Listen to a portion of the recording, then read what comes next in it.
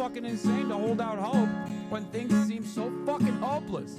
He works all day, he is barely paid. He's lived here all of his life. They broke his door down and shipped him off. He couldn't tell her goodbye. I log on to watch the sun. I'll be okay when I feel like I've lost my mind. I wake up another day. It's still, oh shit. Yo, we need to, don't show him, don't show them. Her body couldn't handle birth. They said that she'd likely die, but they can only intervene within an inch of her life. I'm trying not to cry because I don't want them to get an image of me crying. A voice for good, a sign of hope. Sadly couldn't be saved. They brutalized all those in grief for bringing her to her grave. I log on to watch the sun be okay when I feel like I've lost all hope. I wake up another day. From the river to the sea, Palestine will be free. Your voices will not be silenced. So much death, so much unrest, too much to comprehend. But every day, around the clock, he does it over again. I knew this kid in junior high. No one noticed the signs. He only needed a little help, but couldn't get it in time. I wake up another day. I log on to watch the sun. When I feel like this is the end, I wake up another day. What's going on, everybody? I hope everyone's having a fantastic evening, afternoon, pre-noon, no matter where you are in the world. I'm Hassan Piker, and this is the HasanAbi broadcast coming to you live from sunny California, Los Angeles, folks. I'm live and alive, and I hope all the boys, girls, and MBs are having a fantastic one because today's a beautiful day. Today's a wonderful day. I know this is I came in hot. I came in hot with the emotional intro for once. I did that. Hopefully it wasn't too wild. It wasn't too crazy. It wasn't too emotional for you because there's going to be a roller coaster today. There's going to be a roller coaster today of emotions. It's a big day. It's a wonderful day. It's a fantastic day. And many of you are asking, Hassan, is it a fantastic day because you worked out and you're feeling pretty good? No, that's not the only reason. You might be thinking, hey, man, oh, cool. We just got started and I'm in tears already. Even though it's supposed to be a fantastic day, you're about to give us whiplash. Some of you already know why it's a fantastic day. It's the same reason as ever, every single week. A day to look forward to, no matter what. It's Friday. That's right, ladies and gentlemen. It's Friday. Then it's Saturday, Sunday. What? It's Census. It's Community Census Day. That's right. It's the annual HasanAbi Community Census Day. It's Friday. It's Friday. It's Friday. We get to understand the community a little bit better today as well. The reason why we celebrate every Friday, of course, is because our forefathers fought long and hard for this right that we have, a time to have to ourselves. If you like the 5-day work week, then thank the union, thank the labor union movement, thank our forefathers who worked hard and fought with blood, sweat, and tears to ensure that you can have a weekend and enjoy yourself and have a sense of autonomy and have a sense of purpose in your life. It is August 2022. It's August 22, 2025, 11:07 a.m. and we are live. We're live, baby, and we got a lot to talk about. But it's Friday, my only day off for this weekend next week. Yeah, well, if you're blue collar, white collar, no matter what color the collar, we got it all. All right, it's Friday. It's Friday. It's HasanAbi Census Day. We'll be doing that at 3 p.m. Pacific, as I've already said. The vibes are supposed to be immaculate today. I'm going to tell you right now. We're going to keep those vibes immaculate no matter what happens. even though some people will probably inevitably try to mess it up. Okay, folks. Before I get into the news, and there's plenty of news to talk about, of course. This is the part of the broadcast where I tell you about my own personal news, about what's going on in the world of HasanAbi Piker in between the time period where I press the stop streaming button and press the start streaming button. So help me God. That's what I'ma do. Don't hide the hickey, though. I got no hickeys, man. Okay? I ain't got no hickeys. Let me tell you something, okay? A lot of news happening in the world, but a lot of news happening in the HasanAbi Piker world as well. HasanAbi Piker universe as well. And by that, I mean, I ended the broadcast yesterday after 8 long but fantastic hours of coverage, wall-to-wall coverage. Watch the Hasan versus Hasan. Yeah, 0 bitches and 0 hickeys is right. Hasan versus Hasan. We did that. I was on Hasan Minhaj's show. It was amazing. And then after that, I played a little bit of Expedition 33 as I waited for Will Austin, Cutie Cinderella, to pull up so that we could shoot another episode of Fear. And notice how I didn't say March, because he is nowhere to be found. He is incognito, died of a self-suck incident.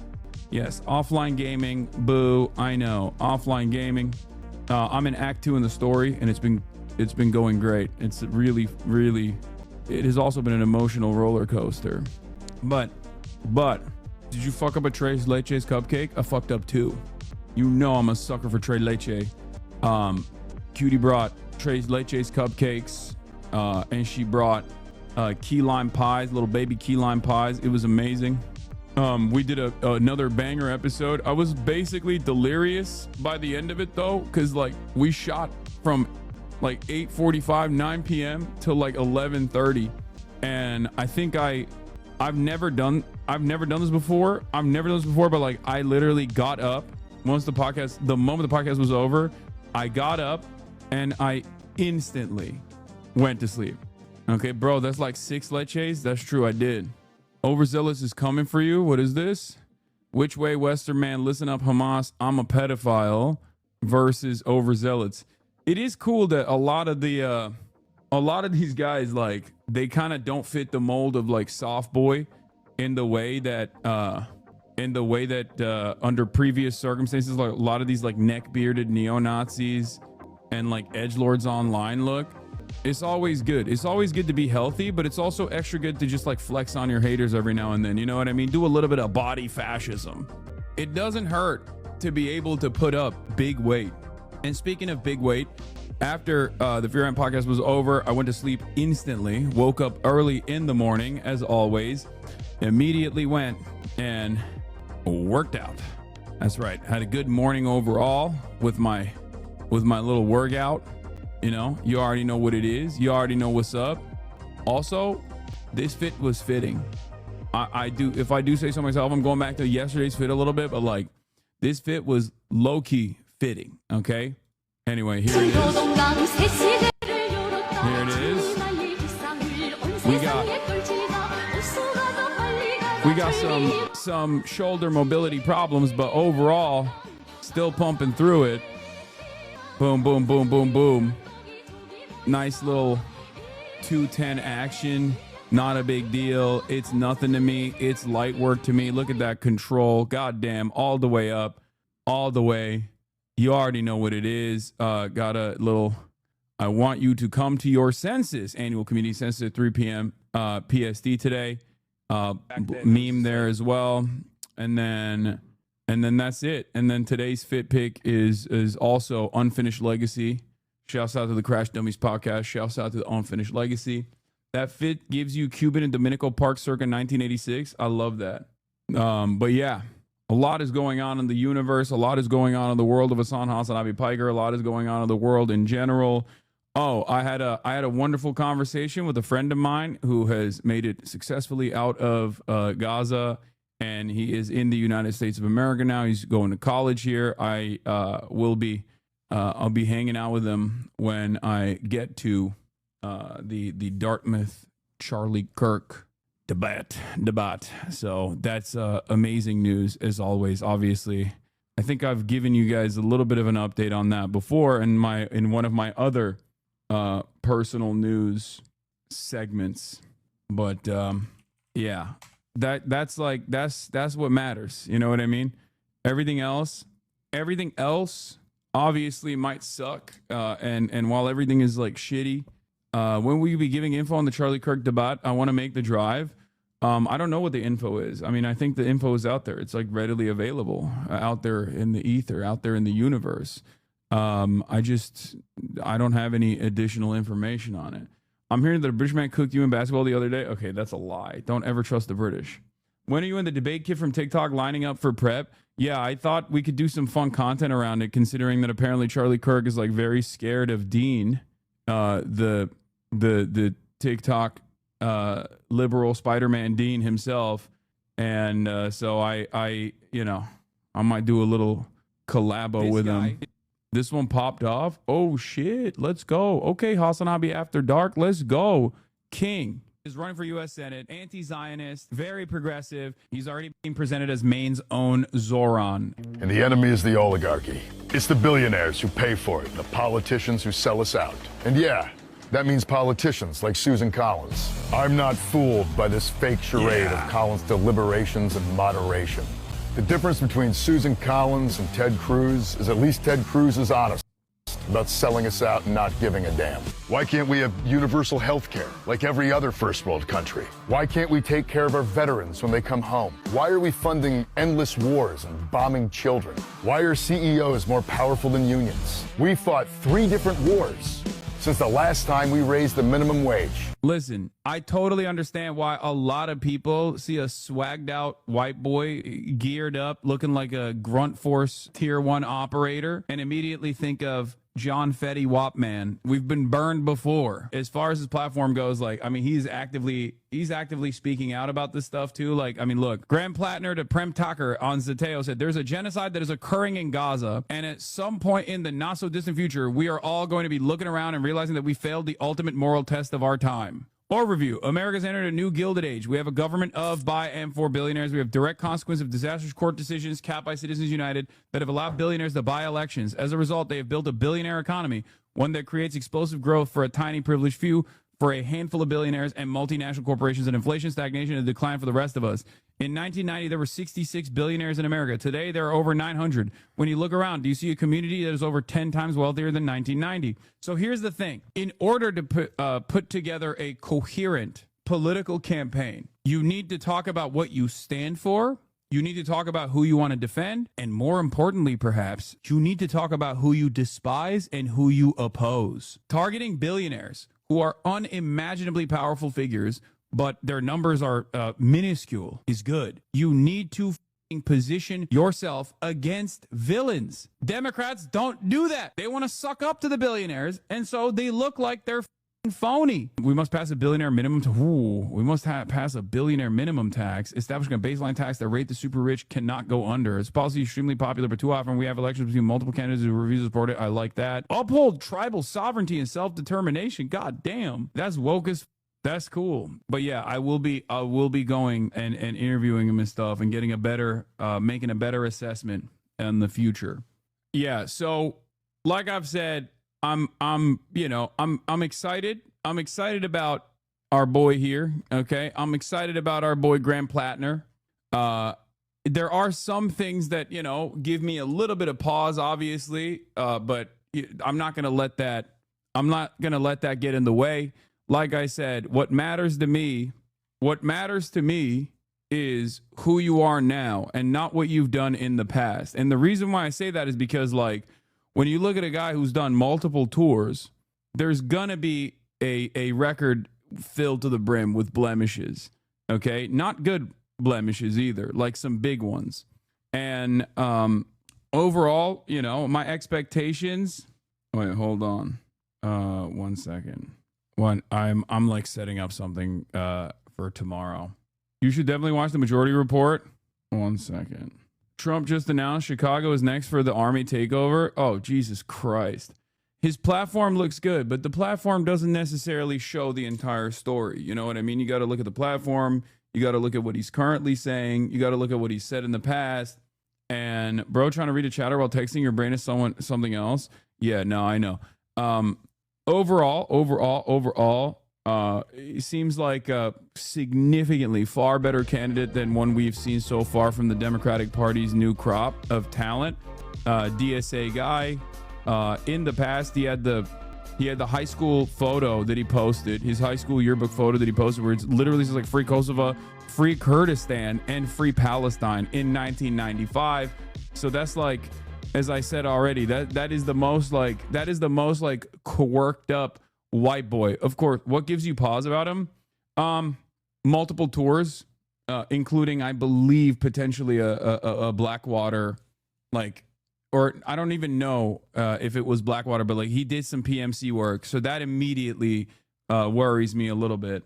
That worries me for sure. But like, if you think that's like, if you think that in and of itself is like indicative of him like being a federal agent or whatever, no. I don't think the American government is working on disrupting leftist movements in this country because they've already had tremendous success overall. Why would they fucking actively try to disrupt the left when we're doing it to ourselves anyway? It's too soon to tell. This is why former vets give pause. Look at this dumb fuck. I mean, that's Amy McGrath. Amy McGrath is not comparable to this guy. Amy McGrath was like laboratory-built, third-way neoliberal Democrat that was the exact worst kind of Democrat. This guy is not a normal Democrat at all. This is like our side. This is left flank, okay? This is a left flank candidate. Very, very different. But of course, when I see combat veteran Marines in the Army, immediately I'm like, Has said his work with Blackwater made him disillusioned with the MIC and wasting taxpayer money on unaccountable contractors. Definitely good to ask him about it, though. No, for sure. What is this? I know. I was just showing you here getting duped by a joke. This is just the first domino to fall. Just got off the phone with somebody who says Circus City is closing all stores in California next week. Hey, Jordan, Circus City doesn't have any stores in California or anywhere for that matter. It's online only. Why are you spreading disinformation? That's a joke. Oh my God, this person is so dumb. Apparently, I did miss the joke. That happens. Oh, Amy McGrath. Ay, ay, ay. Anyway, for those of you who don't know, Amy McGrath is like I'm a veteran and I was in the Air Force and I killed a lot of children overseas. And you know who didn't do that? Mitch McConnell. And then she got destroyed. Millions of dollars were dumped into her race by the Democratic Party. And then she literally got unimaginably destroyed. She is Amy McGrath is the archetype for this. Like, this is, when we talk about this, more women drone pilots, it's like Amy McGrath is a perfect example of this. Hashtag girl boss, gay women drone pilot, hashtag girl boss is literally Amy McGrath. Just got married, we're on the road, visiting my husband's hometown. Look up at the vast sky and hear an awful sound. 4 Hellfire missiles in the sky. Apparently Ryan Grimm has known about Graham Plattner for a long time, and he used to be the bartender. This guy knows everyone. That's not surprising.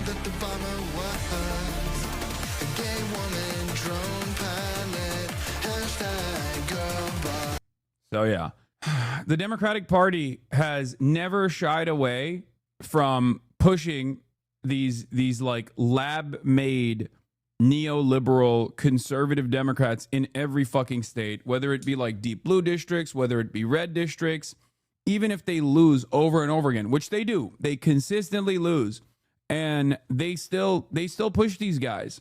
They think like, oh, well, the optics of like a person, the optics of a person being in the Navy or being in the military, being in the Air Force is like enough to make these patriots vote for the Democrat. And it's like so stupid, because that's not what patriotism is, especially in the United States of America. I'm sorry. Ain't nobody gives a fuck about anybody's vet status beyond just saying, oh, thank you for your service. That's it. Look at the way we treat veterans in this goddamn country. No one cares, okay? No one fucking cares. There's no better example of this than the way Donald Trump has shit all over John McCain, a prisoner of war, right? Like he said, I like my war heroes who weren't captured. Like anyone, okay? Look at the VA. Look at the way people treat veterans in general. If you want to understand the way that Americans give a shit, the way that the American government gives a fuck about veterans, look no further than like all of the homeless people in DC. How many of them are veterans? Okay. How many of them are veterans? We don't care. We want to pack them up with the current existing active military. That's wrong. Vets care about vets. Vet orgs are amazing. No, but I'm talking about the government. I'm not talking about dudes that are veterans themselves. I'm talking about the freaking government. All right. My brother's a Navy vet and he has to pay $5 monthly for a stupid vet coupon book. Yeah, they do thoughts and prayers for everything, dude. It's so goddamn annoying. We do care. That's why we have to pretend we don't know they're vets. Oh, okay. Yeah. Didn't they make active duty sleep on the floor to protect federal buildings during the ICE protest? Yeah, I mean, that was kind of funny. But anyway, the whole point is, wait, what is this? Grace Spellman, writer, screenwriter, professional music discusser. Awesome moment today seeing this tweet and thinking, wow, that looks like my cousin Graham from Maine, who I haven't seen in forever. And then 2 seconds later being like, wait, I just wish all the dead commie relatives on that side of the family could see this / haunt Susan Collins on his behalf. So he comes from a commie family. I mean, that kind of makes sense if he's like literally putting up a most likely to start a revolution in his high school yearbook. It says most likely to start a revolution, and he's pulling up a Free Palestine placard. It kind of makes sense. Why the fuck did he join the army then? Dude, I don't know when or how I can explain this to people. I don't know if it's like middle class or upper middle class background people that like simply don't understand this.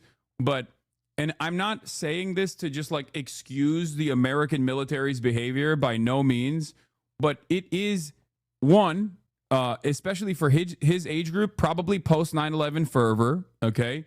And beyond that, there's an active initiative to recruit as many people as possible within the poverty draft structure that exists already. It's upwards mobility. It's like giving you European social democracy style amenities that should not be amenities at all. I don't know what his personal story is, but it's a job program. It's a jobs program. The problem is, of course, what that job is. The problem, of course, is the output, right? The output of like the American military is just like complete dominance of the third world, complete dominance of the global South.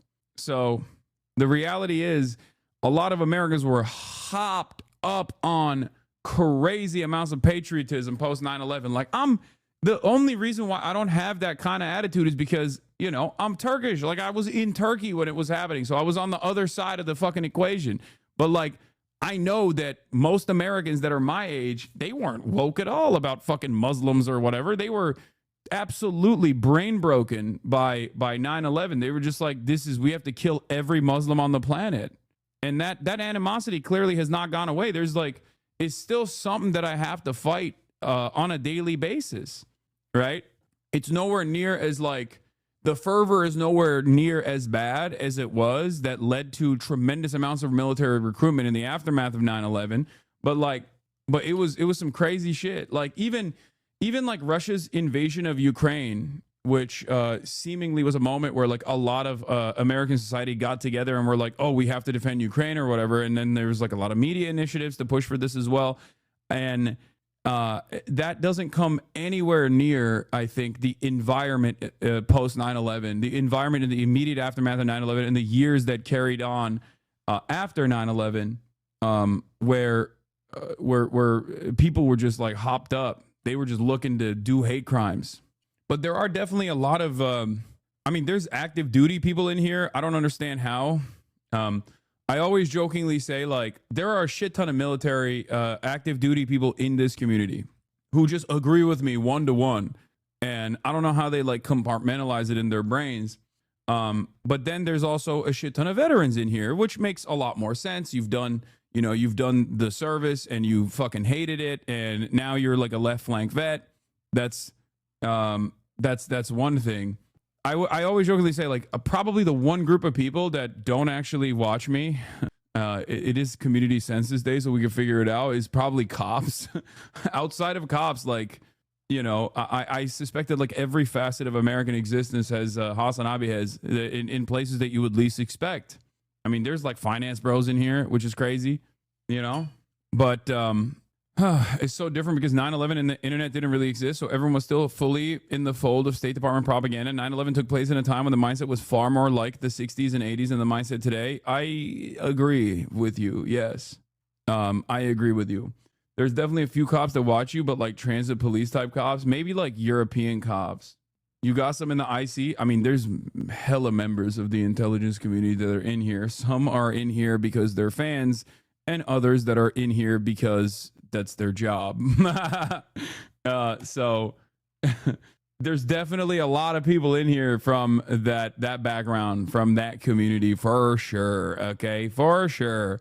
Yeah, Swedish cops watching and being like, "This is crazy. What are American police doing?" Yeah, I talked about the weirdness of the Dems pulled in the Democrat Farm Labor Party in Minnesota, and it was really messed up. We'll cover it a little bit further today as well.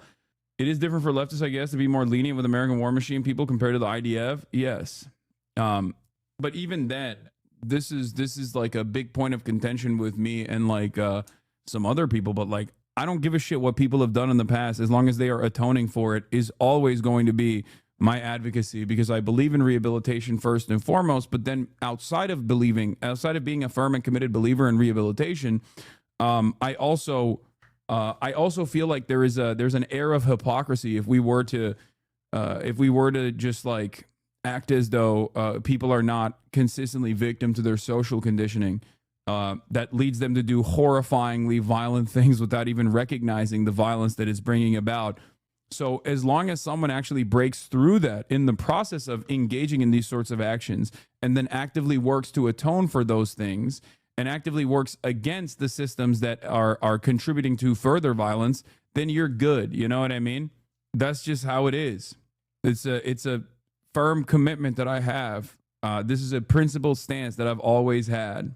Another guest to talk about Israel. Lol, I hope you sufficiently researched everything they said not to get to the ire of online purists. No, online purists will love this guy. It's a American prestige pod. They're great. I mean, it's Daniel Bessner. I've linked up with him before. I've met him in real life before. He's a great dude. He's an academic. He's a foreign policy guy. He's a history guy. So he's dope, and no one's gonna have some issues with him. You know what I mean? But yeah. Anyway, let's blast off. Do any Israelis watch you? Yeah, there's hella Israelis that watch me. Yeah. Basically the entire crop of Mezarvot anti-Zionist Jews in Israel watch me. There's also a lot of Palestinian citizens of Israel that watch me as well. But like, yes, there are all 15 of the dedicated anti-Zionists that are still in Israel watch me. HasanAbi, I was an intelligence analyst in the military, and you helped me de-radicalize. I was trying to find another way because everyone was hopped up on conservatism and were really toxic. Yeah. I think Chelsea Manning is also another great example of like, the getting one-shotted and looking to rehabilitate or even paying the ultimate price, basically, in the process of like working as an intelligence person for the Department of Defense, right? Like you need people like that, right? You need people like that. Anyway, this HasanAbi head ain't no way. What is this?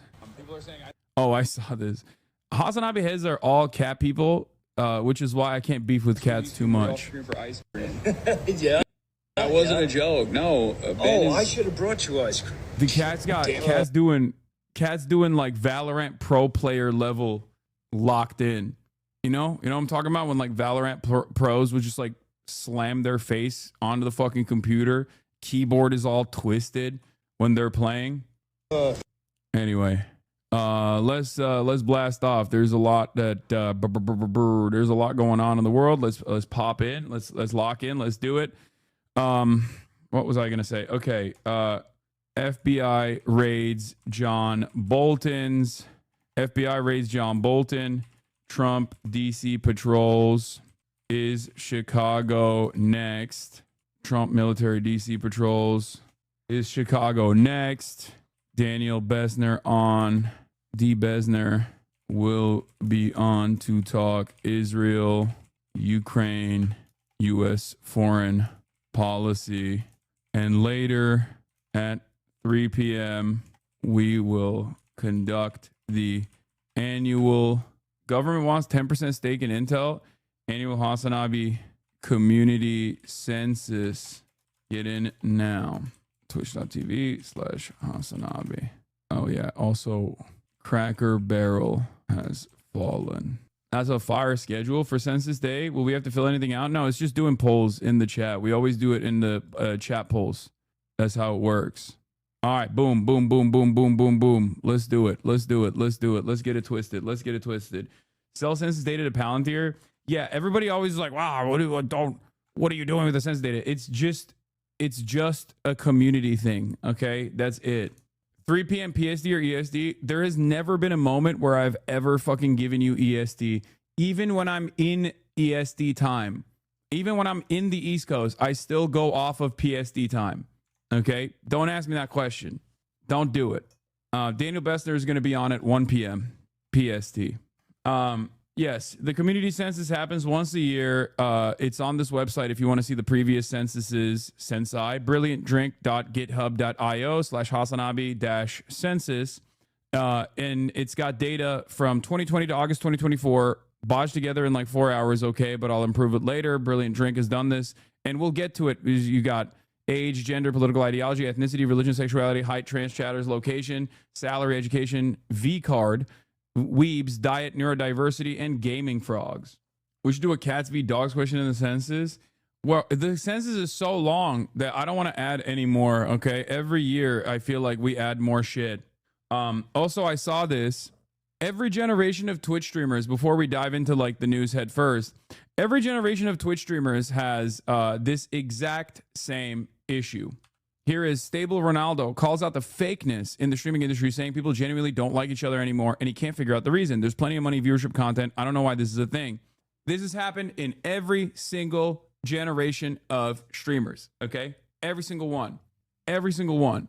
I came up with the crop of talent. Like, before my generation, the generation prior to mine was like Ninja, Tfue, Pokimane, right? They all popped off. And then my generation of streamers were like, myself, XQC.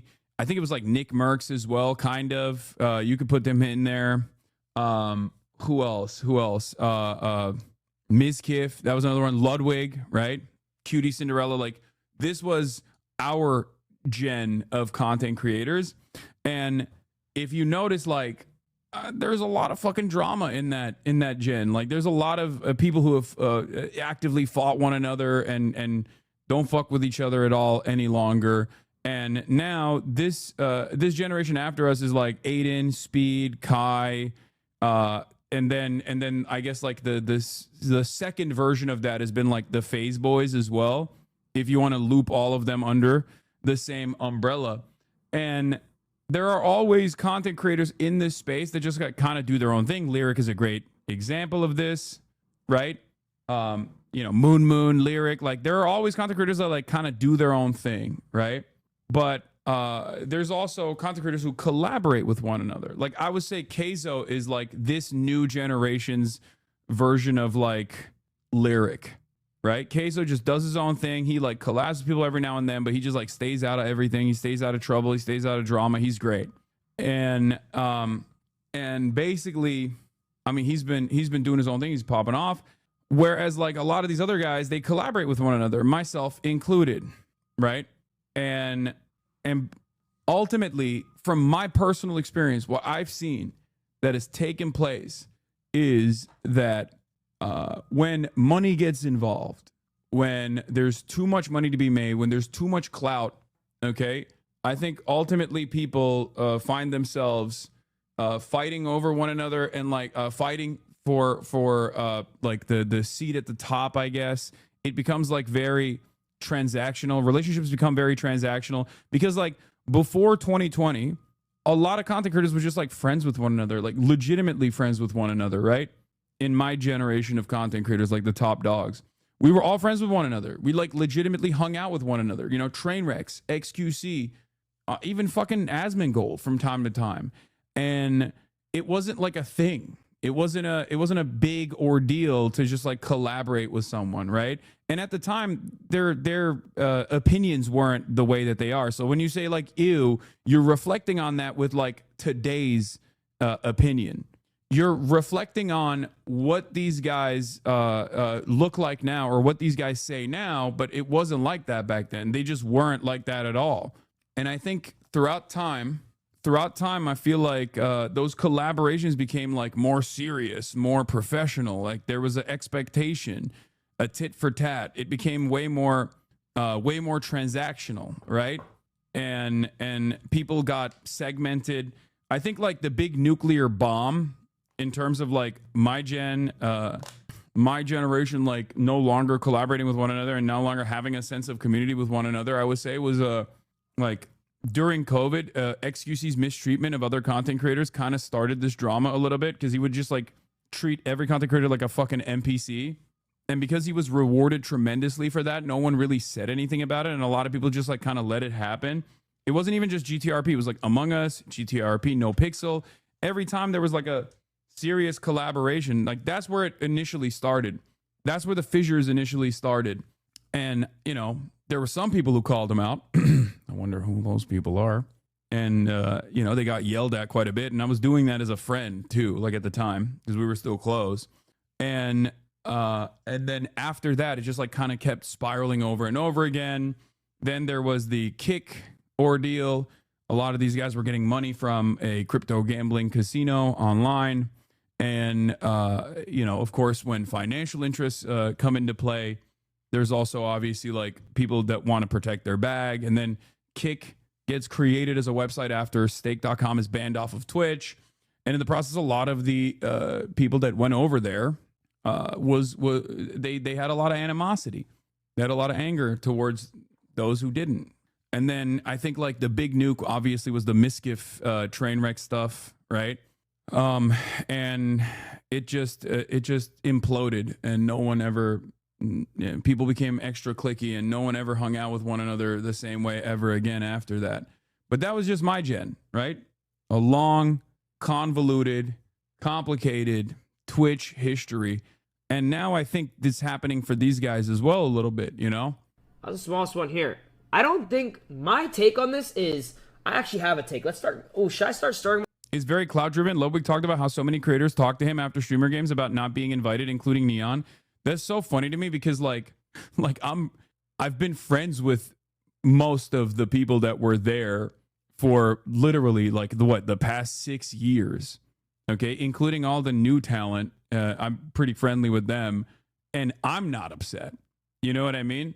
Like, who the fuck is someone random getting upset after like never having any relationship whatsoever with these people?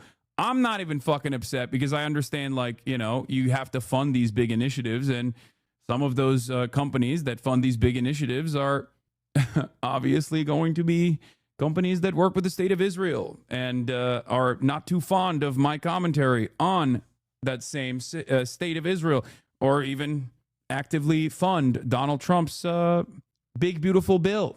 So that's so funny that like people get mad. They really hated you for being the face of getting stake banned off Twitch. Yeah. Myself into this a little bit. I don't actually think streamers have egos. I think streamers just don't like each other. Simple as that.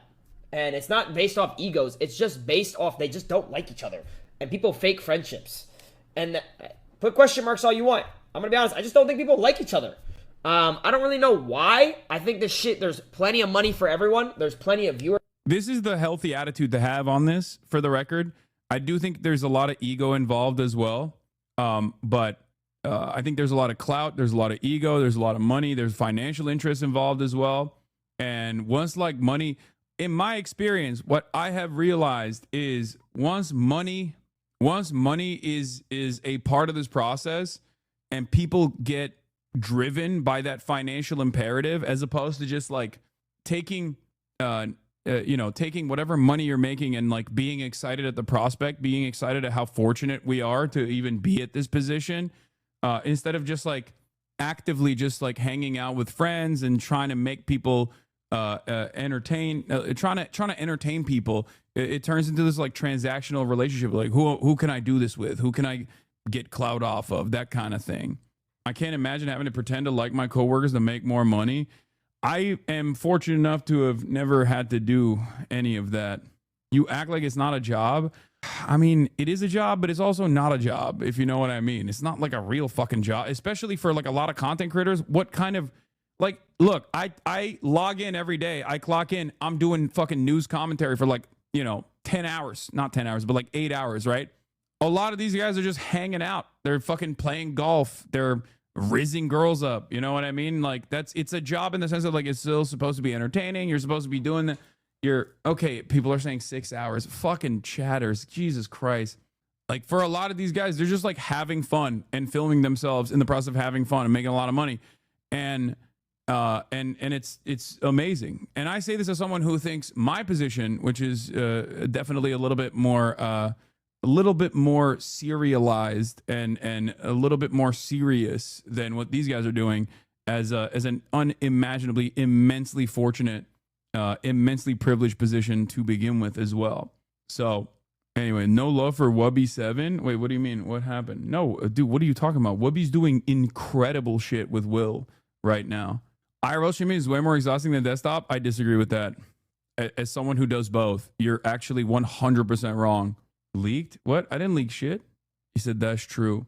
If you think it's bad on mainstream channels, it's extra bad in the VTuber space. No, I will stand on that. I think desktop streams are harder and worse on your fucking mental and have a worse toll than doing IRL streams. I do both. I'm telling you, I've done both for years. Okay. One of the best aspects of Twitch was that there is like a big community here. There was a massive community here where content creators would like genuinely get together and hang out and have fun. And that's gone. And that kind of sucks that it's gone. Okay. It fucking sucks. But that's why I love the FaZe boys, because they just still keep that energy. Yeah, but you don't do both at the same extent. Like you ain't IRL streaming 8 hours a day for weeks on end, lol. You just flop for a few days. I mean, but in my experience, when I do like 4, 5, 6 hour IRL streams, like I recognize this when I started going to the protests. Okay.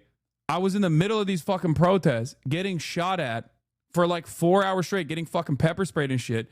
And that literally took less out of me than sitting here and having to listen to chatters yell at me over fucking minutia.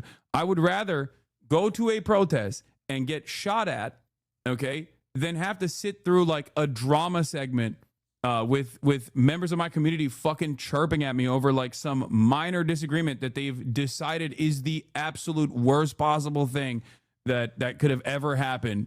Yeah. I mean, fair law. Also, chat. I mean, flip. It's fine. I'm telling you, I love this community. Lol, he hates this chat. Lol. No, I love my community. I'm an incredibly fortunate person, but I'm telling you, it takes mental toll. Okay, I'm telling you, you're so sensitive, HasanAbi. Wait, what? Anyway, I'm demanding an apology for you interviewing the ice cream man. Anyway, does chat appear in your dreams? Not as much anymore, honestly. I don't know what happened. I don't know at what point. Because, like, remember, I used to talk about how, like, I would debate in my dreams, right? Like, I would come up with, like, talking points sometimes. Like, I would come up with, like, commentary in my mind while I'm sleeping, while I'm dreaming. And then I would wake up and then I would write it down. I'd be like, damn, that's a good fucking talking point. And I'm always on. But minus 10 aura. I'm always on. I mean, it's not aura. Nothing I do is aura. Let's be real. Maybe if there was like daily fun like the old days, it wouldn't be so bad. Can you believe we used to watch real estate videos? Modern chat would kill you for that. No, I know. I'm working on it. I'm working on it actively. That's why we're doing the community census. That's why I'm bringing back CHADVICE with not one, but 2 special guests. Second special guest is being announced right now at this moment. CHADVICE tomorrow at 2 p.m. Pacific time. Vanilla Mace and FaZe Adapt. That's right. It's going to be a fucking banger. Okay. I am so stoked. Yep. Weak ego, to be honest. Wait, what? Weak ego. Fake friend. Do IRL every day. Okay, dude, train is the same. Weak ego, to be honest. You don't have to ban guys like that for saying that. It's fine. You can say stuff like that. I'm not even like, I'm not frustrated by any of this, by the way. I'm just telling you, like, this is This is in spite of all of the tremendous fortune that I have seen in my fucking life and in my career in particular. I don't know how we moved on to like IRL. I think is like more fun to do and less like brain and soul sucking than a desktop. It could just be a me thing, to be honest. Bet you won't read this. Do you think about chat after you nut? See, do you understand what I mean when I say this shit is worse than fucking IRL streams? Do you understand it, chatter? Do you understand it better now? Do you understand it better now? Do you understand it better now? Okay. Example proven instantly. Okay. Instantly proving my goddamn point. Listen. The thing is, the reason why I say IRL is better in general than desktop is also because like I think being outside is healthier than having all of your interactions be on the internet. That's it. Because like I interact with fans nonstop. In the real world when I go out, right?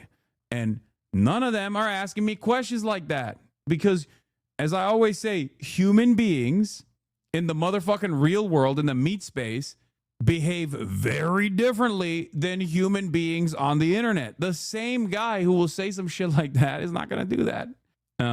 Anyway, that's a joke anyway. I'm not like being serious or sincere about that. Shit for everyone, and there's plenty of content for everyone. I don't really know why this is even like a thing. Like I just don't know why people are scared to say they don't like people. I was a small sweat. Don't you feel like you can? One guy did say, "I'm shaking. D owns you" or something.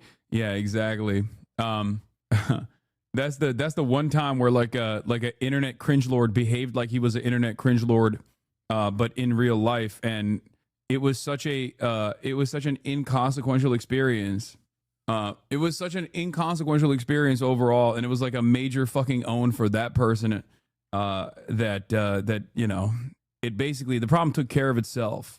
And speaking of which, by the way, that very same person who has egged on his fans to like stalk me in real life, because the Destiny owns you guy was from this sex pest who has now been outed as a pedophile as well from his community. Here's what he recently had to say, and then we're going to move on to the news.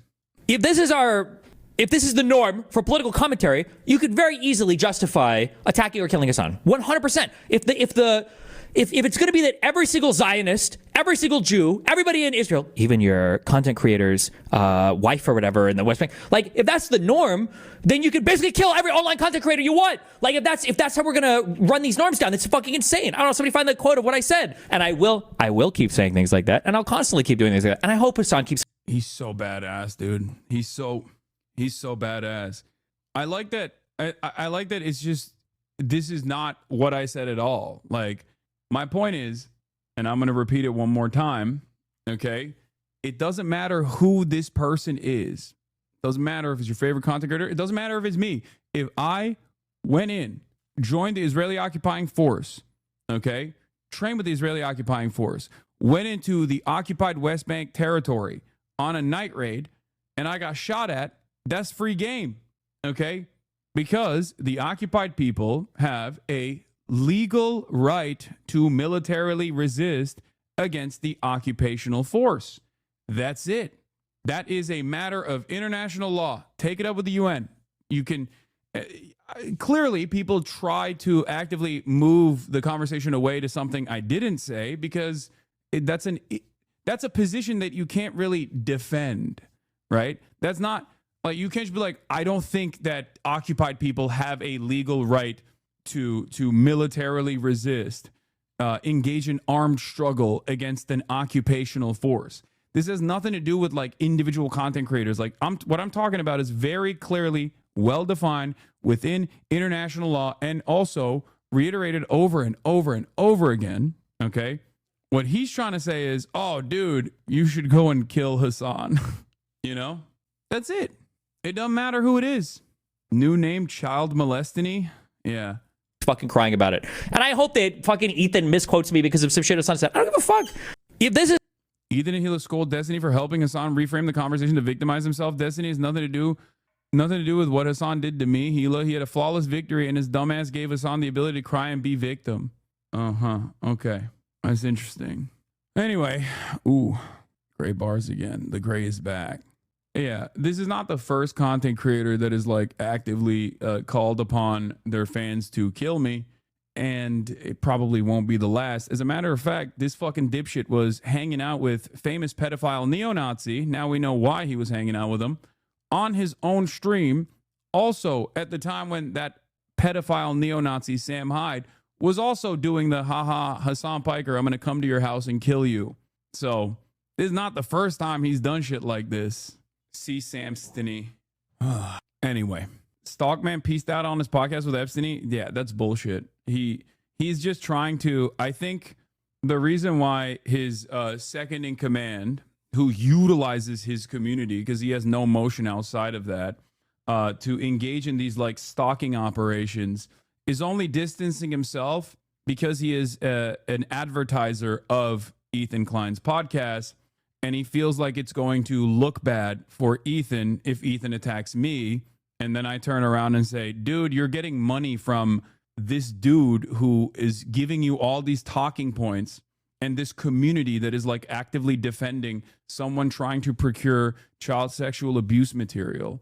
Like, what the fuck? You have no leg to stand on. So I think Dan thinks if he just like cuts ties for a little bit after actively defending Destiny, hopefully that'll give Ethan some stronger legs to stand on, when in fact it doesn't work that way. I mean, this is his business partner. Dan Saltman is the person that is the connective tissue between these two people. And he is directly funding. He's one of the last remaining podcast funders, redact.dev, as you guys know. That's Dan Saltman's company. And he's giving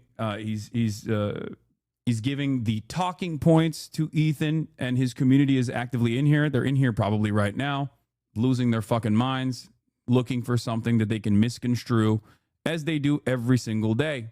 This clip was posted. On the Destiny. Wait, what? They're defending D, losing my mind at the complete inversion of reality here. Then I remember that the H3 sub has been completely taken over by Destiny fans. They all think Destiny's a victim of a years-long harassment campaign by Hasan, when it's the other way around. Hasan ignored him for years. Yeah, so that's awesome. The only thing I will say here is that Destiny has been dealing with Hasan for far, far longer than Ethan. Ethan literally said that Hasan brought up Destiny the first time they met in person. He survived like 6 years of Hasan's constant campaigns against him. He used to not pay any attention to them, but that led him to getting the current reputation he has now, where Hasan will lie about him to others, painting the most horrible picture of him that still somewhat persists. There's a reason why people that get yanked from Hasan's cult literally only have to watch like one full video of his to realize he's been lying about him all this time. It's quite hard to overstate just how deep the Destiny Hasan feud goes. When you've seen how bad these communities are at their worst for like over half a decade, you lose any hope that the high ground will matter. What I really find funny about this is not only is it just the exact opposite of the reality, but my favorite is when they do like the liberal Zionist position between me and Destiny. The liberal Zionists like, well, both sides are kind of fucked. It's like, no, this is not a both sides situation, man. This has been an active cyber stalking operation with mass harassment initiatives. They always do this with like LSF too. Like LSF is literally run by a moderator in Destiny's community. And if you look at the top post in LSF, it's like Hasan sneezed wrong. And it's like 7,000 upvotes.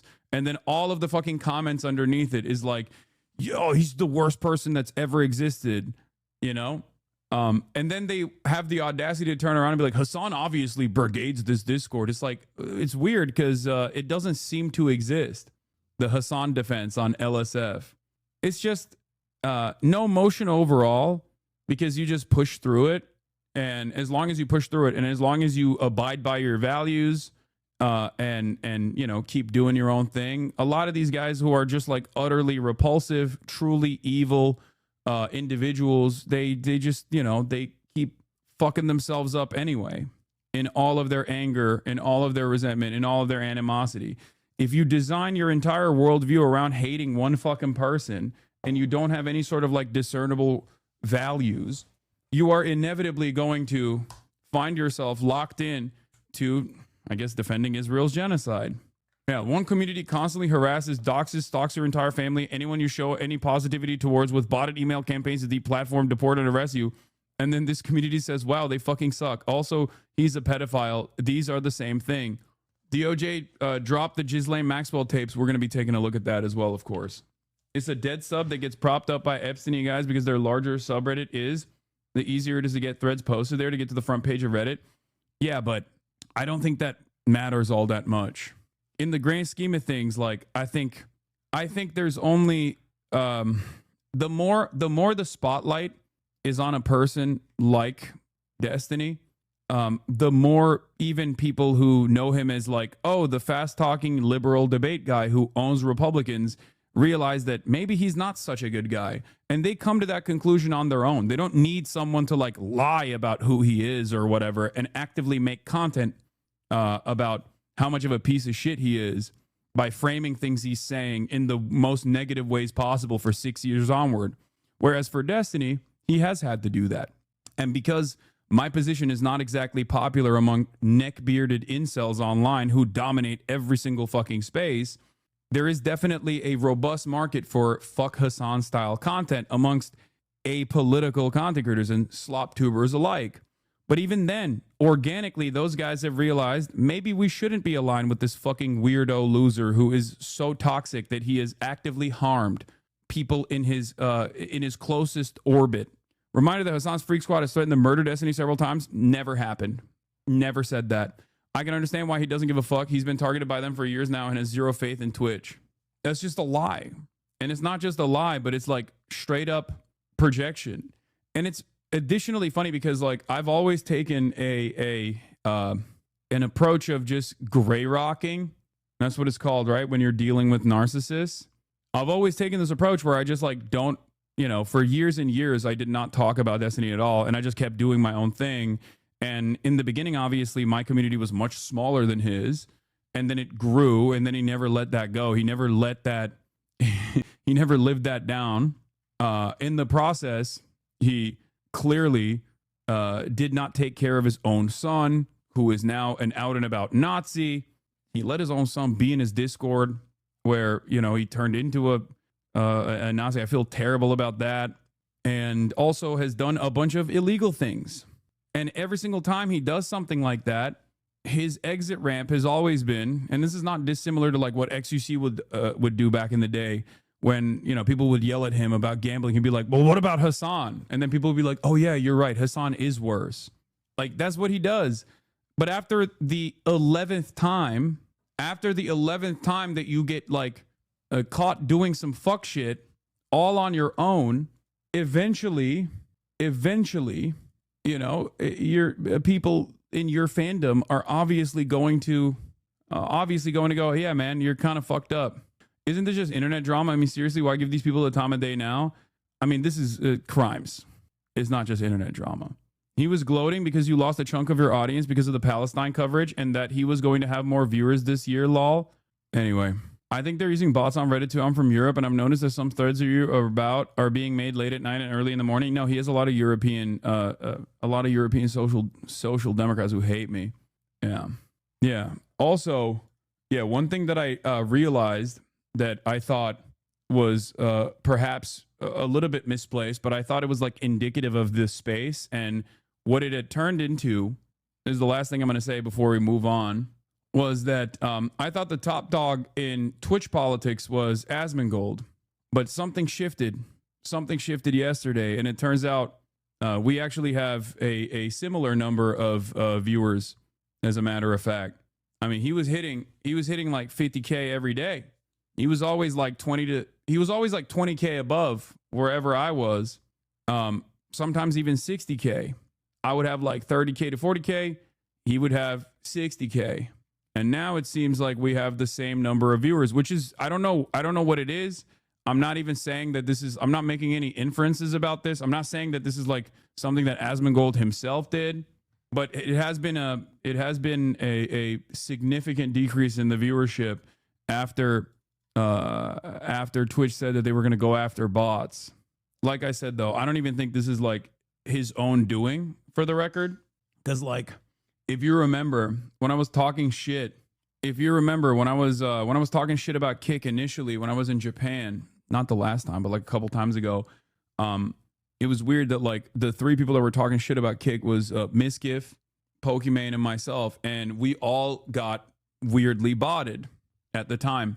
Like, we had clearly, like, our view counts shot up, and it was weird. It was like normally in Japan, it would be, especially in the weird hours that I was streaming, I would normally have like 20K, but this time I had like 40K. Now, it could be because people are getting bored of Donald Trump and pro-Trump content and pro-Trump sentiment. That could probably be a part of this. Or, you know, maybe whoever was doing it stopped doing it potentially. Why are bots bad? It's because it's fake. It's not real viewership. And Twitch is a very top-heavy platform. So if you are, no, it was bots. You got 30K in under 30 minutes every single day. Yeah. The thing is, when you have, when you're at the top of the just chatting section, for example, then it's very top-heavy platform. People just come and watch you. Like, organically, real viewers come and watch you as well in that process, right? Whereas, I mean, that's one of the biggest values for botting. And I think people do it for advertisers as well to, like, justify higher pay rates when they're doing sponsored campaigns and things like that. So, what is this? XQC responded. Hasan talks about how right-wing commentary has popped off due to Asmongold and points to XQC copying the same rhetoric. Monkey see, monkey do. See Asmon pop off, making Nick Fuentes jokes. Greatest example. XQC doesn't have any worldview, just saw Asmon. Is it for kick? Is it for clout? Is it for Asmon? Is it grift? Is it for steak? Brother, you got us all biting our nails about this one. He makes fun of conspiracy Andes, yet pushes the most schizo narratives. How is this a schizo narrative? You literally saw Asmongold popping off, and you decided to do political commentary as a meta. And you tried to do the Asmongold style political commentary, and your audience fucking screamed at you for it. Thank God there were fucking juicers who still had, like, you know, brain cells, and were like, what the fuck do you mean? Why are you trying to talk about politics like Asmongold? You're not doing a good job. His own community was cooking him for fucking months. He knows that that's the case. I think that's part of the reason why he stopped. The craziest thing is, like, if XQC just stuck to not doing gambling and not collaborating with, like, some of the worst fucking content creators and just stayed playing video games and eating his toenails and having a good time, high intensity fucking gaming sessions, he probably would be still one of the top content creators on the fucking platform. But, you know, sometimes you make these decisions.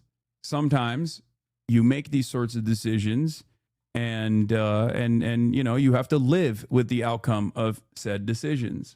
All right, let's move away from this stuff and let's get to the news, because in about an hour, I'm going to also have the man, the myth, the legend, DANBESSNER, to talk about U.S. foreign policy. We got a new memo that identifies 45 words and phrases for the Democrats to avoid, alleging terms turn voters off. They span 6 categories from therapy speak to explaining away crime. Now, some of these I probably will agree with, but given where it's coming from, I will most likely find myself at odds with it. Having said that, I am going to go in first with the FBI raid that took place this morning. John Bolton, former Trump advisor John Bolton, is under the crosshairs of the Trump administration.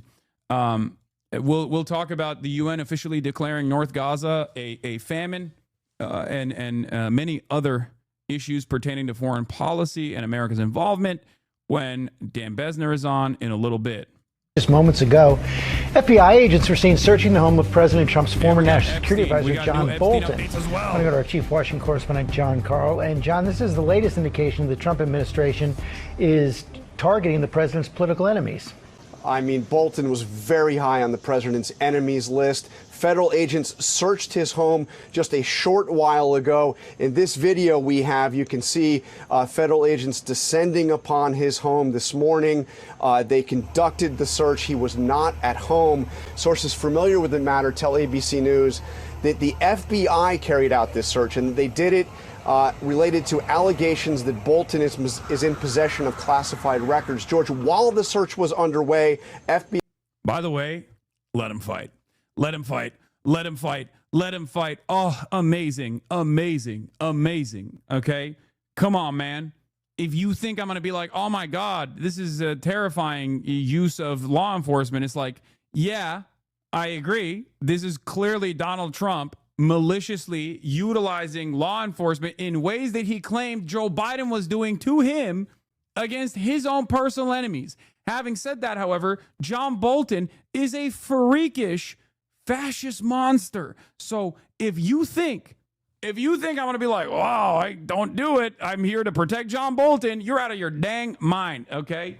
This is war criminal on war criminal violence. Let them fight. FBI Director Kash Patel posted on social media, "No one is above the law. FBI agents are on a mission." Now, some people would say that mission is retribution. Bolton had become a prominent critic of President Trump. The administration had already stripped him of his security detail despite an ongoing threat from Iran. And less than 2 weeks ago, George, on This Week, I asked Bolton if he was worried that he would be the subject of retribution, further retribution from President Trump. He told me he considers this the, quote, retribution presidency. And John, of course, George. President Trump was indicted for taking classified documents to Mar-a-Lago. Indicted for taking a lot of classified documents to Mar-a-Lago and hotly contested the idea that his home was searched for those documents. John Carl, thanks very much. Forward to having with the final. Oh, yes. On July Oh, yes. 19th No, we'll be in New there. York, New Jersey. We're going to be there. A lot of people are going to be there. A lot of people. I'd like to thank you all. Do you have any questions on FIFA, first of all? It's going to be a big event at the Kennedy Center. Do you intend to take part in it? Will you have a part to play on December 5th?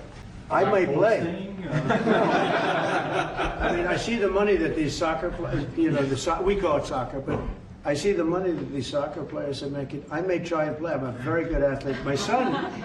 Okay, there's a really funny like, oh, you're just now telling me that the FBI raided John Bolton's house. I didn't know. Moment from Donald Trump. Not even here, but he had another like quick question answer session. Okay? He's like, "Oh, I had no idea. I could actually use the law enforcement. I'm top cop of the nation," which he's not, okay? But it's awesome. It's just awesome that every single fucking thing that conservatives complained about with Joe Biden, some of which was like at least within the margins, like close enough to the truth, and many that was just utterly ridiculous. All of the things that they fantasized about Joe Biden doing to conservatives, Trump is literally doing to sometimes other conservatives like John Bolton, neocons, and also anyone else. Anyone else he declares an enemy of the state. This could mean predominantly black neighborhoods. This could mean random agricultural workers, whoever, people who have hurt the feelings of the great state of Israel. Anyone and everyone is a direct priority target for this administration at any given moment.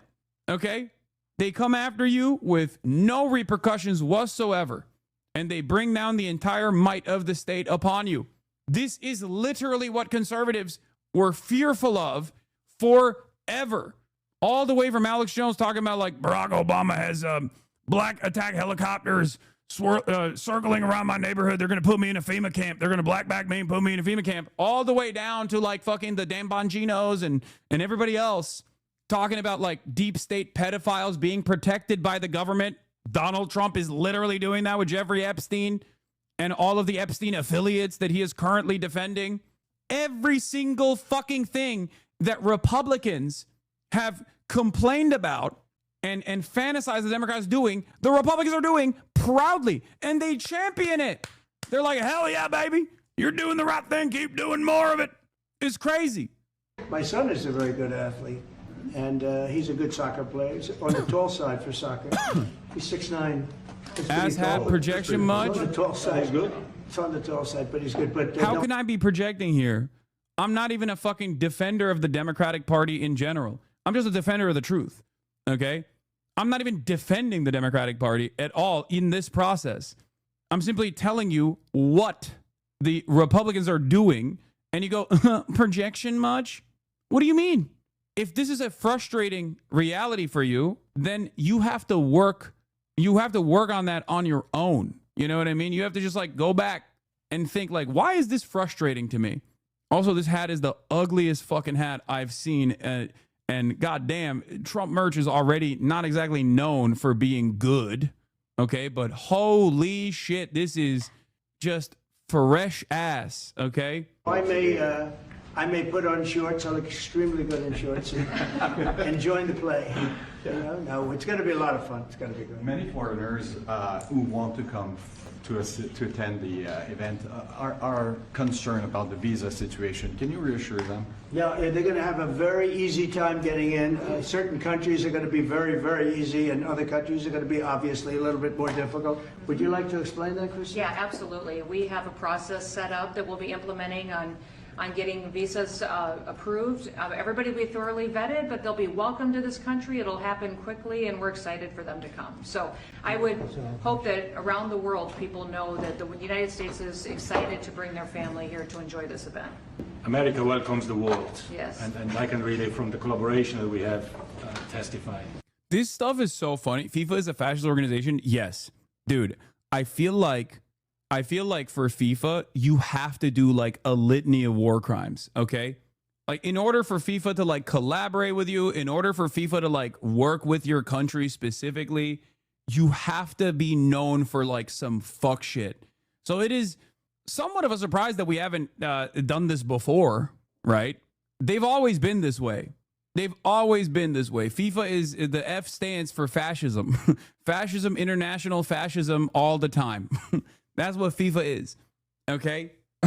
World Cup in Qatar, then USA, then Saudi. Yep. FIFA's like, let me look at the numbers. Let me look at the numbers on the board, okay? And so it's not a surprise to me that they're doing this with America, okay? But what's hilarious about it is that they're doing this with America, and the American fascism movement has grown to such a degree and has put the crosshairs on foreigners in general. And hyper focused on them so much that it is undermining the goals of having a World Cup in U.S. territory. Because you're literally, you're cooking tourism because you're actively, tourism is plummeted in this country. Why? For understandable reasons. Even some of my friends who normally come and visit me from Australia chose not to come this year because they didn't want to get fucking arrested at the border and then deported back to Australia, and who knows for how long they would remain in a detention facility, okay? There are plenty of people who previously would have thought to come to the United States of America who are actively avoiding the United States of America. So this like international event that we're going to have on U.S. soil is happening at a time when Donald Trump's administration is saying like, we don't want you to come here. Do not come here. Do not come. New Willie Mac video, must watch. Dude, that is the most embarrassing thing that you could post in the chat. Take a fucking week off and really reconsider your priorities. Oh my Lord. Anyway, it's just like, yeah, FIFA is a football organization with the sole goal of bringing the fun of soccer to the whole world. Yeah, that's what's supposed to be the principle behind doing these kinds of things, right? Doing these kinds of like global worldwide affairs. Apparently he's flipping on D. Good. Okay. He's eaten good off of shitting on me with talking points that he got from Destiny's community for years and years. And this is what it took for him to finally be like, yeah, maybe he's not such a good guy. Will he go back and apologize for the videos he made? Will he turn around and say, hey, by the way, every single thing that I wrote about Hasan, I got from Destiny's community and actively collaborated with Destiny, who has now been outed as a pedophile? My bad. Anything short of that, and I don't know what we're doing here. I mean, I'm glad. I'm glad he's on the right side for once. Stop taking the bait. Trump stole the trophy from this summer's tournament to the right in the vid here. No, I know. It was really funny. Nah, he made a video about you like two weeks ago. I know. It doesn't matter. It does not matter. As I was saying, you got a situation where like the American government is actively saying, do not come here. We will literally arrest you. We will look through, we will scour your social media profiles to see whether you are worthy of coming to the United States of America, including banning travelers from entering the country after they made plans and spent money to come here because they have fat JD Vance memes on their fucking phones, man. They're like, hold on. Oh, you want to come in here? Let me take a look at your phone. Ridiculous prospect, by the way. What do you mean? You demand this level of surveillance to enter the country. Oh, you got fat JD Vance on your phone? Sorry. Not allowed. You're fucking banned. That's literally what we think China is doing. I think this was a hoax. No, it wasn't the JD Vance meme. The reason that they used, aside from the JD Vance meme, was that he had a fucking photo of like a pipe, and they said this was drug paraphernalia on his phone. He had a photo of like a wooden pipe. Does that make sense to you? No, that doesn't make sense either. You don't need to say fat JD Vance when he's already fat. True, baby JD Vance. I don't think you guys understand. The crazy part about it isn't like, oh, it was the fat JD Vance photo that he had on his phone, or the photo of a pipe when they were like, what, do you smoke weed? And he was like, yeah, of course. It's not illegal. And then they're like, fuck off. You're not allowed to come into the country now, you criminal scumbag. The real point of contention here is the fact that they even looked at his phone to allow him to enter the country as a tourist. Do you not understand how ridiculous that is? That has had a massively consequential chilling effect on tourism in this country.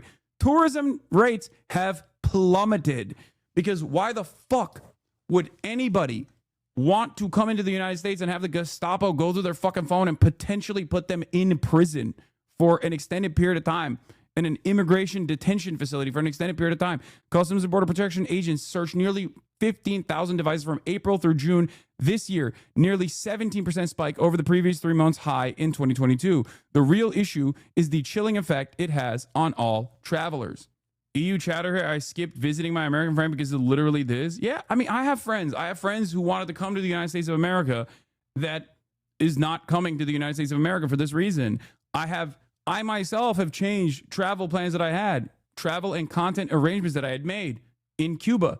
I canceled the Cuba trip for this reason, because once I got detained by Customs and Border Patrol on my way back from France, okay, and they were asking me about fucking, what do you think about Donald Trump? What do you think about Israel? What do you think about Hamas? I was like, if I go to Cuba and I come back, they're going to say, that's a state sponsor of terror. You are a fucking fully fleshed out terrorist. I'm not trying to go to jail, okay, yet.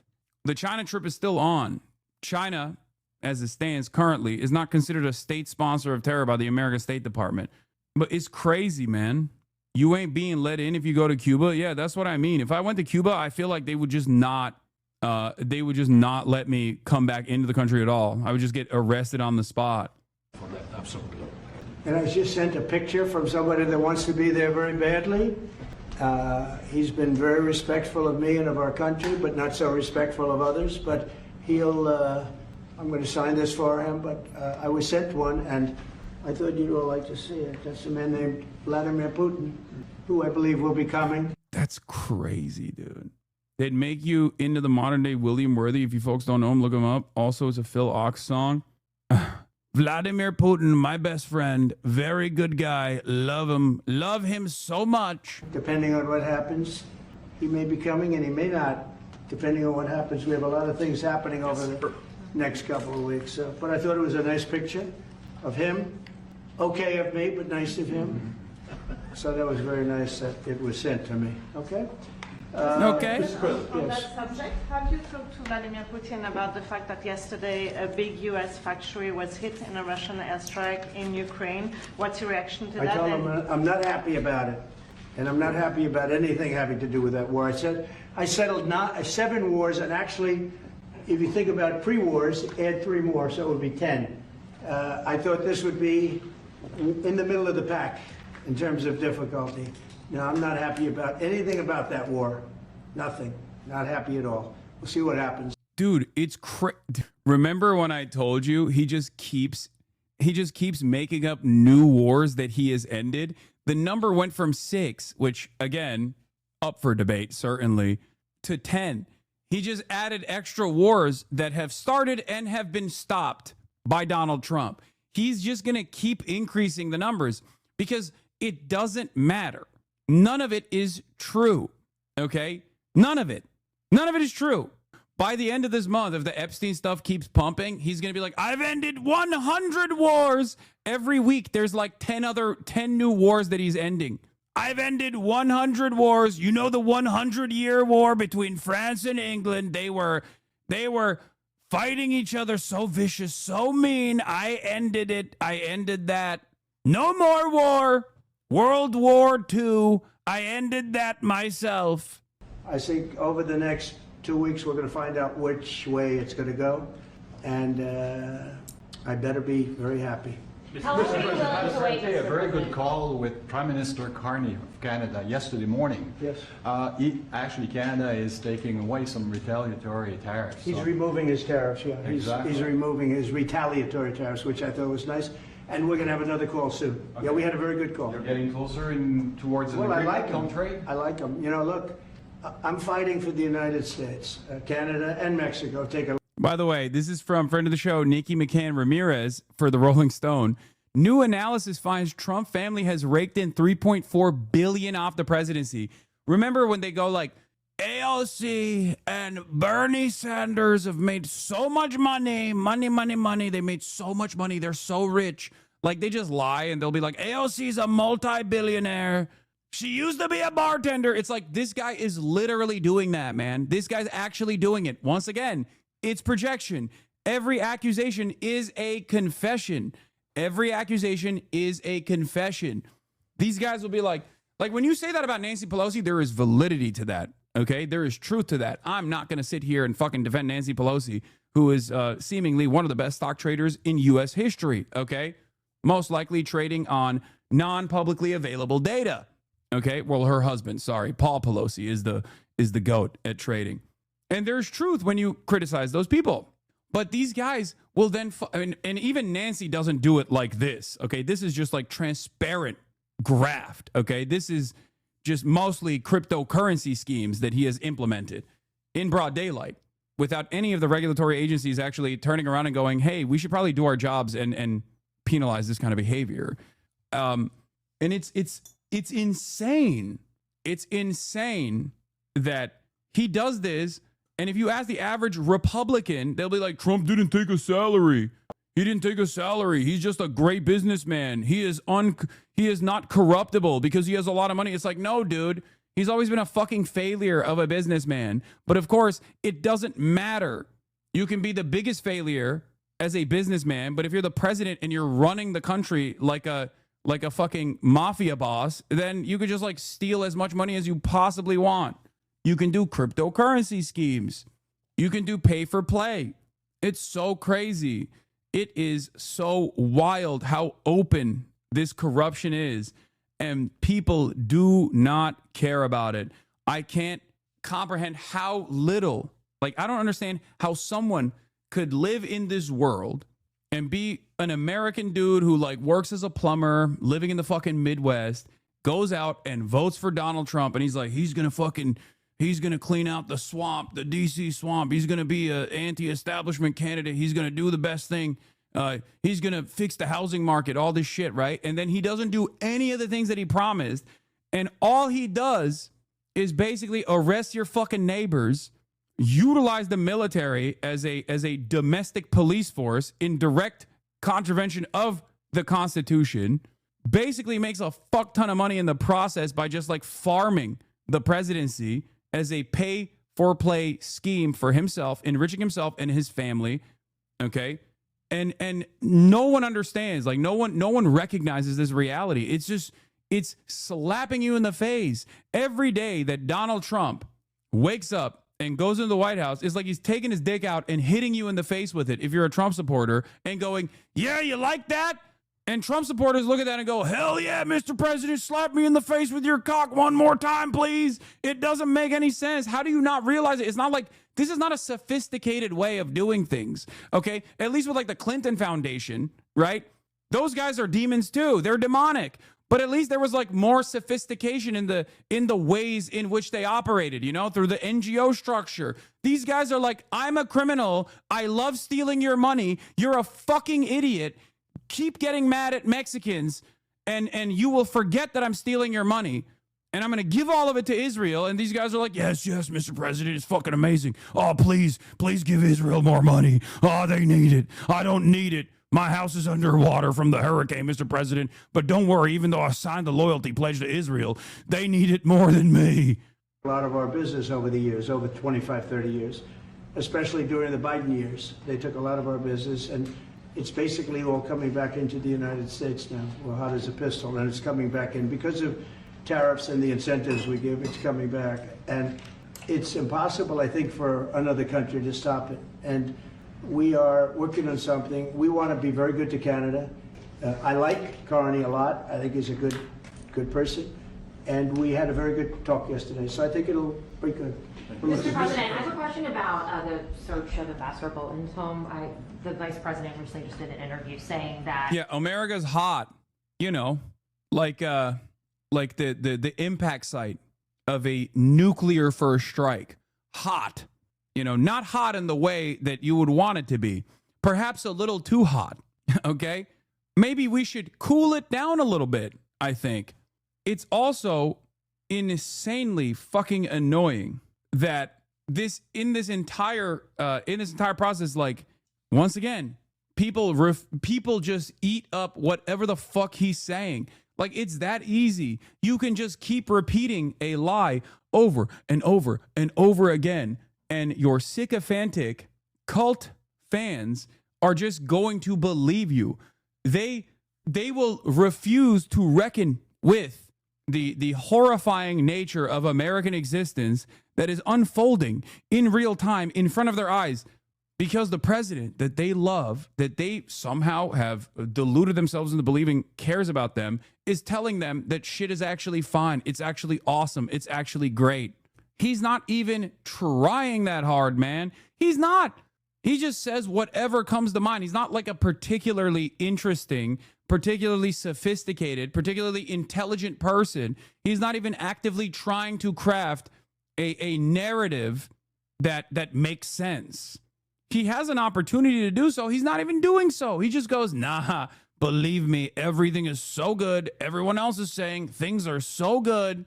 And people just eat that shit up. They believe it. It's crazy. It's about classified documents, but that there's also broad concern about him. What are the concerns? Well, I haven't spoken to Pam in the group yet, but I will be. I saw that just like everybody else. I try and stay out of that stuff. I'm allowed to be, and I'm chief law enforcement officer, believe it or not. You know, I don't like to go around saying that, but I am. That's the position. But I purposely don't want to really get involved in it. I'm not a fan of John Bolton. I thought he was a sleazebag, actually. And he's suffers major Trump derangement syndrome, but so do a lot of people, and they're not being affected by anything we do. I don't know anything about it. I just saw that. I'll find out about it. But if you believe the news, which I do. You make it sound like he's the papacy in the 10th century or something. Dude, that is exactly what I'm saying. Because that is exactly what's going on. We have unprecedented, unfathomable access to real-time information in the palm of our hands. Okay? Because of the internet and because of smartphones, we can literally look shit up in real time.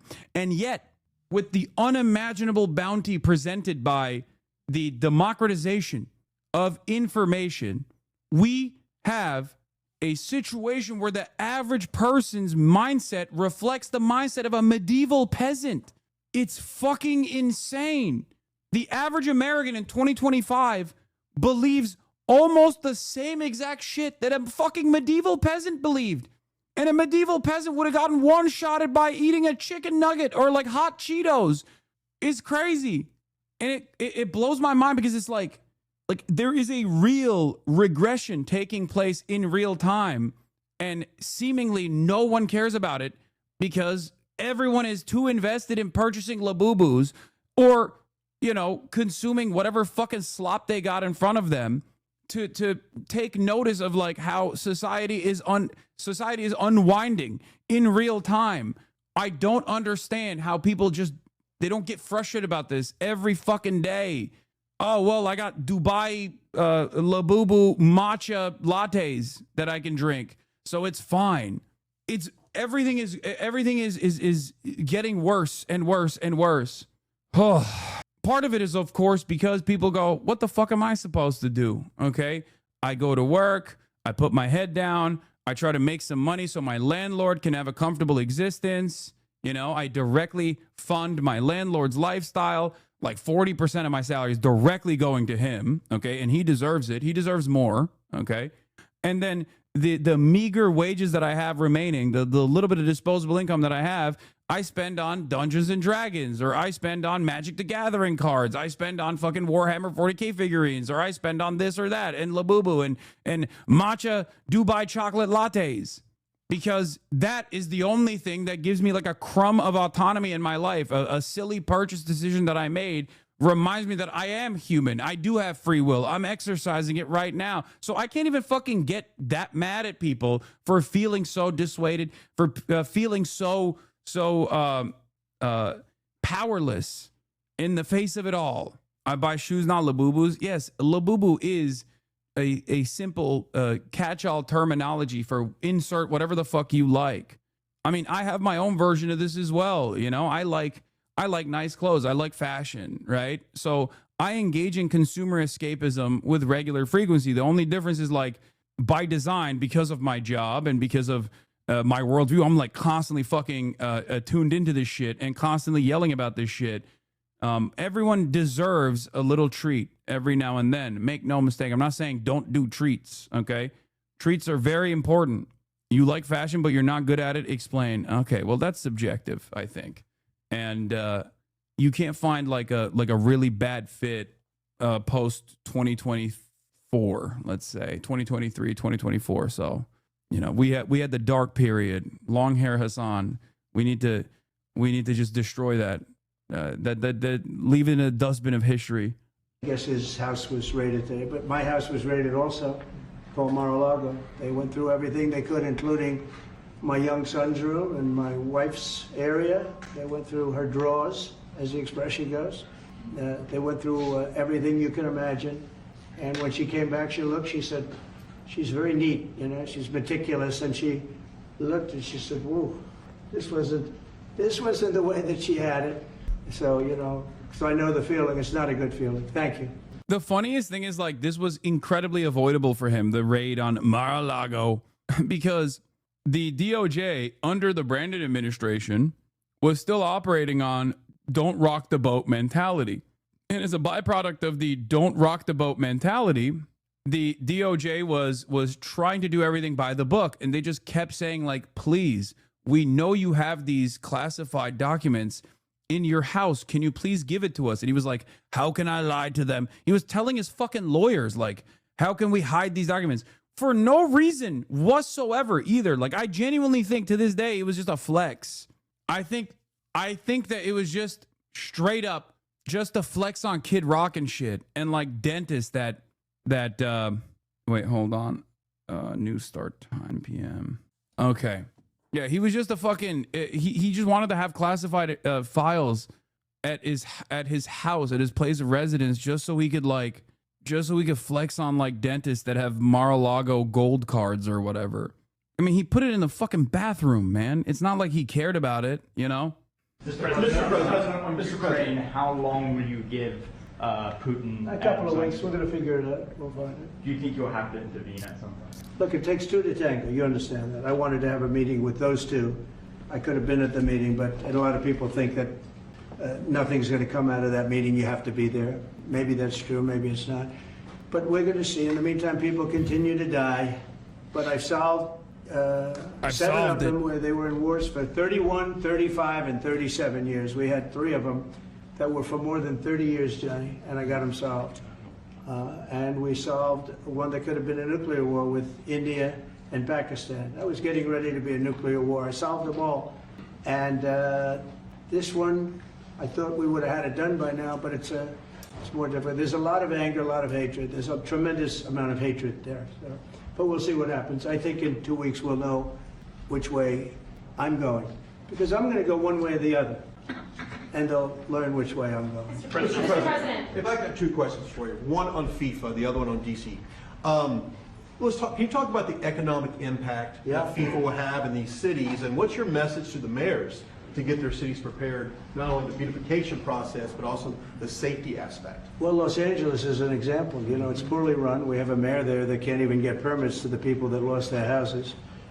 Lee Zeldin got every permit. The hardest permit is the federal permit.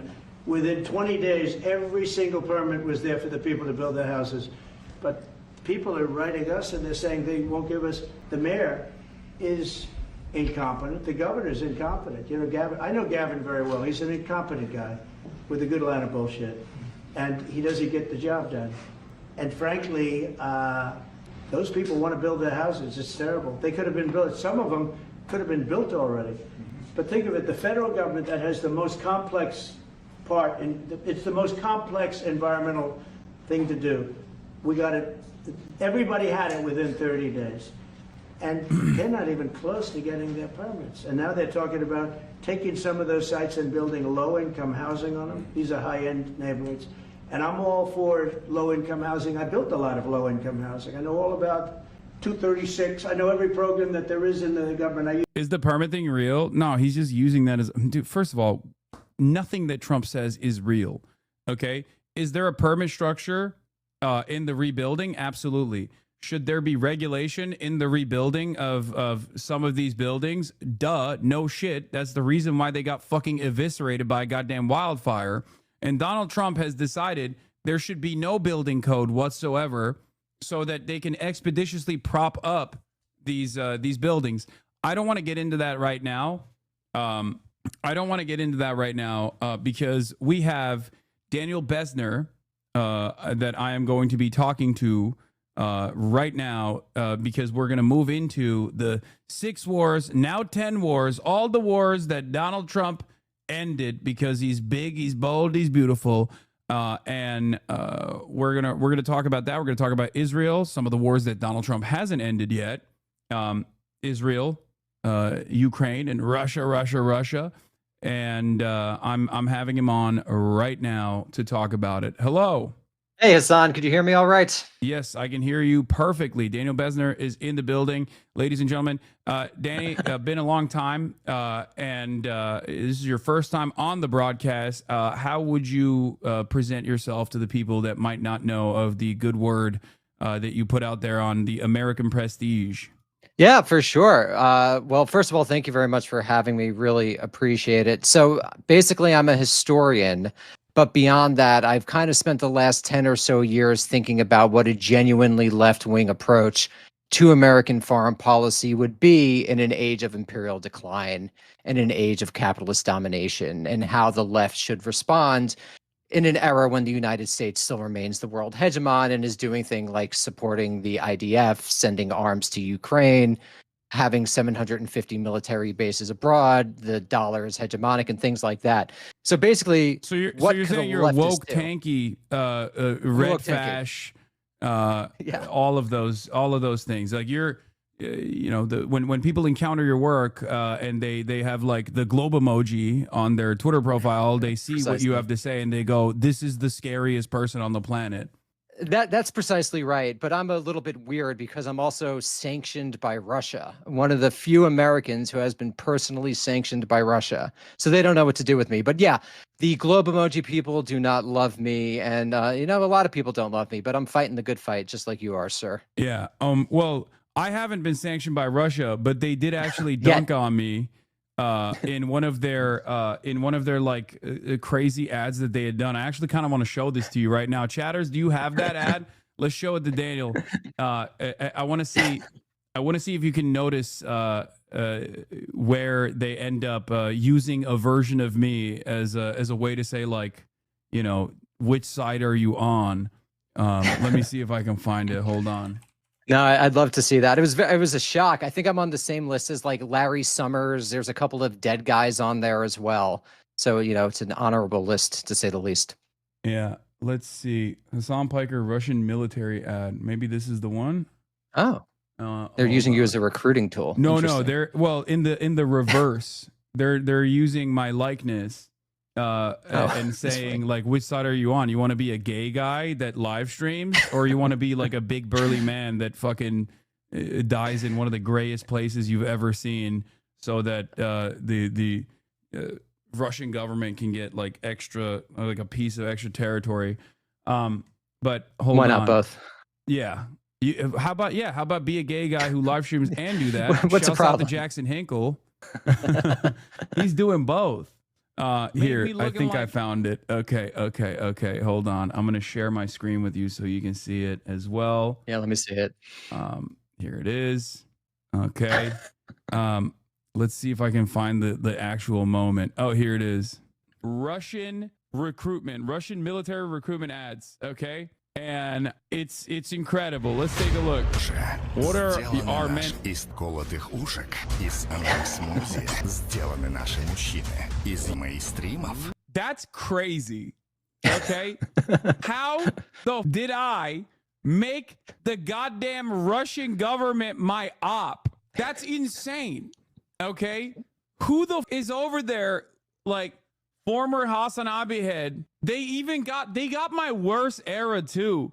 They got my worst era. FSB's hate watching out here, bro. What the make me bright makeup and streams? Like they did like a mishmash of different and struggle periods throughout my streaming. It's like career. the Taylor Swift tour, but for Yeah, Hassan. they put on they said like you put on makeup and you wear a lot of jewelry and you paint your fingernails and then you pose in front of your nice supercar. I guess the sanctions were hitting them hard, so they couldn't put the Porsche there, so they used whatever this car is. I think maybe it's a Corvette. I can't tell.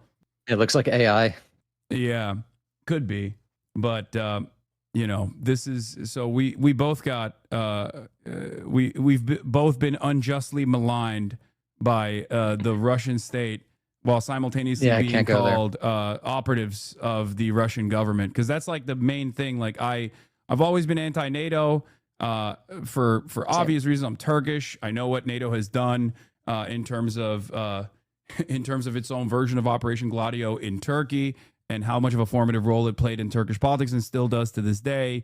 And that is where like a lot of my enmity brews against NATO. And of course, when I talk about NATO incursion immediately, or even just like the truth about what has taken place thus far with the ultimately unjustifiable and illegal invasion of Ukraine that Russia committed to, everyone always would be like, oh, you're just defending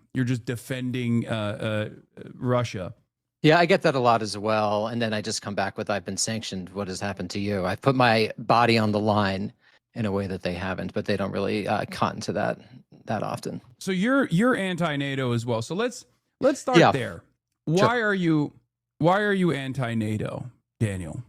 Yeah, I mean, I think it's an important question, because when people point to American hegemony or the American empire, one of the things that they'll point to as a representative of why this is a good thing is NATO.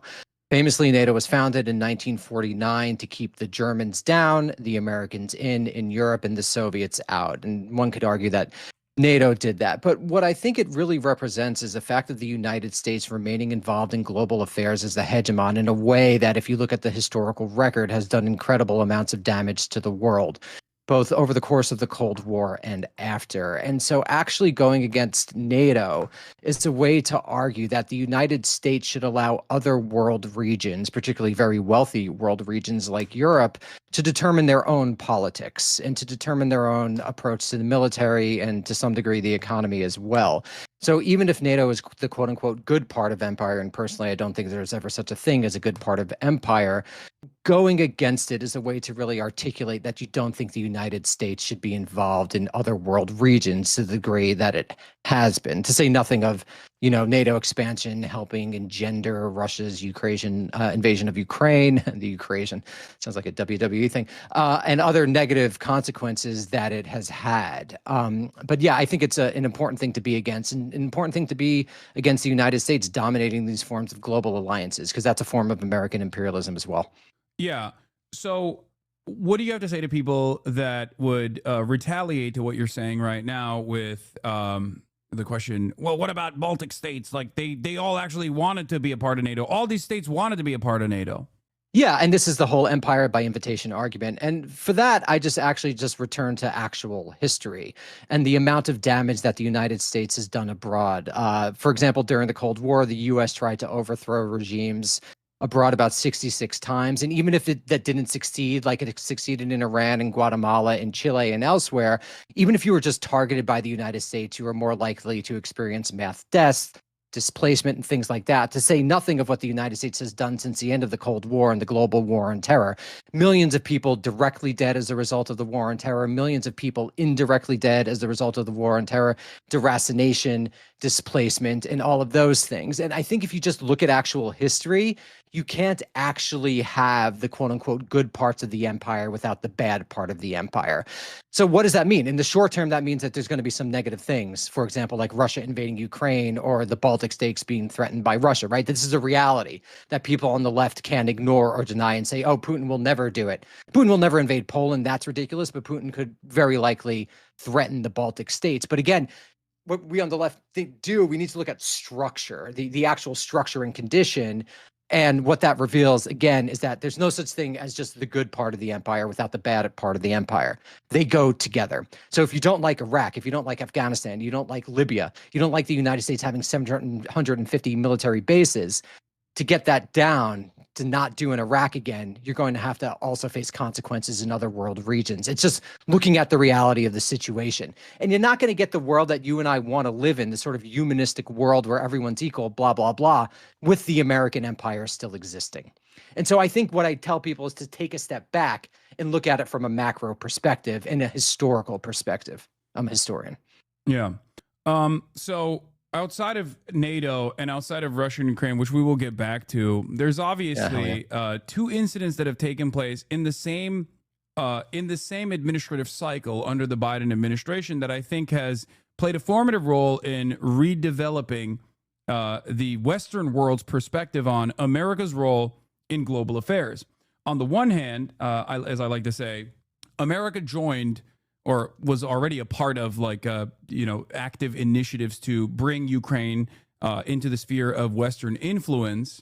But America joined in the aftermath of the invasion of Ukraine, the side of the battle with Ukraine for, the good side, if you want to, use good, bad dynamics there, is reductive for bad reasons. For the worst reasons, as a matter of fact. And I think that played a formative role in the continuation of the conflict. And we are now seemingly arriving at this conclusion that it's all lost and America's taking a big fat L here. And it seems like Donald Trump is trying to manage the empire in decline in the ways that he's doing. Some bad and some we'll see if it's good or not. But on the other side of that, you saw all of that goodwill that America could have cultivated in the process of we're defending Ukraine, no matter how heavy-handed it was and how much it damaged the European economy, for example.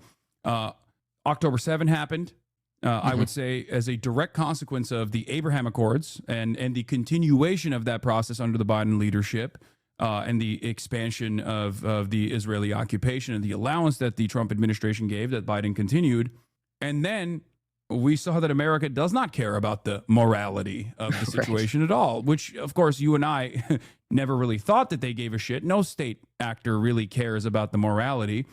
They just have their own interest. But this, I think, has been this is almost created whiplash for a lot of people who did sincerely buy in to the manufactured consent to turn around and take a different approach to say maybe America's not the good guys in all of these circumstances. Maybe America's world police is not about creating free enterprise and a just world filled to the brim with democracy. Exactly. Because we associated ourselves and aligned heavily with Israel as it kickstarted its genocide. Yeah, go ahead. Yeah, I mean, I just think to underline what I said. There's almost not as good an example to point to as the fact that you can't have the quote unquote good part of the empire without the bad. Almost immediately, the quote unquote good defense of Ukraine, which I think you're correct, was total bullshit. If you actually look at what Antony Blinken, Secretary of State, or Secretary of Defense Lloyd Austin said, they're like, basically, they said explicitly, we want to bog Russia down. The reason that we're involved in Ukraine, it's not for democracy. It's not for anything of this democracy versus authoritarianism stuff. It was just about bogging Russia down to make sure that something along the lines of Russia doesn't do what it did in Ukraine again. So it was really linked to these hard security interests and the United States' desire to be the imperial hegemon in every world region now and for always, which is ridiculous. And we could talk about China later if you want. But even if you were to say, it was a legal invasion, it was a terrible thing that Vladimir Putin did and that Russia did. And even if you want to say that it was good to defend against them, I mean, almost immediately after you get funding for the annihilation of Gaza, you get a total support for Israel's annihilation of Gaza. And there's just no starker example of the fact that the quote unquote good empire can be had without the quote unquote bad empire, which means you need to get rid of the empire. The problem is the empire. The problem is not how the empire is used. It's the structure of imperial rule itself. And that's what I think needs to be the lefty position on this. Yeah. So let's see if there's any disagreements that we can find in this conversation. I don't think there really is any, but I'm trying to figure out if there's anything that I could if there's anything that you could elaborate further on as far as Sure. I guess it's not necessarily a disagreement, but is it more so a question what do you think Joe Biden could have done, especially as it pertains to Russia's invasion of Ukraine, in general, or just in general? Yeah. Yeah, I mean, I think the thing is, I think it is reasonable to argue that what happens in terms of Europe, in terms of European war, is of direct interest to Europeans.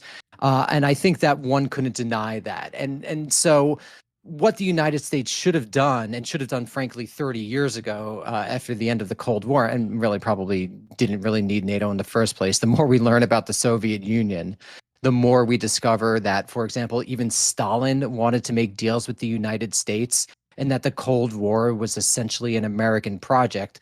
But just bracketing that, let's say you need a NATO threat. Big L for Stalin. Big L for dude. Stalin got so fucked. Stalin thought he was going to be able to make deals with Truman, and he was literally flabbergasted that the Americans were just like, no, fuck you. We're going to constantly encroach on your territory and not care about what you did whatsoever. not to rehabilitate Stalin. He wasn't a good guy, but there's more going on there. But the United States shouldn't have ever been as involved in European affairs. And so what Biden should have done is that he should have used this as an opportunity to begin a security transition. And I think this is what needs to happen over the next several decades. And it would have been nice if it started in Europe, because European countries are quite wealthy and they could actually produce a defense industrial base that would allow them to intervene in Ukraine if they consider this to be a major interest of themselves. If the British, if the French, if the Germans, if whomever, the Poles, really want to intervene in Ukraine, that they should be the ones responsible for it, and it should not be the United States. So what Biden could have done was to begin a security transition. And why I think it's important to kind of focus in on that is that this is what also needs to happen in East Asia, because East Asia is really a powder keg that could go off at any moment. And you have people within the United States who are under the fantasy, who believe in the fantasy that the United States is going to be able to remain forever hegemonic in Asia, like it's 1945, and the United States controls half of the world's exports. This doesn't take account of the fact that, one, China is way more powerful than it was in 1945, but two, China is also in Asia. And things like Taiwan, which is very noticeably close to our bases and our security interests, though. Why is it right there? Right, and it's really rude of China to actually be in Asia. But it's important. How dare they? It's important because it raises questions about what do you do with something like Taiwan, which is and again, in an ideal world as leftists, I think we would both agree populations of a country should be allowed to determine what form of government they have. But unfortunately, we don't live in an ideal world, and we need to take seriously things like power and interest and geographic location. So it would have been nice if he started to draw down in Europe, because that would have begun a process and gotten people within the United States, particularly the American state, ready to do drawdowns around the world.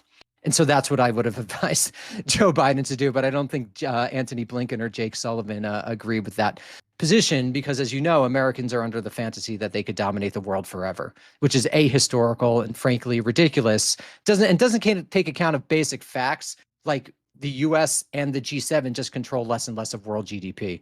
So there's like a kayfabe element to American foreign policy that I think really winds up preventing it from making wise choices.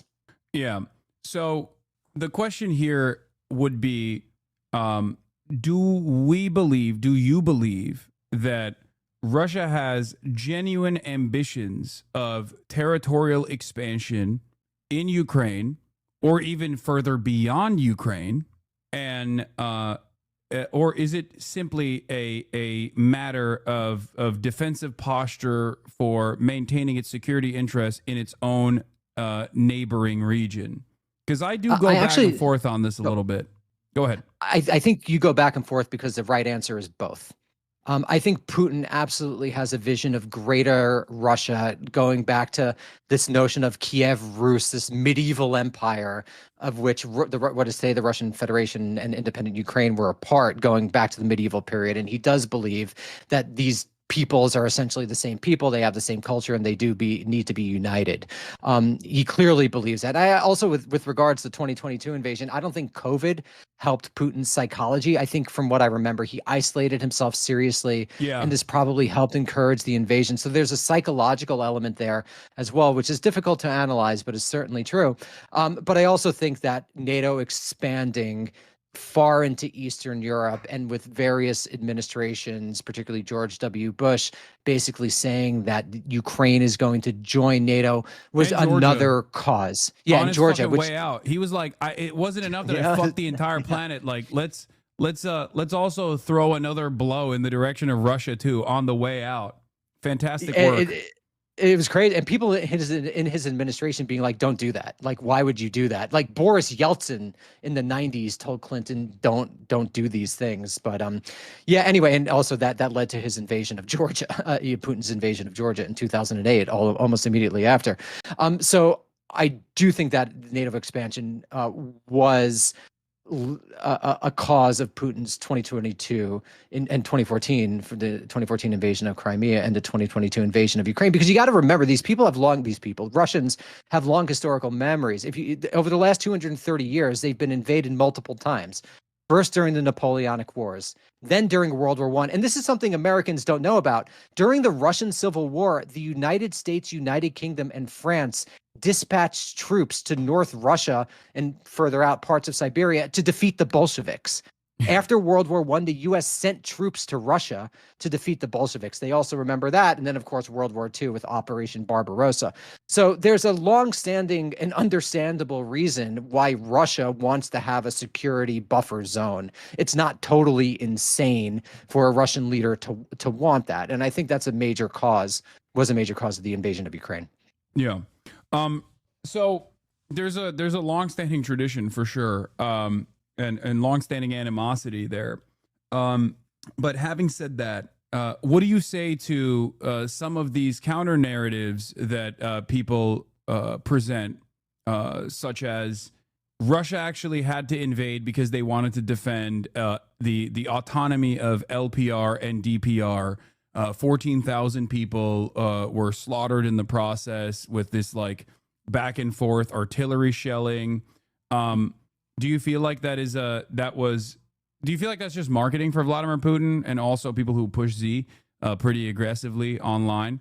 Yeah, I do think that's a form of marketing, and no nation needs to expand in such a violent way. And I don't think that the Russian security was actually under any genuine threat in the short or medium term. I don't think this is, again, what's so brutal about the United States. I think American leaders were just lying I don't think they were ever going to let Ukraine or Georgia into NATO. I think that was yeah. total nonsense that they were essentially doing because the United States doesn't suffer the consequences of its policies. I mean, that's the fundamental truth of American empire, is that since the ending of the draft in the early 1970s, the bourgeoisie of the United States does not suffer the consequences of American foreign policy. We're incredibly insulated. And so George W. Bush could just be like, oh, okay, I'm about to lose. The Republican Party is about to be displaced, but let's have Ukraine and Georgia join NATO. Or various people within the Obama administration could make gestures toward this happening. And it's just total bullshit. And the people who wind up suffering, like always in U.S. foreign policy, are people abroad and not us here. We're just insulated from our hubris and our aggression, frankly, abroad. With some exceptions, like 9/11. Yeah, but I mean, the exception that proves the rule. You know, like 3,000 Americans versus the. I mean, 9/11 was horrible. You know, all the necessary disclaimers. Innocent people should never be killed for the crimes of their government. But that just again reveals how, for the most part, it's not millions of Americans that are suffering as the result of the American empire. It's millions of people abroad. No, absolutely. I famously have a very similar opinion. It's actually one day removed from one fateful evening in August 21st, 2019, when I said what I said about 9/11 that people still consistently bring up. But let's two here. Yeah, let's move on from that. So I guess I guess my question is, or not even necessarily a question, but the thing that I've been thinking quite a lot about has been this Vladimir Putin summit that took place with Donald Trump. It's not a secret that Donald Trump has a lot of reverence for what he perceives as like charismatic authoritarian strongmen, right? To a degree that I've never seen from any other American president, Republican or Democrat alike. Presidents have had much better relationships with foreign leaders, even adversaries in the past. But I've never seen someone have like an actual boner with respect to like the way he speaks on Vladimir Putin, especially someone who has much stronger terms for even the leader of a proxy like Zelensky. Where do you think this animosity towards Zelensky comes from for Donald Trump? I think that Trump is a very personalist leader. He's not a policy guy. He's not a thinker. I think this is why it's kind of funny that so many people try to trace the intellectual history of Trump, because he's not a thinker. He's kind of an outer borough New York guy who made his career, one, due to his dad's money, but also by basically following his gut. And I think vis-a-vis Zelensky, I don't think he liked that he felt that the client in the weaker position didn't show the necessary deference to the guy who had the power. And I think it's as simple as that, which is why when Zelensky went to the White House recently, he wore that like black bar mitzvah suit. He was very deferential to Trump. And he was doing what he should have done when he came earlier in the last few months. And so I think that it's really just that. And a reality that European leaders have actually come to terms with, because the first term under the Trump leadership, they were actively undermining him. They kept making fun of him. It was clear that they did not appreciate. It's clear that they were like, this guy's a fucking idiot, which, I mean, he is. And these guys are right. Except that idiot does, run at least the Western sphere of influence. And therefore, you see a very different attitude from European leaders now, with like Rutte literally saying he's daddy, and all of these people that were around even or had an unfavorable opinion of Donald Trump now coming to terms with having to glaze Trump in an effort to get in an effort to stop the bleeding to the best of their ability, which I don't think has seen much success anyway, especially with the universal tariffs regime that he's implemented.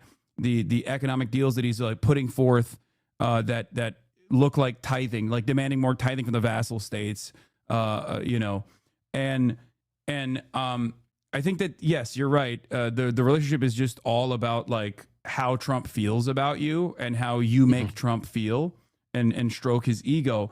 But beyond that, do you feel like Donald Trump has seen the writing on the wall about Ukraine's lack of manpower, for example. Because like if we're going to analyze the situation right now, my feeling after that Alaska summit was that this was truly the moment that spelled the end of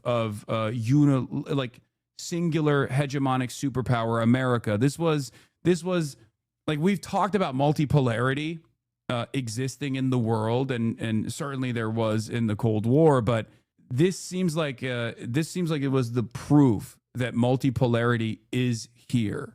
That's 1000% correct. And I think what the most important thing to my mind there is that Putin was able to effectively, as far as we know, kind of sanction-proof Russia since 2014. And he was basically able to establish an alternative, not world order, it's not at that level yet, but an alternative space for Russia to interact in a way that it wasn't subject to the will of the United States totally. And I think you're exactly right. This is a transitional decade, and this is going to be looked back on by historians as a moment that indicated the United States is not, in sort of fancy terminology, the quote unquote unipolar power, or the hyperpower is another term that was, it's not the only game in town, that there are actual spaces that the United States doesn't dominate. Because basically what the Alaska summit demonstrated is that Putin doesn't really need to give the United States as much as he would have needed to 10 years ago, 20 years ago, that he's able to act with a freedom that was basically unthinkable relatively recently.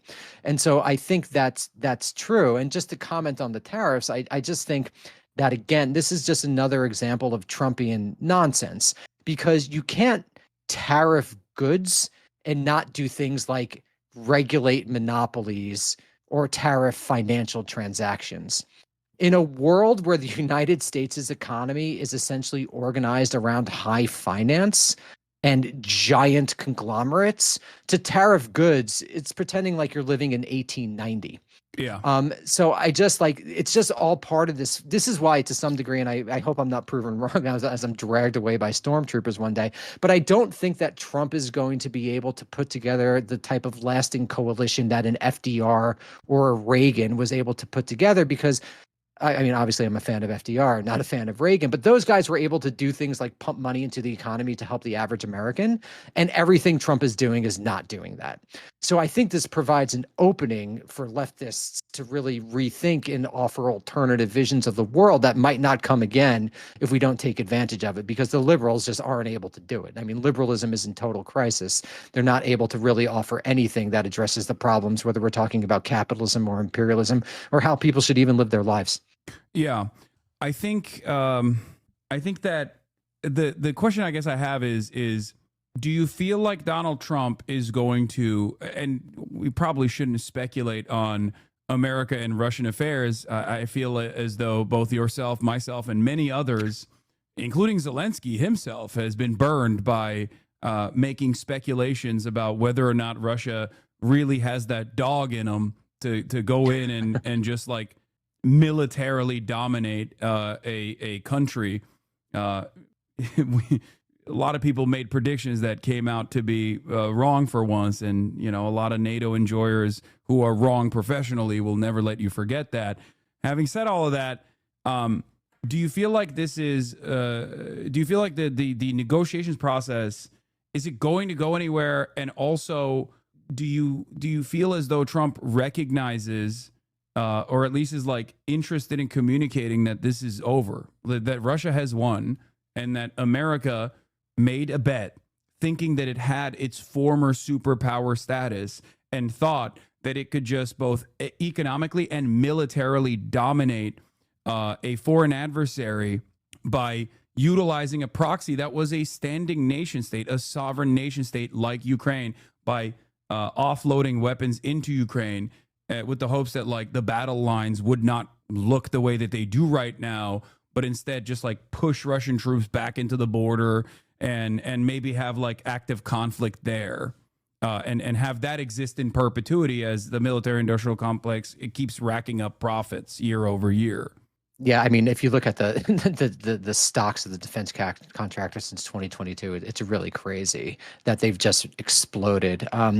But in terms of your question, I think that Trump has a sense that this is not going to result in the type of American victory that an Antony Blinken or a Jake Sullivan, I'm not even sure Biden knew what was going on, expected, that they would be able to really bog Russia down forever, and Putin would not be able to sort of escape the purview of the United States, that we could sanction him, and that would be that. So Trump has a sense that that is not the case.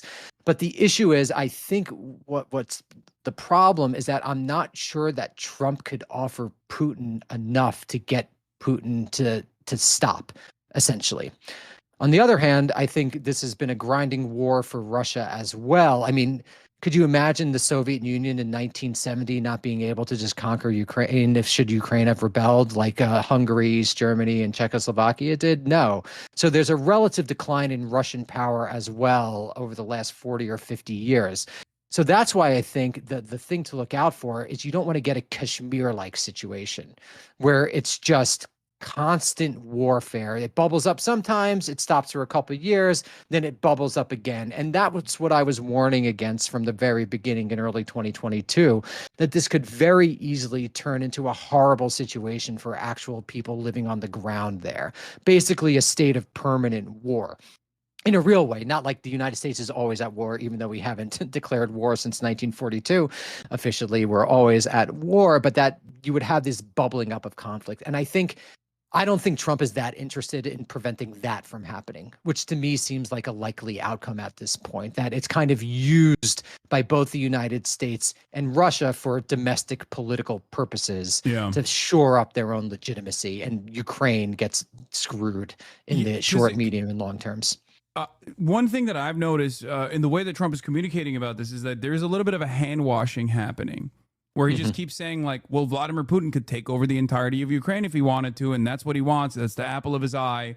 But this was Biden's war. This was Zelensky's war. They started it. I didn't start it. Vladimir Putin told me directly at the Alaska summit and over and over again that, like, I would have never invaded Ukraine if you were still the president, stuff like that.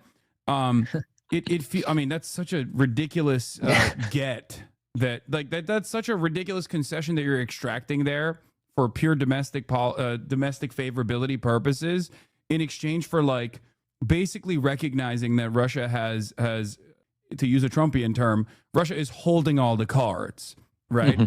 No, they absolutely are, and I think that Trump gets that. Yeah, and considering that we don't know the exact outlines of whatever this, like, proposal, this negotiation that's supposed to take place, the trilat, as Trump likes to call it, we don't. Considering, like, what we do know about some of the basic outlines and the fact that Ukraine and European leaders were seemingly very happy, and I don't know if they were faking it or if they were genuinely happy about the outcome so far, it feels as though there will still continue some kind of, like, insurgency initiative and weapons transfers that continue $100 billion specifically. I'm just not so certain as to why Russia would be on board with that. So it's not really going to look like a ceasefire at all, it seems. Well, they're just going to kind of call it a ceasefire, I guess, for domestic purposes. Dude, I think you're totally right. I think we're heading towards that Kashmir-like situation where Ukraine is essentially a pawn for both the quote-unquote West, but the United States and the Western European powers especially, and Russia, for domestic political reasons. And of course, the tragedy is that all the Americans who are just saying that fund Ukraine, don't negotiate in 2022 and 2023 are still going to all maintain their positions within the foreign policy establishment and within the media. I mean, to me, Ukraine just underlines a total lack of accountability for the commenters and makers of U.S. foreign policy. That's really disgusting. I mean, you see it going back to the Iraq war with people who advocated Iraq to still be in powerful positions. And the same thing is happening with Ukraine. We just live in a society without any fucking accountability whatsoever. And that the people, the warmongers who keep on making terrible choices that backfire immediately suffer no professional or personal consequences. It's you and I who are lambasted by the Russian government, not the people who should actually be. Yeah. So moving on from Ukraine, because actually, last thing on Ukraine before we get into Israel was my analysis of the situation is that like the major power player here is still very much China, outside of the United States of America and the entire Western enterprise. You have this guy, you have this ginormous manufacturing base for the entire globe, basically propping up, at least, or economically helping, and even in some instances maybe militarily helping Russia continue being able to do this.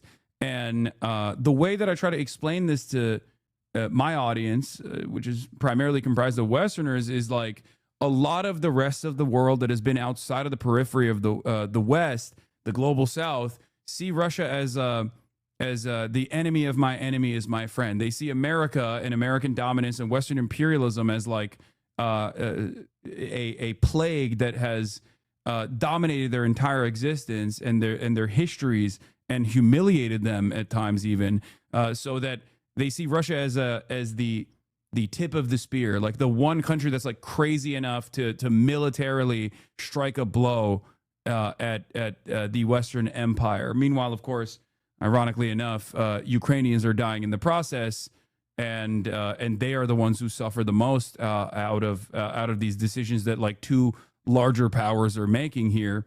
Do you feel like there is like the most just solution to the best managed resolution to this process would be to bring China to the table as well, and to have a negotiations process where like China is also involved and offer more favorable deals to China, instead of like continuing to adopt an even more hawkish attitude towards China, both economically and also trying to engage China militarily as well?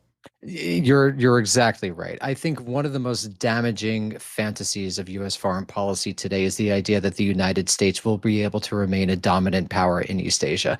So anything that is going to bring China to the table as a major stakeholder in whatever world order that is going to emerge after U.S. hegemony is recognized to have totally declined is going to be important. Anything that brings American leaders together with Chinese leaders in a way in which the Americans recognize that they are the power in decline, and that they're not going to be able to remain, they're not quite regionally hegemonic any longer, but regionally powerful in Asia, in East Asia, is going to be a positive thing. And that's one of my biggest worries about U.S. foreign policy going into the future, is that the people who get recruited into both Democratic and Republican administrations, you basically can't really occupy an important position in either party if you don't think that the United States should remain forever dominant in East Asia. Even someone like John Mersheimer, who has been correct about Ukraine, thinks that the United States should confront China, and that it's really important for the United States, which is ridiculous. It's just ridiculous. If you embrace the science of historical materialism and you just look at the material reality on the ground, there's just no way that's going to happen. What I'm worried about is that the United States is just going to actually cut and run one day, that China will do something super dramatic, whether it's an invasion of Taiwan or not, something else dramatic. U.S. leaders will have done nothing to plan for this. They're going to recognize it's not worth fighting a nuclear World War III over an issue that's of tangential, ultimately, interest to the United States' physical security, and they're just going to leave the region, thereby leaving allies and partners totally in the lurch. When what should happen is this should be like basically a years-long process of preparing to leave the region in a meaningful and responsible way. But I don't think that there's any hope of that happening, because Americans are infected with a Protestant messianism that makes them identify the interests of the United States as being the interests of the world. So it's pretty grim. I mean, it's a pretty grim moment, even though the facts on the ground are so obvious. There's it's like a dual-headed snake here as well, because like as domestic conditions worsen, like as material conditions worsen for the average American or the average Westerner, there's a lot less interest in feeling a sense of patriotism as well. On the one hand, you have more reactionary forces that grow out of the anger and resentment born out of the economic instability, the volatility, and a lot of hatred for the other, tribalist attitudes, white nativist immigration policies, and growing fascism. But I don't think the large swaths of Western society are as on board with like going to war with a larger power when they feel as though there's nothing to really fight for. It's like, oh yeah, I'm gonna go and die in a heated battle between America and China, so that or maybe survive so that I can come back to continue paying rent to my landlord. Like that's Right. that's not a life worth living, or that's certainly not a life worth fighting for, specifically fighting to death. So I think that is also somewhat crippling America's position around the global stage as well. And I guess the most reasonable outcome here after all of America's dominance around the world, I think, is like maybe scaling back in a way that's not dissimilar to the British Empire blowing a 13 colony lead and just like slowly becoming just an island full of weird reactionaries that do finance and is like and allow foreign capital to like purchase whatever they want over there so they can enter like the European markets. Yeah, and to some degree, the sort of skepticism of going abroad is actually much more deeply felt, is a much more deep tradition in U.S. history than most people would expect, because like you and I grew up in an era of American hyperpower. People older than us, for the most part, grew up in the era of the Cold War, when the United States was super involved in international affairs. You took over a lot of those British bases, actually. FDR made a deal with the United Kingdom that during World War II, he would give them lend-lease aid in exchange for basically taking over the British bases. So to some degree, the U.S. just like stepped in for the United Kingdom. But before that, it's George Washington who warns against foreign entanglements. There's a real skepticism of leaving the Western Hemisphere for the first 175 years of American history. Now, it was never isolationist because, as you know, the United States, first you get westward expansion, the genocide of indigenous peoples, you get the total domination of Latin America, Central America, and the Caribbean in very brutal ways. And even during the War of 1898, you get the seizure of the Philippines and Guam and Puerto Rico as colonies, and the United States totally dominates Cuba. So it's not 100%, but something did change in 1945 when the United States really went global in a way that it never had before, and people were actually really against, but is normal to us. So to some degree, I think we're returning to the historical mean in the next 10, 20 years. It's just going to be difficult because we have this gerontocracy ruling us, which really is into American global empire, even though it's done so many bad things for the world, really responsible for the deaths of millions upon millions of people. One should just, when you're talking about the global South, I mean, just look at the numbers. Millions of people died as a direct result of American actions in the last 75 years. So it's not a surprise that they would, two cheers for Russia when it's combating what is perceived as an American war. Yeah.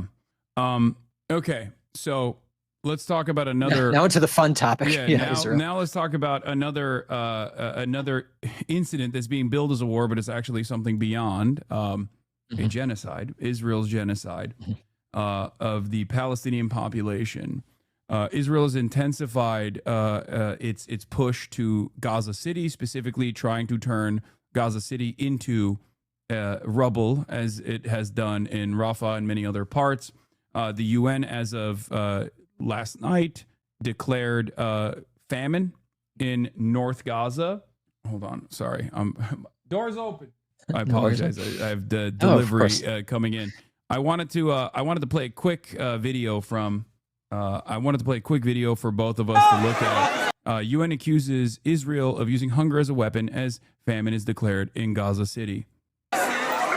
Across Gaza, there is hunger, and now that suffering has a new name, famine. A United Nations-backed report says it has taken hold in parts of the Gaza Strip. 500,000 people are facing catastrophic shortages of food, with the crisis deepening by the day. And the United Nations blames Israel, saying it has blocked aid and used hunger as a weapon. It is a famine that we could have prevented if we had been allowed. Yet food stacks up at borders because of systematic obstruction by Israel. It is a famine within a few hundred meters of food in a fertile land. Near Gaza City, food is handed out at soup kitchens, These are meagre amounts that are supposed to sustain a family. The mortality rate is horrendous. Every day of 10,000 people, 2 will die because of hunger. When aid does come, there's a scramble of people running towards pallets dropped from planes or fighting to get on the back of lorries to grab a bag of flour. This man is 75 years old. He is painfully thin. Before the war, I weighed around 70 kilos. Now, because of malnutrition, my weight has dropped to just 40.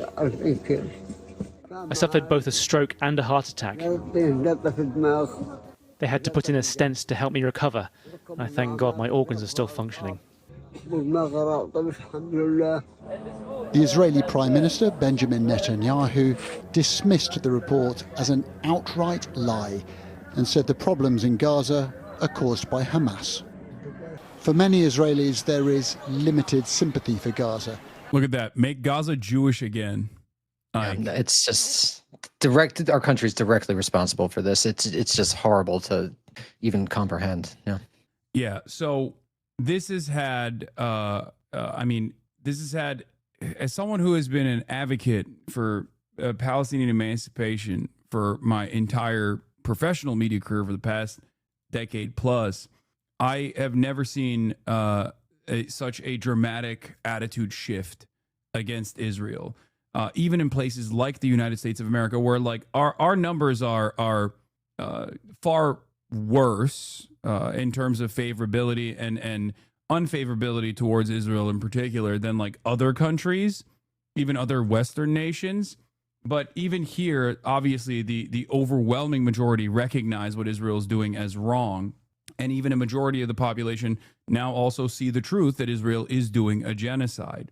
Why do you think America has attached itself to the hip with this very clearly suicidal, fascist, genocidal state?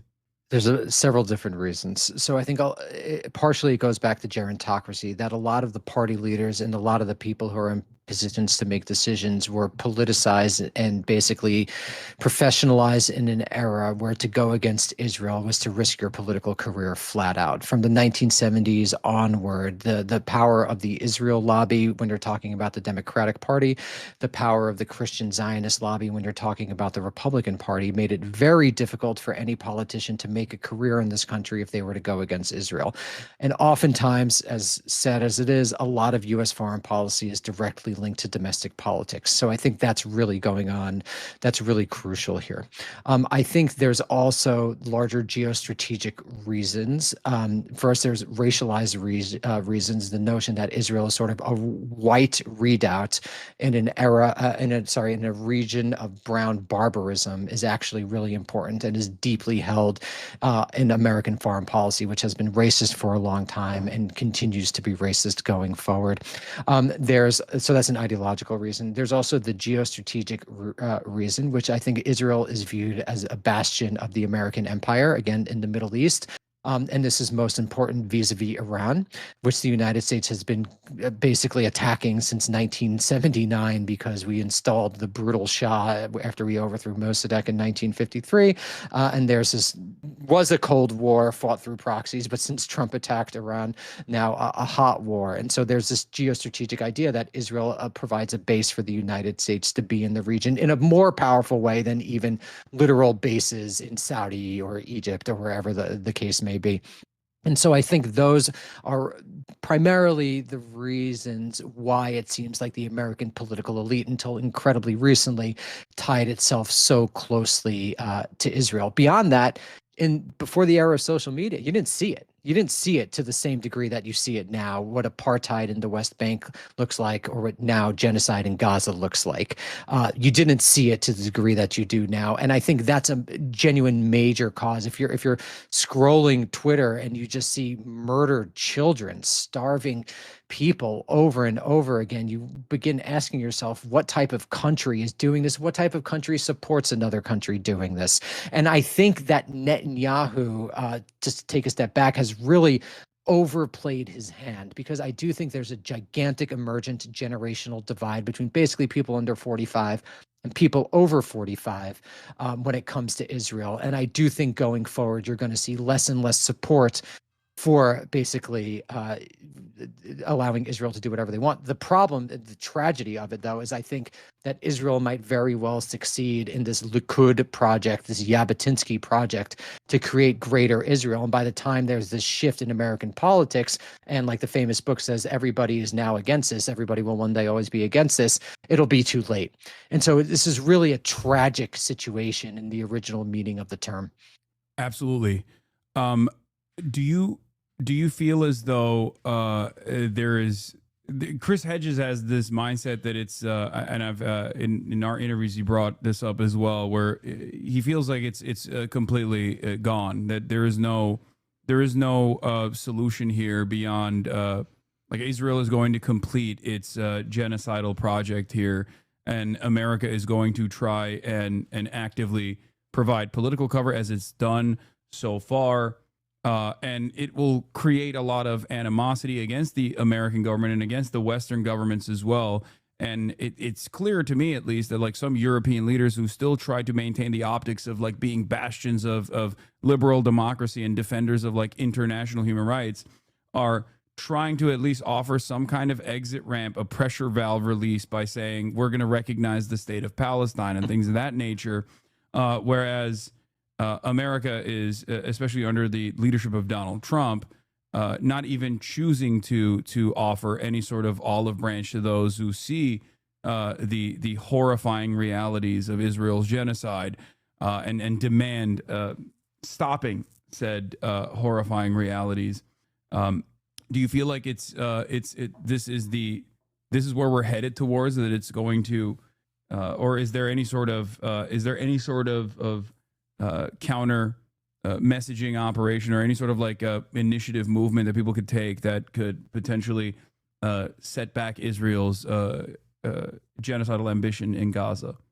I mean, I think, first of all, optimism of the will, but I think with this one, pessimism of the intellect, because I think it's very difficult to see how there would be a transformation in U.S. foreign policy toward Israel. But I mean, obviously this is a terrible situation, but if one thing positive could come out of it, I think people could really appreciate the undemocratic nature of U.S. foreign policy and the degree to which ordinary Americans have almost no say over what their country does abroad. And I just want to stick on that for a second, because this was a conscious choice made in the late 1940s when the United States was creating its modern state to create institutions like the National Security Council, like the Central Intelligence Agency, and eventually the Department of Defense, which were constantly separated not only from public opinion, but from congressional opinion. So you can have a moment, even within the Democratic Party, when most Democrats are against whatever the United States, not whatever, the United States allowing Israel to do whatever it wants. Most people could be against that, and it doesn't matter, because we don't, in a lot of issue areas, we do not live in a democracy. And I think people really need to understand that, because understanding that is the first step toward actually changing it, to creating the type of world where we could say, no, we're not going to support genocide. We're not going to support apartheid, and actually having policymakers listen, because we don't live in a democracy, not in a real democracy. And hopefully this will help people realize that. That's the only positive benefit, because right now I don't see how things could change otherwise. I don't think protests are enough. I don't think letter writing campaigns are enough. And it just is really a terrible and tragic situation. That doesn't even do justice to it. It's beyond that. It is beyond that. Americans have been kept in the dark about American foreign policy by design. At least that's my assessment of the situation. Deliberately kept in the dark, because if they were to recognize the violent nature of American dominance, especially in the global South, that contributes in very meaningful ways into them getting like $5 t-shirts at Forever 21 or whatever, some people would probably be understandably angry towards it, and maybe others would actually land on the side of permanent warfare as a constant state. But because of that, there is somewhat of an opportunity here, because many Americans, while benefiting from being a part of the labor aristocracy or being in the imperial core, still very much have this weird opinion where they're anti-war. They fancy themselves to be anti-war. Donald Trump took advantage of that when he was running against the more cold and calculated and perhaps more a serious tone that Kamala Harris took when she said she wants a more lethal military. She's going to have the most lethal military and whatnot. And I do agree with you as far as like this being an issue that definitely wakes up a lot of people to how little say they have in the process of this quote unquote democracy, especially in liberal capitalist states. I feel as though specifically with Israel, like for people that think this is just foreign policy, what is that supposed to do with me? Oh, it's just like Muslims and Jews. They've been fighting, you know, ahistorical shit that they say, like they've been fighting for decades or centuries, thousands of years. It's wrong. I think the lack of democracy is ever present in domestic agendas as well, that many people have somehow deluded themselves under our duopoly into thinking like, no, there's marginal improvements that one party can make over the other. But when it comes down to universal things like Medicare for all, clearly something that like the overwhelming majority of Americans want and demand, they're not getting it. So something's got to change. Yeah, I mean, I think this is one of the many reasons that people feel a little nuts today, because we're way more politicized as a culture than we ever were. People talk more about politics in the 2020s than they did in the 1980s and the 1990s. But as we talk more and more about politics, we have less and less ability to affect policy.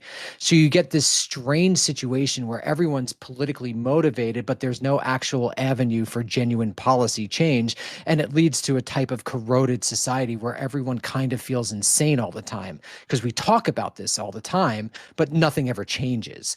And so the positive thing of that is that we could recognize that you're totally right. Americans don't decide the macro economy of this country, what this country invests in, the various incentives it gives to companies, the fact that it gives SpaceX all these government contracts, which are built on NASA, i.e. government funded research and things like that. We have absolutely no say in that. And the story of the United States over the course of the 20th century is a story of de-democratization. Ironically, as the franchise expanded, first to women in the 20s and then to all Black Americans in the 1960s and beyond, ironically, as the vote expanded, democracy went away. And I don't think those two are not related. As more and more people were given the vote, the actual ability to change things was ironically reduced. And this is the fundamental tension of what it means to be an American interested in politics in 2020. And we need to change 2025. And we need to change it, because if we don't, we're just going to be getting more Israels. We're just going to be getting more landlords, higher inflation. Everything is more difficult. No one could afford rent. No one could afford a house. And even if we're able to consume cheap calories and cheap pornography, it's not worth it. It's not worth it. And we need to change it. Yeah. And obviously the treat economy only takes you so far when everything else is on fire at all times. And if one party is recognizing that frustration that people experience and then redirecting it back to like vulnerable targets that have historically been very effective at undermining, like, you know, Nazis in like fascist in Nazi Germany and prioritizing Jews in society as like the primary enemy, the arch villains, and socialism or Jewish Bolshevism as like the thing that was disrupting the very fabric that was holding the Volk-backed German society together. The reactionary politicians in our day and age are doing a very similar thing, if not damn near identical. And this time they're doing it in the direction of immigrants. The process, even the legal process that they utilize, is actually not dissimilar, if not completely identical to what Nazi Germany did as well. The denaturalization process of like creating a permanent state of like statesless people that you can just dominate and either use as slave labor, or if it's opportune for your propaganda purposes, use them as like the arch villains that are responsible for all of the economic hardships that you're experiencing. And so some people do actually abide by that. Some people do go along with this like comfortable narrative that it's not the impossible to change systems that are actually designed to dominate the overwhelming majority of workers living in American society, but instead it's actually the migrants, or it's the trans people, or it's people that are just like don't understand the living conditions of, even if they are completely aligned on class interests. I guess one last question that I have, because you want to talk about China. Having said all of that, do you? Hassan, can I just say something really yeah. quickly? Go ahead. Just two things happened in March 2003. The U.S. invaded Iraq, and ICE was founded. Those things go together, and I think it's just very clear that they rely on each other. Sorry, please.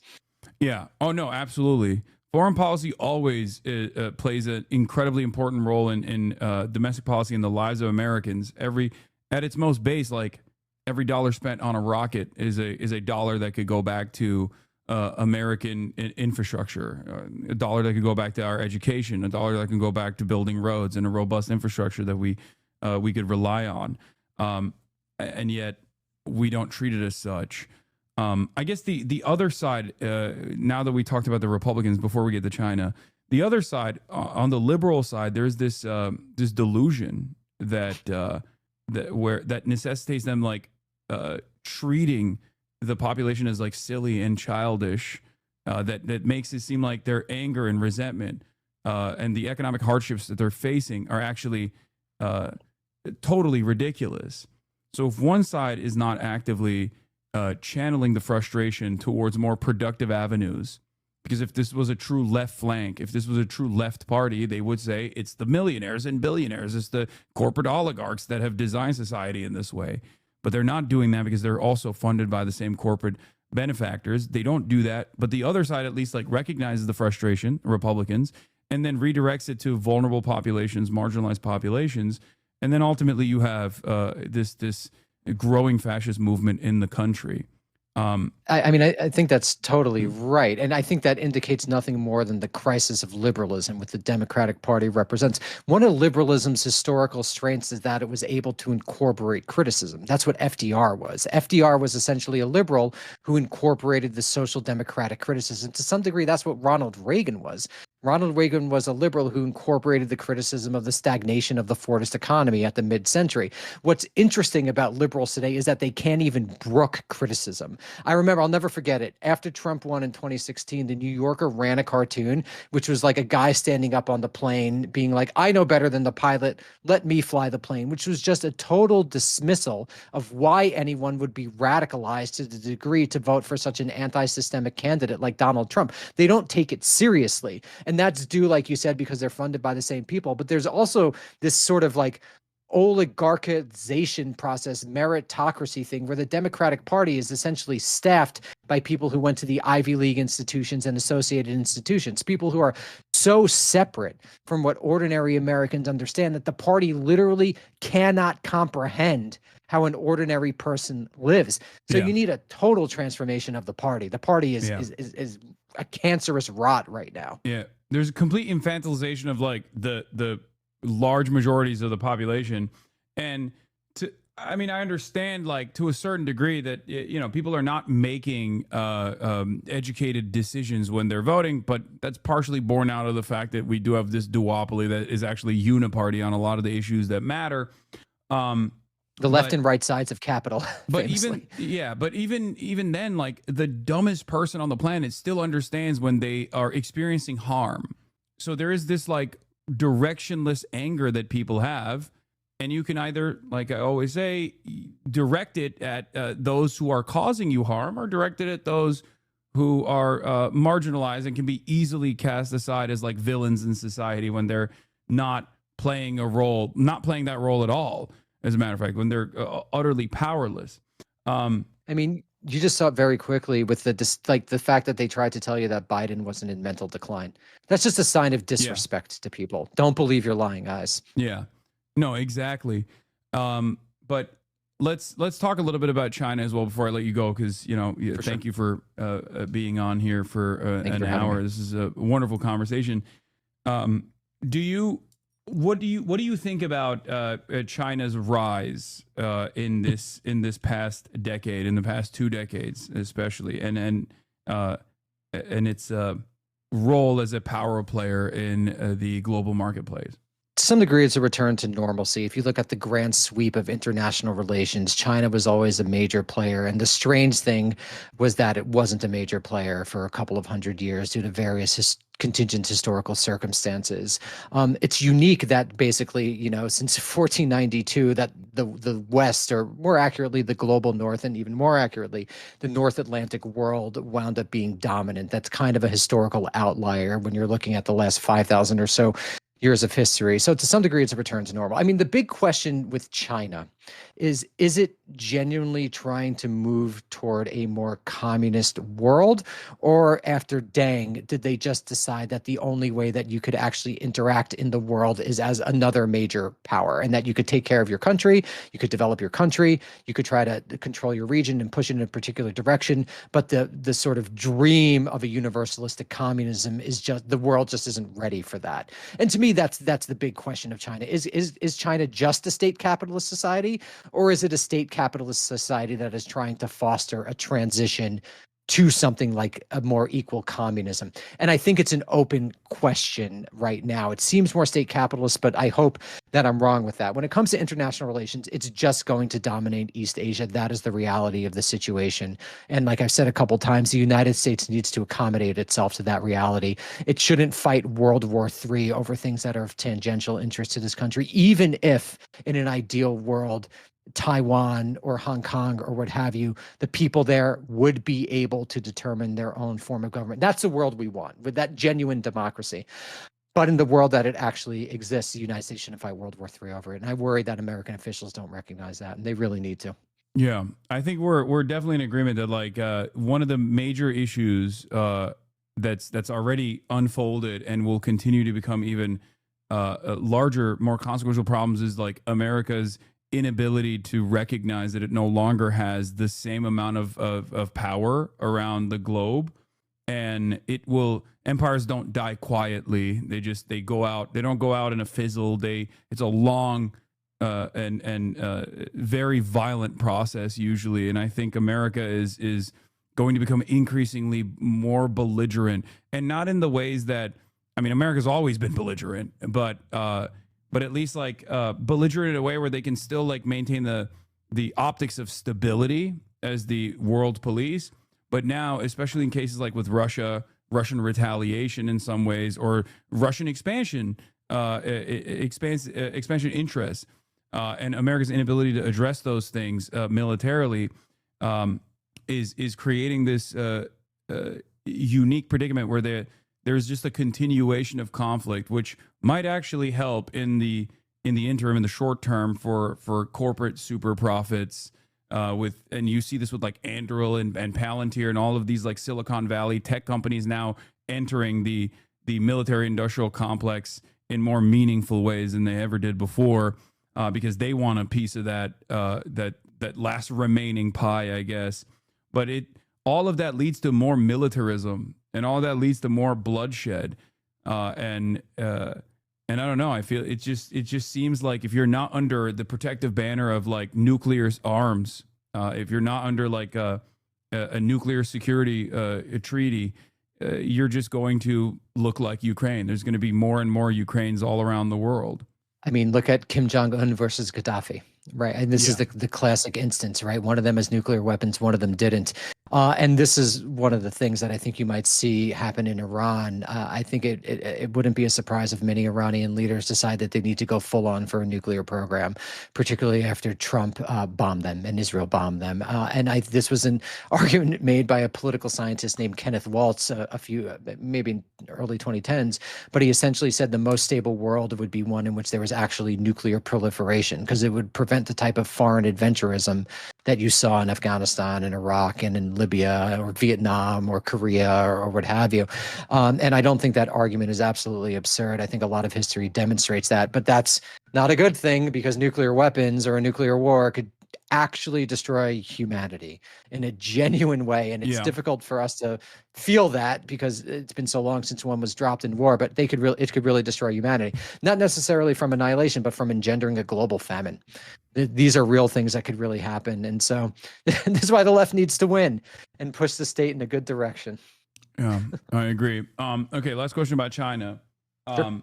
in terms of your calculations about whether China is honestly a transitional socialist state that wants to build global communism, or simply self-interested and maybe hyper pragmatic, possibly because of their analysis of what they consider that the USSR did wrong, and their focus is becoming an irreplaceable world power by trade, and soft power initiatives rather than any sort of like military dominance. With respect to Israel, China is still very much the second largest trading partner of Israel. This is, Israel relies on Chinese commerce. Do you feel like they could take a more active stance against Israel beyond writing sternly worded letters every few weeks about how angry they are about Israel's genocide? Oh, of course they could. The question is, why aren't they?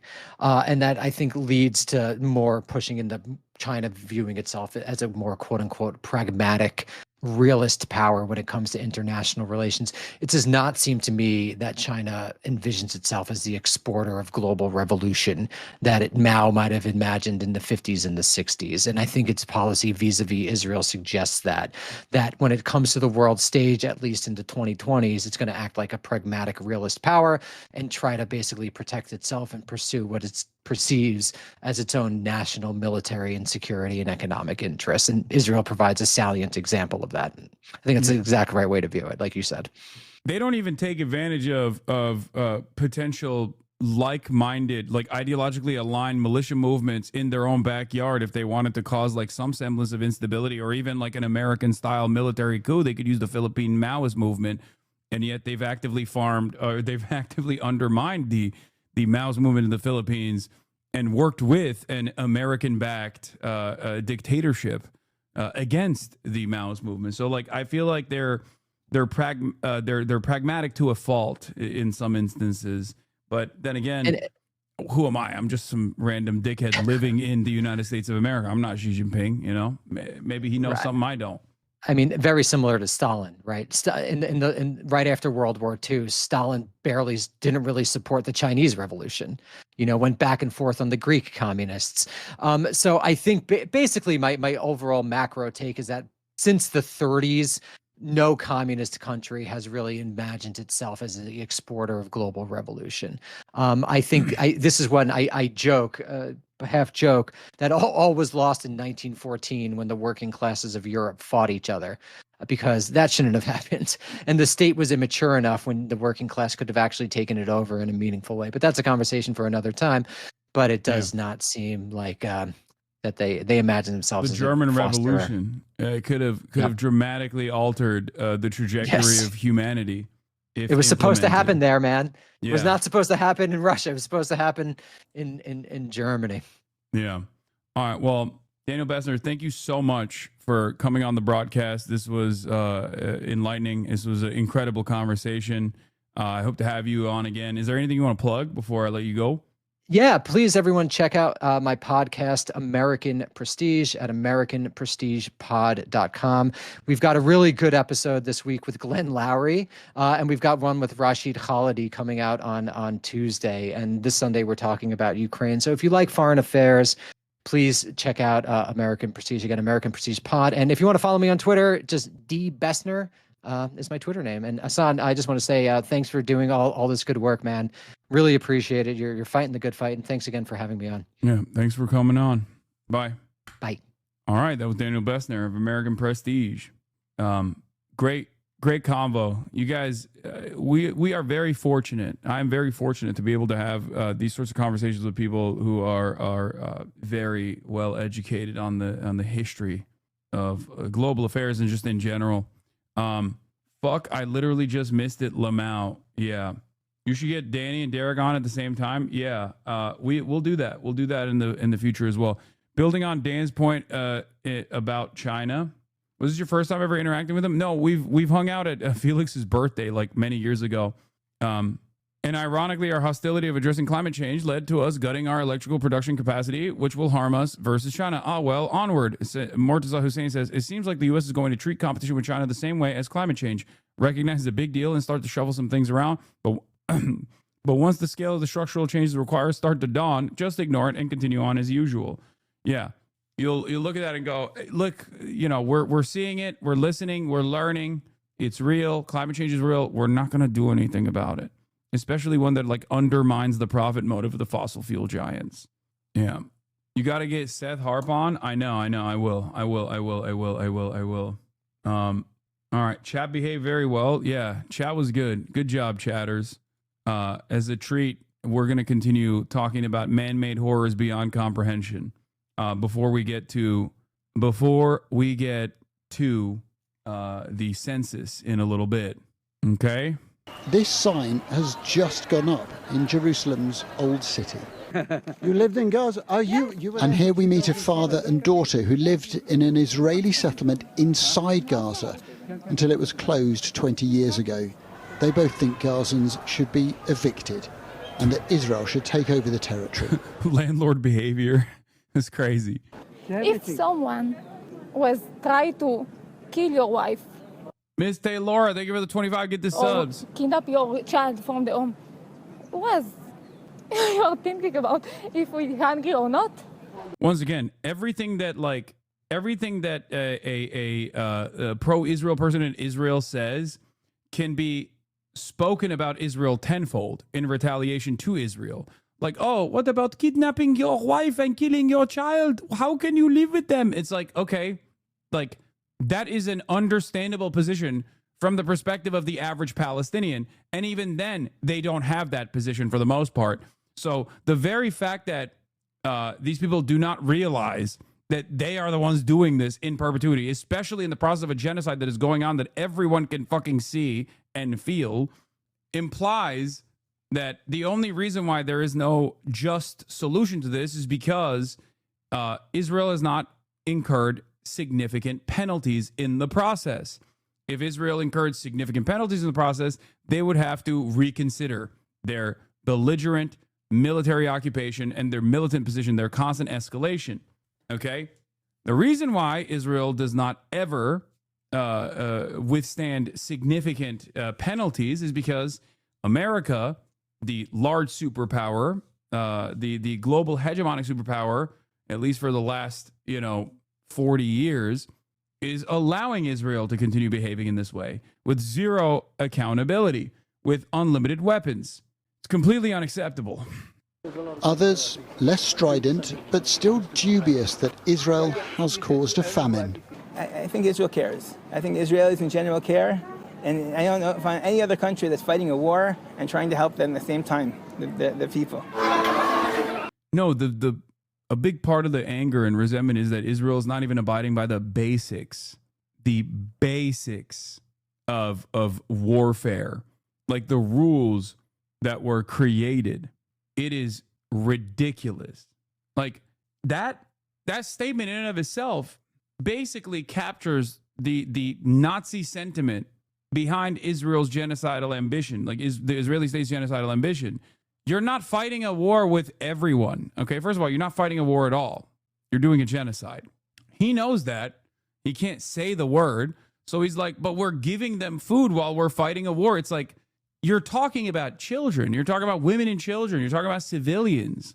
Like, of course, you are supposed to not treat this as an aberration that needs to be excised forcibly, but instead just local occupants of this land that deserve to live free of Israeli cruelty and Israeli violence. It's so strange that people don't see this reality when Israelis themselves are the first to admit it. The IPC report says death, starvation, and deprivation are evident on the streets of Gaza. But on the outskirts of Gaza City, the Israeli military is slowly massing forces, ready to encircle this cursed place. If a ceasefire is not agreed, then this city of starving people will be attacked once more. Adam Parsons, Sky News, Jerusalem. Please read the IPC report, cover to cover. Read it in sorrow and in anger, not as words and numbers, but as names and lives. Be in no doubt that this is irrefutable testimony. It is a famine, the Gaza famine. It is a famine that we could have prevented It is a famine that hits the most vulnerable first, each with a name, each with a story, that strips people of dignity before it strips them of life, that forces a parent to choose which child to feed, that forces people to risk their lives to seek food. It is a famine that we repeatedly warned of, but that the international media has not been allowed in to cover, to bear witness. It is a famine in 2025, a 21st century famine, watched over by drones and the most... Who's causing this famine? No, they're saying it's Israel. I feel like they're... Am I wrong? Am I misunderstanding? Am I being too hopeful? I feel like they are saying Israel is doing this. Like, they're not... Normally, these guys... they're careful. They're perhaps a little too careful with their language in a way that like actually offers protective cover to the Israeli state. No, they're saying it. They're saying Israel is doing this. He said it in the beginning, and I believe he'll say it once again in this conversation. He is saying that Israel is starving the population of Gaza. And it took far too long for them to... Actually, I won't even say that it took the UN far too long, but like... this is the expansive permission structure. This is when the United Nations is actively saying Israel's doing a genocide. Israel's doing a fucking man-made famine. It is impossible for Israel defenders in the West to just continue being like, oh, this is anti-Semitism. UN is Hamas. And all of that will inevitably cause even more pressure to bubble up. That requires, that creates an environment that requires, that demands some kind of change in the positive direction. Advanced military technology in history. It is a famine openly promoted by some Israeli leaders as a weapon of war. It is a famine on all of our watch. Everyone owns this. The Gaza famine is the world's famine. It is a famine that asks, but what did you do? A famine that will and must haunt us all. It is a predictable and a preventable famine. A famine caused by cruelty, justified by revenge, enabled by indifference, and sustained by... No, it's not a famine, though. Famines are natural occurrences. No, they're saying it's a man-made famine, dude. Come on. Okay. They are saying this is a man-made famine. It is forced starvation that Israel has designed. They're saying it, okay? The only other thing that they're not saying is that, or at least saying out loud as of this point, and I don't think they ever will, is that America is doing it. Make no mistake, they have no issue with other members of the Security Council when they behave in fucked up ways. They call them out. Russia gets called out. China gets called out. America seemingly doesn't get called out. America is the major responsible party. When he says complicity, he's not actually defining who is complicit. He says, oh, we're all complicit. And to a certain degree, that's true. We have some semblance of culpability here. But if you look at the parties that are involved directly, it's Israel, number one, of course, but America is a very powerful number two. So much so that maybe America is number one and Israel's number two. Complicity. It is a famine that must spur the world to more urgent action, that must shame the world to do better. It is a famine that therefore also asks, and what now will you do? My ask, my plea, my demand to Prime Minister Netanyahu and anyone who can reach him. Enough. Ceasefire. This is low-key the UN doing the "if I was your mother" to Vladimir Putin. Remember that tweet, that video? Vladimir Putin, if I was your mother, I'd embrace you. Like, yeah, dude, you're gonna... Please reach out to Benjamin Netanyahu. He can't hear the cries of starving children. No, dude, he goes to sleep with that playing on repeat, okay? That's not... He knows. He loves it. He's fucking fantasizing about more of it. The crossings, north and south, all of them. Let us get food and other supplies in, unimpeded, and at the massive scale required. End the retribution. It is too late for far too many, but not for everyone in Gaza. Enough for humanity's sake. Let us in. Thank you. Also, Speaking of mechanisms of control, TikTok updated its guidelines 15 days after hiring a former IDF soldier and proud Zionist to fight anti-Semitism. Calling the IDF terrorist now violates community guidelines, even though it's literally real. That is true. That is exactly what it is. They also changed all racial supremacy as hate speech to only white supremacy, they say. I don't know how hard they're going to go after that. I don't know how valid that is. But some changes are obviously going to be implemented. That's the reason why they got like an anti-Semitism czar. So it's not surprising at all. Another fat L for China there. Yeah, TikTok is definitely trying to tweak the algorithm in a way where it's that it suits the American State Department so that they just can still keep selling you unlimited labubus. Okay. Here is a friend of the show, Zach Foster, and talking about in under 1 minute how he went from how he became an anti-Zionist.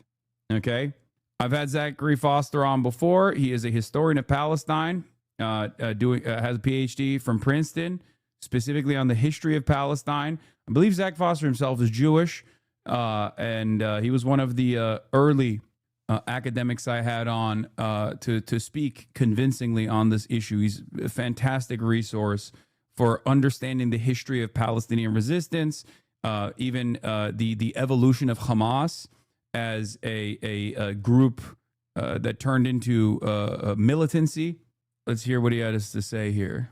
And then I spent a summer 2006 in the Balkans with a group of half Jews, half Palestinians, and I learned that the Palestinians I met, mostly Palestinian Americans, who have a strong connection to Palestine, whose parents and grandparents are from Palestine, who want to return to Palestine. They can't because they're of the incorrect religion. They're not Jewish, so they can't go, even though their parents and grandparents are from there. Whereas me, an American Jew, who may or may not speak a word of Hebrew, who may or may not have any ties whatsoever to the country, who may or may not be able to even identify where it is on a map, I have a quote-unquote birthright to go move there, claim citizenship, get benefits, free language instruction from the Israeli government. Does that make any sense to you?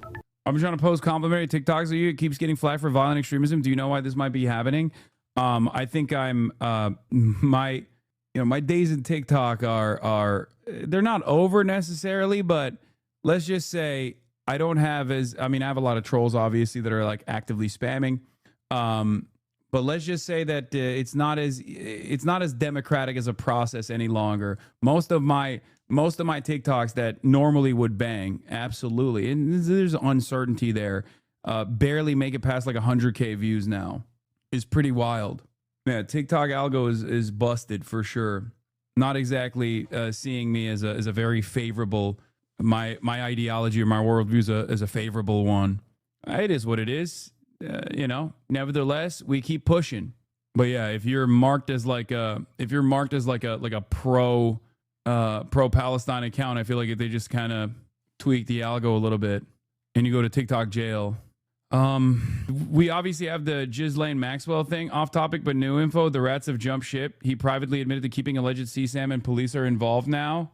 Yeah, this is why I guess people were like, you have to watch the Willie Mack Show's new video. One of Stephen Bono, aka Destiny's previous supporters and collaborators, just reported him to police for allegedly keeping CSAM on his computer and admitting to it. It's because he continued to write. I didn't know this until way later, but the videos she recorded with other guys, the file names are like screen recording, blah, blah, blah. And then he shows me a screenshot of the top of a video clip and says, her boyfriend was recording these on Skype calls. That's absolutely insane to think about him doing all of this if she was 17. Well, this is insane to me because he's saying Rose's boyfriend recorded CP while sending me a screenshot of the alleged CP. So I asked to confirm if he just did that. If you were sending me this, I'm guessing you still have that video. Destiny replies, depends on why you're asking. But yes, I created copies of all of our messages and everything when that court case started. Just to be clear, he's admitting to having alleged CP. Why does this dude think that this is like a good defense? I mean, I don't think that Willie Slop Show actually gives a fuck about anything. I'll be honest with you. I think he's a mercenary, and I think he's just reading the room and realizing that this is a sinking ship that he must jump, because he was like actively defending and sweeping for him for Destiny for quite a while, even after like the initial accusations of the court cases took place. Like he was like kind of critical of him, but not really. He was critical of him in a way where it was like still in defense of him. he has utilized Destiny's community to make multiple fairly successful videos on people like myself and many other enemies of Destiny. He is definitely a fixture of that slop tuber community that we talk about. Like, these guys literally looked at Israel's genocide of the Palestinian population and thought, this is a great opportunity for us to farm some drama clicks. And unfortunately, there are a lot of not very intelligent people who have taken their note from this, because they're just like kind of watching something that's easily digestible, and they go, oh, this is a bad person, we shouldn't listen to him. And now he is jumping ship. So it seems like the walls are closing in. Case started. Just to be clear, he's admitting to having alleged CP downloaded on his computer. He literally has the video open as I'm talking to him. I go, bruh, there's been allegations at least since my last video that she was underage, and you still have potential CP of her? He replies, I have an obligation to preserve relevant evidence, etc. So I created backups of all of the important / relevant conversations. He continues, I don't think I'm allowed to delete it, lol. I don't know if it counts as hiding / destroying evidence. And I reply, talk to a lawyer, that seems crazy to me. Who keeps this sort of stuff on their computer without 100% knowing if they're supposed to or not? Isn't that something you want to confirm? I continued, you just let me know you have CP videos saved to your computer. You knew it was alleged that she was underage. You still have them. Do you see how fucked this is? So now I've confirmed that this guy has child porn on his computer. In my 8 years of reaching out to people over allegations, I've never had anyone admit that to me. The last message he sent me was, 1, I don't even know 100% of her age was legitimately less than 18 when these were taken. So basically, he's not 100% sure if he has child porn on his computer. He's just 99% sure. Got it. 2, I'm pretty sure I have an obligation to preserve stuff related to my court case. I've talked about it with my lawyer already, specifically with regards to the Rose stuff. So he went from, I don't know if I could delete this, to my lawyer says it's totally fine to keep. I don't know the law, but the idea that his lawyer would tell him to hold on to CP for a civil case just doesn't seem likely to me. I don't know. LawTube can figure that out. 3, if something were to come out of this, I don't know if I'd want to wipe everything and not have something to turn over to the authorities. If hypothetically, whenever a political creator is about to give a hypothetical, you know you're about to hear some weird shit. If hypothetically her boyfriend or whatever was actually trafficking her or getting her to fuck other dudes on video for him, and if there was ever some kind of investigation into that, am I hurting the chance of looking into him by deleting all of this stuff? Oh, so now the reason he's keeping the CP. Yeah, no, there's a justifiable reason for it. He actually has the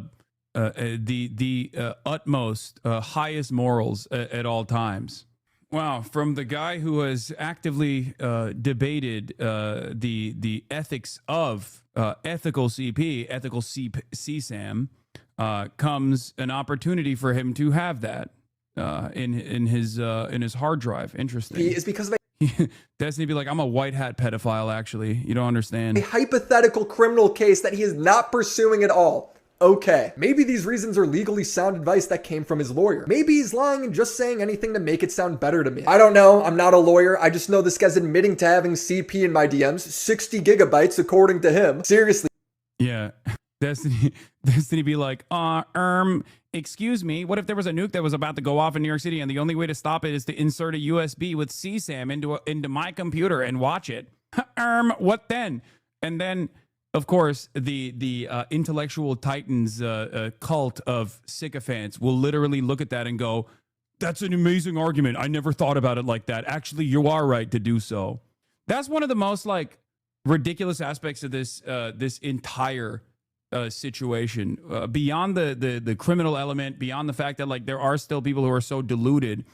If your entire fandom revolves around you making the best argument possible and ritualistically humiliating your interlocutors in the marketplace of ideas, and you can't even come up with like a convincing counter narrative here, then what do you have? You have nothing that remains. Like a couple of the reasons why people still hold on to this idea that like Destiny's a force for good, actually, even though he's just a little bit of a gooner, was because, one, he is actively de-radicalizing people, right? He is so effective at de-radicalizing people. I've seen no evidence of this, okay? I've seen no evidence of this whatsoever, especially because like he still holds a lot of reactionary perspectives. He just says, you know, you can say the N-word as a white guy and shit on marginalized people all the time, except, you know, you just have to vote Democrat while doing so.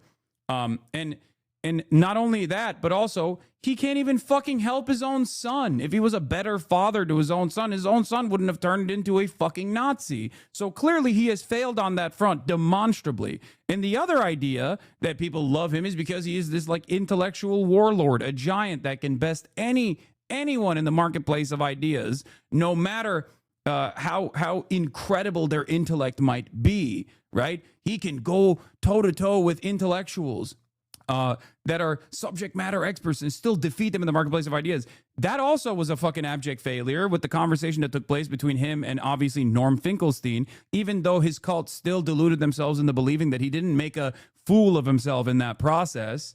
Okay.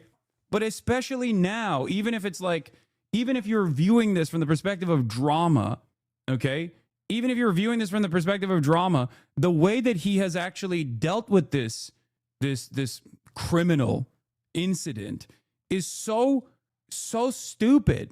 I brought up one of the examples yesterday. Okay. No hate, big dog, but I really think that if you or any other debater would debate a lawyer, you would lose. Wait, what? Debate a lawyer? What? I don't know what you're even saying right now. I didn't say I'm gonna debate a lawyer. What? I don't even know what you're referencing. But what I'm trying to say is, with respect to what Destiny's been trying to do in the last couple of days, as he's like flailing around and trying to defend himself, he's gone back to his old tricks. Number one, what about Hasan? Okay, that's always the thing that has helped him. No matter how ridiculous, no matter how fucked up something he's saying is, he can always turn around and say, well, what about Hasan? Okay, well, that ripcord doesn't work here. Okay, it's clearly not working because this is like a fucking criminal thing that he's doing. And that hasn't worked. So he has also started the process once again, or never really stopped the process of victim blaming, specifically going after Pixie, who is in a court case as a victim of the distribution of revenge porn. Okay, and he's turning around and attacking Pixie and anyone he can get his hands on, anyone he can like belittle.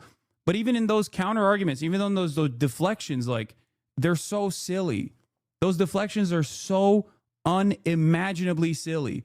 Like, he'll just be like, why does nobody care about the person who potentially filmed this CSAM? It's like, what the fuck do you mean? Why does nobody care about the person who filmed the CSAM? Like, nobody knows that person. You know that person. You have direct involvement with that person. You should be the one who cares. That's not an active deflection. What do you mean? Well, I'm just the recipient of CSAM as opposed to the person who procured it. Okay. Why the fuck do you think that's an argument that actually maintains your innocence? That just means there's another guy out there who's also fucking an awful piece of shit. That doesn't make any sense. You can't turn around and be like, well, Your Honor, I may have purchased it, but someone else made it. And from what I understand, the only reason why they figured out that this person that he was actually sending the revenge porn of others to in solicitation of CSAM and even actively trying to traffic this minor, okay, both are different crimes. That person was 17. And the reason why people figured out that that person was 17 was because he fucking flexed on the haters to reveal information about this person, seemingly, so that he goaded people into figuring out who this person was, to identify who this person was. And then they did. It makes no fucking sense. And now that they did, now he's cooked. Just yesterday, he lied by claiming there was nothing to give to the police. In yet another shocking case of self-sabotage, the Omni liberal claimed yesterday he had no evidence to give to the police regarding Rose. Today, Willie Mack Show posted a video explicitly detailing evidence that Destiny gave him, including file names purported CSAM sent by Rose. Destiny goes on to confess that he has made copies of not just his friend's messages, but all with Rose and all attachments. Would he be incapable of going to the police with these files? If you send me this, I'm guessing you still have that video, he says. He says he's not sure if she was under 18 when the video was taken. The video title just commented on a date that is obviously before is claimed to be her 18th birthday. As if this couldn't get any more bizarre, Destiny goes on to tell Willie that the reason he is preserving this evidence is to help a potential investigation. The exact thing he told Eli B again, he wasn't able to do. Incredible stuff, Steven. Bro, at its most Like there is also like obviously a permanent victimhood narrative here at the heart of everything. It's like he distributes revenge porn that he has filmed both consensually and unconsensually of other people to a random person on Discord in an effort to like fuck that person because he wants to fuck that person. Turns out the person is also 17, which is, you know, extra insane and criminal. Okay. But even in that process, like he's been able to try and present himself as the real victim here. Is like, oh, well, my porn got leaked too. It's like, bro, why were you sending it out? The fuck do you mean? Why were you distributing it? Why were you filming it without the consent of both parties? Why were you distributing it without the consent of all parties involved? This doesn't make any sense whatsoever. But clearly, even though plenty of people initially were like, oh man, I'm actually very upset about this, they still turned around and eventually found that there was a good reason to protect Destiny here, to defend Destiny here, because he's like, his enemies are so much worse than him. Me, ironically enough, that's what they literally think. That I'm like actively terrorizing the country. I'm a hater of America. I want to sabotage America. I'm a terrorist. And he's the only bulwark against like growing communism in the country that they've been deluded into thinking is like a reasonable force to reckon with, or even a scary one at all.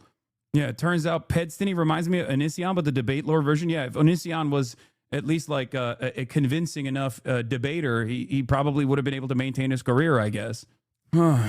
He is trying to present himself as a victim once again in this process too. He's like, well, I was just duped. I was duped by a 17-year-old. I'm actually the real victim here. Yeah, here's the other victim here, primary victim, Drew Pavlov. For God's sake, why couldn't Destiny just not be like this? Bro, I made all these pro-Destiny videos with my face in them. This should be a wake-up call for a lot of people in his cult. This should be a wake-up call for a lot of his orbiters that maybe everything he was saying was a fucking lie from the start. If he always operated this way and you found him to be a charismatic figure, perhaps you were deluded into shaping your worldview around the personal vendettas of a fucking maniac, a sociopathic villain. And I know that cult deprogramming takes a lot of effort, but considering that this is just like someone you have no interest in, someone who you don't know at all, when you find out that they're like a fucking freak, this is a good point of severance, the easiest exit ramp of all time, to be like, yeah, this is my break-off point. Perhaps the things that he was saying and doing all along might have been to serve his own personal agendas, to serve his own personal vengeance mission. Everything he does for himself. It's not like he's like fucking hiding it either. That's it. So, you know, I welcome people finally coming to that conclusion on their own. It took far too long, but it is wild. Yeah. Man has stupid take and claims Destiny isn't a pedophile. Destiny responds by saying, no, actually, I am a pedophile. What the fuck? Trapped in a cave looking for diamonds. That's funny. I'm in the same cave looking for miners. What? What is even happening over there, man? I don't want to know. It's like one of those things that's like so gross that I don't even want to touch that. That's my third rail, you know? I don't fucking, oh God. I feel like I'm staring into the void and it's staring back at me. The guy is also a pedo. Jesus Christ. It's just the ultimate debate pervert tactic. Neuter your opponent by admitting to being a pedophile. I know, but like, I just don't, I don't, his subreddit is deleting posts about it. His cult will never snap out of this. I don't think there is, I mean, I think this has entered a different stage now, especially considering that some of his most like loyal community members and orbiters, a self-described term, by the way, are actively jumping ship, and his community is marginal. It's ultimately very loyal, but it's tiny, and it only works when there are other seemingly objective, other external forces that he can deploy. Like Willie Slopshow is a great example of this. This guy used to be another one of his orbiters. He jumped ship when the revenge porn stuff came out. Many other examples as well. But like very clearly, it's now come to that point. So I think that there is going to be even more pushback from people that are around him. His mods are deleting stuff. Yeah, I know. That's not surprising to me at all. I'll be honest with you. That's not even remotely surprising to me at all. I mean, look at LSF. They also, like, they're very good at brigading Reddit. I'll give them that. They're very good at brigading Reddit, and they're very good at, like, creating an environment of plausible deniability. But there are certain things that you just can't continue doing when the crime is far too severe. It usually leads to people even in your own community going, nah, that's gonna fucking tarnish your good reputation forever, and it should. The only reason why I think it's gotten to this position is because there was never accountability. For far too long, he just kind of got away with doing stuff like this, because it's not the first time he's done shit like this. I mean, there are so many different clips of him just like openly talking about how he thinks 15-year-olds are hot. So many messages that he's put out there, and people were able to just like avoid seeing this, avoid recognizing that this was like weird behavior. So he said in a leaked chat, I can just meme it away and they'll believe me. Yeah, I mean, he thinks his audience is comprised of absolute buffoons. That's true. Like, he genuinely thinks that his audience is very stupid, and the remainder of his audience is very stupid. Let's be real.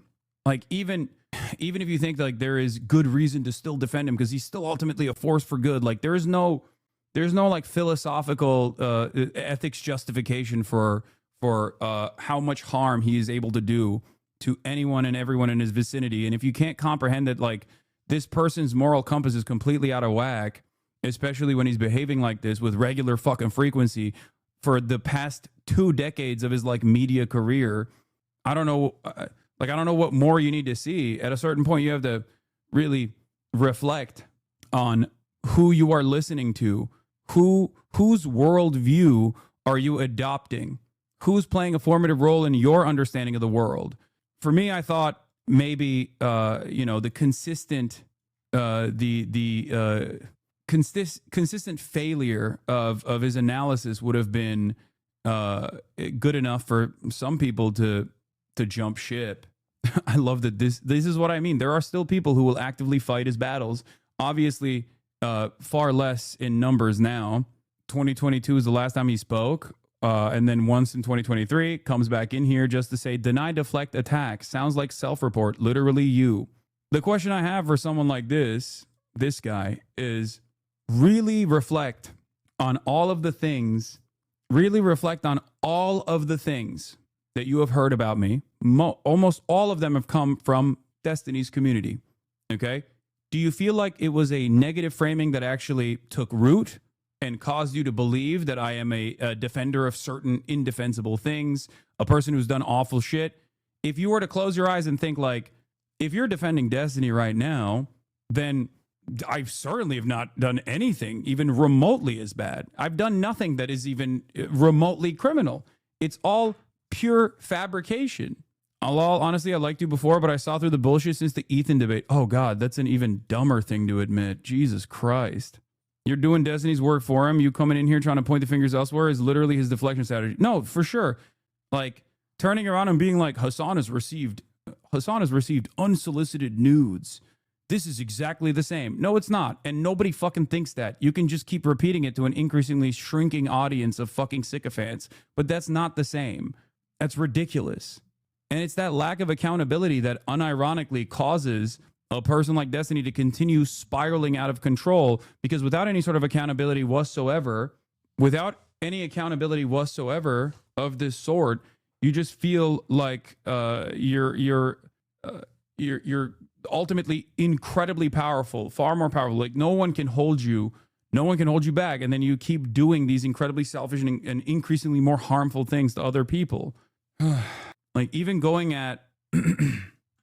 through the process, it's like I bought a house for myself and my family. People make up that my father is a billionaire. He's not. But even if he was, it still wouldn't make any sense as like a reasonable point of contention. He's not. I take care of him. I take care of my whole family financially, and I'm very fortunate to be able to do so. Hasan doesn't donate, or if he actually donates publicly, then it's actually just for show. All of his fundraisers amount to nothing. Hasan doesn't go outside. Okay, when he goes outside, he should get arrested for violating laws. Like, it's At a certain point, you have to realize it's not even about politics. You just like have developed personal enmity towards a content creator for no fucking reason whatsoever. You just were primed into feeling this way, and you made it into a much larger issue in your mind and in the communities that you frequent. The greatest example of this is the whole idea that like I was going to go to jail or something because they were saying I was like threatening to kill a random chatter with a gun. That wasn't the case at all. Someone had issued a death threat, and I jokingly flashed my airsoft and said, good luck. And that is a perfectly normal thing to do. That is, you know, it's not like a death threat at all. And they tried to, they whipped themselves up into a frenzy thinking Hasan is going to go to prison any day now. Any day now. And it, of course, it never happened. Why the fuck would it happen? That's ridiculous. Me saying, even if it was a real gun, me saying like, I'm going to defend myself. So to someone who is issuing a death threat as I was laughing is not, you know, that's not a bannable offense at all. But for some people that only get their notes from like Asmongold, Ethan Klein, and Destiny's community, they thought this is it. This is the moment that he goes down. But that moment never came. But that resentment still continued, and it probably festered, and it grew in that process because then you said Hasan is an unaccountable force. He must control the media. Okay? Take accountability for mistakes. Literally admit when you're wrong, and that's it. Not gonna lie, the speed of that snipe is crazy. Not really. Literally, when even flashy, you're on Twitch, not Kick. Plausible deniability. Wait, what? I am on Twitch, and I did it on Twitch, and I didn't get banned for it. And the reason why I didn't get banned for it is because I didn't do something that was bannable. And the very same people that actually loved when Moist Critical did it to Sneeko fucking hated it when I did it to a random person that was coming in here to issue a death threat to me. One must ask the question, why? Because a lot of this stuff online is just parasocial activities, okay? You identify with a content creator and you develop a personal relationship with a content creator that doesn't actually exist. And then you think that there is a real issue when that favorite content creator turns around and says, this is a real issue. And then you go and you wage their battles at his behest. But it doesn't actually go anywhere. So then when it doesn't go anywhere, you go, well, there's got to be an alternative reason as to why this didn't go anywhere. It's not because my favorite content creator was wrong and he actually made a mountain out of a molehill. It must be because he has a tremendous amount of power. He must be all powerful. He must be controlling. He must be the puppet master behind Twitch. A lot of these people rightfully call out the Republican Party and the MAGA cult. They call out the MAGA cult for how insane it is. They call out Republicans for how uneducated their decision making is. And yet, they have deluded themselves into thinking in an identical way that just makes no sense whatsoever when it comes to someone like myself. They can't comprehend it. They're like, why is mainstream media not aware of this? Maybe they just didn't watch the right YouTube videos. Or maybe they're adults. Maybe they don't have a parasocial relationship developed with the content creator that is now outed as a pedophile procurer of child sexual abuse material that you did. Maybe normal people who don't spend every waking moment online trying to look for new lolcow targets, okay, adults with a job, journalists, academics and the like, they actually see a guy like Sex Pestiny and they go, ew, gross. Why is he debating ethical CP? Ew, gross. He said that white supremacists should mow down Black Lives Matter protesters. That's fucking insane. Okay? That's it. And they just write that shit off instead of going, hold up, let me hear this guy out.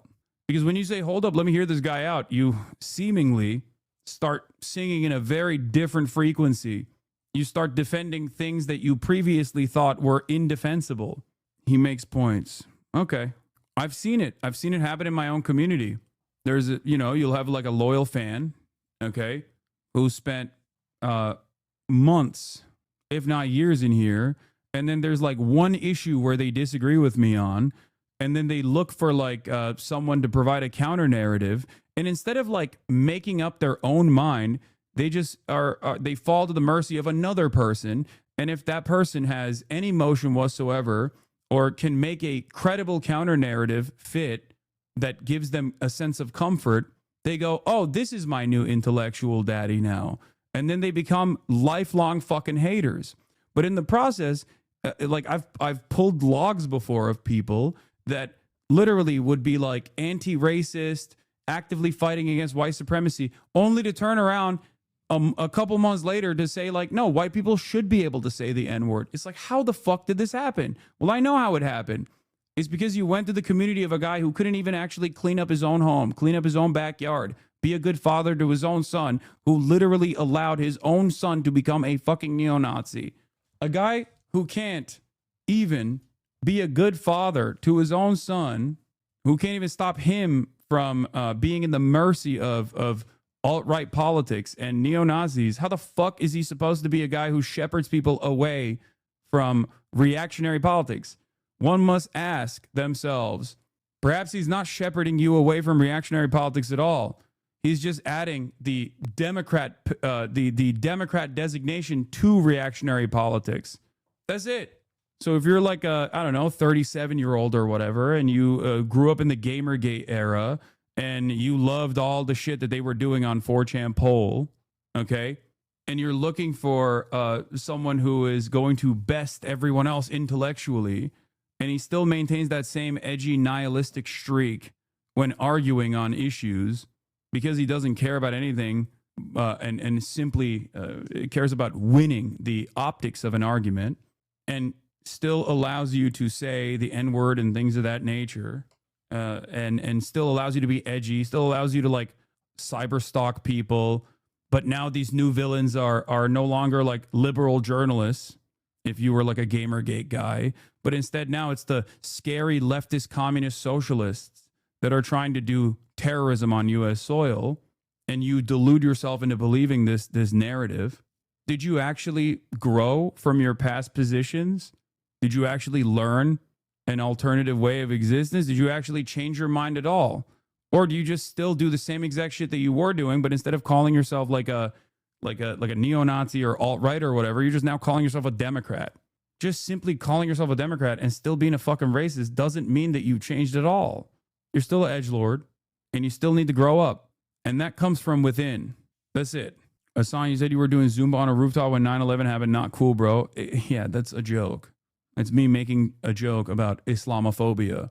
Anyway, so much of this also is just like simply just offering zero charity to people that you have designed as like a permanent enemy, you know? Enough well poisoning. This guy's my permanent enemy. So therefore, even if he's making a joke, it's like very clearly, I'm going to take it seriously. I'm not even going to think about it. I'm not even going to think about like what that might be about, you know? It's 2001. I was 10 years old. Are you fucking stupid? I was in Turkey. What do you mean? I was trying to make a joke. My bad, dog. My bad, gang. It's all good. Sorry for popping off on you. 2024 response thread, if you want to compare it to this year. No, I have it right here. The HasanAbi Census website. Yeah, I said I gave $7 million with this puff piece. I paid $7 million with the puff piece. Like, it's like taking that seriously. But then again, it doesn't take much. Because there's people that fucking literally think, and we got the Ghislaine Maxwell stuff too, and I'm obviously going to cover that as well. But people straight up, they believe like AI articles about my dad being a fucking billionaire and shit. And it's because like you're actively looking for a reason. I have to pee. But yeah, I'm going to do the census in a second. Hold on. Let's do good California redistricting for a moment, the though. Outcome of the midterm elections next year. California Governor Gavin Newsom signed a bill yesterday which could give Democrats an advantage in that state's congressional races. He says it's all an effort to balance a similar measure that helps Republicans win extra seats in the state of Texas. Ed O'Keefe is following all the back and forth from Washington. Ed, good morning. Tony, good to see you. You know, if you live in some other state, you might be wondering, why does this matter? Well, this political battle's happening in the two most populated states, but it infects the entire country because it's all about the balance of power in Congress. Historically, the president's party loses congressional seats in the midterm elections. Republicans have a slim majority in the House, so they're looking for every possible win. California Democrats moved quickly Thursday to start redrawing the Golden State's congressional map. The move sets up a special election in November. They fired the first shot, Texas. It's in response to a Texas redistricting plan that's poised to shift several Lone Star State districts away from Democrats in favor of Republicans, starting with next year's elections. The GOP hopes to win 5 more of the state's 38 House seats, fulfilling a request by President Trump. Texas Republican Governor Greg Abbott defends the changes, saying he's doing what Democratic-controlled states have already done. These blue states had already gerrymandered their states so dramatically, there's really hardly any Republicans they can squeeze out of congressional districts. Final passage of the new map seems inevitable, given the GOP's total control of Texas state government. But it was delayed by Democratic lawmakers who left the state in protest. We're going to still continue to fight. We're going to take this to the courts. And in doing so, they convinced California Democrats to act. We're responding what occurred in Texas.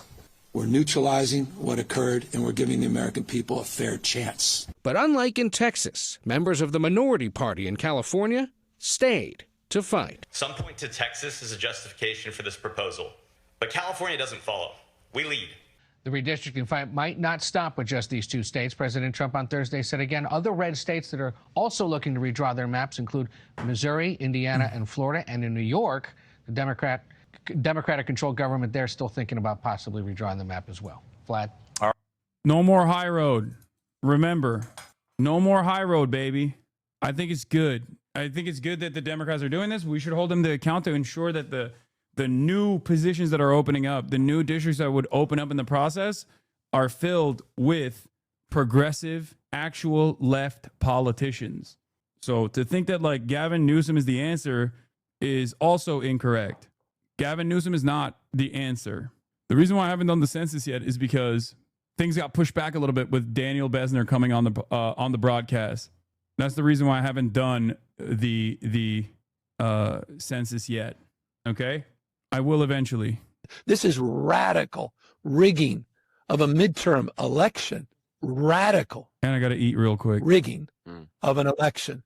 Destroying, vandalizing this democracy, the rule of law. So I'm sorry. I know some people's sensibilities. I respect and appreciate that. But right now, with all due respect, we're walking down a damn different path. We're fighting fire with fire, and we're going to punch these sons of bitches in the mouth. Mr. President, if I got 2 questions for you, one on FIFA, the other one on DC. Let's talk. Can you talk about the economic impact that FIFA will have in these cities, and what's your message to the mayors to get their cities prepared, not only the beautification process, but also the safety aspect? Well, Los Angeles is an example. You know, it's poorly run. We have a mayor there that can't even get permits to the people that lost their houses. Lee Zeldin got every permit. The hardest permit is the federal permit. Within 20 days, every single permit was there for the people to build their houses. But people are writing us and they're saying they won't give us. The mayor is incompetent. The governor's incompetent. You know, Gavin, I know Gavin very well. He's an incompetent guy with a good line of bullshit. And he doesn't get the job done. And frankly, those people want to build their houses. It's terrible. They could have been built. Some of them could have been built already. But think of it, the federal government that has the most complex part, and it's the most complex environmental thing to do. We got it, everybody had it within 30 days. And they're not even close to getting their permits. And now they're talking about taking some of those sites and building low-income housing on them. These are high-end neighborhoods. And I'm all for low-income housing. I built a lot of low-income housing. I know all about 236. I know every program that there is in the government. I used every one of them. I know more about low-income housing than probably almost anybody. And it's great. It's fine. It's wonderful. But you don't build it in Pacific Palisades. You don't build it there, and you don't build it in the other areas that burn down. What a fantasy. So they're talking about putting up low-income housing. And you talk about riots. They're going to... I wish.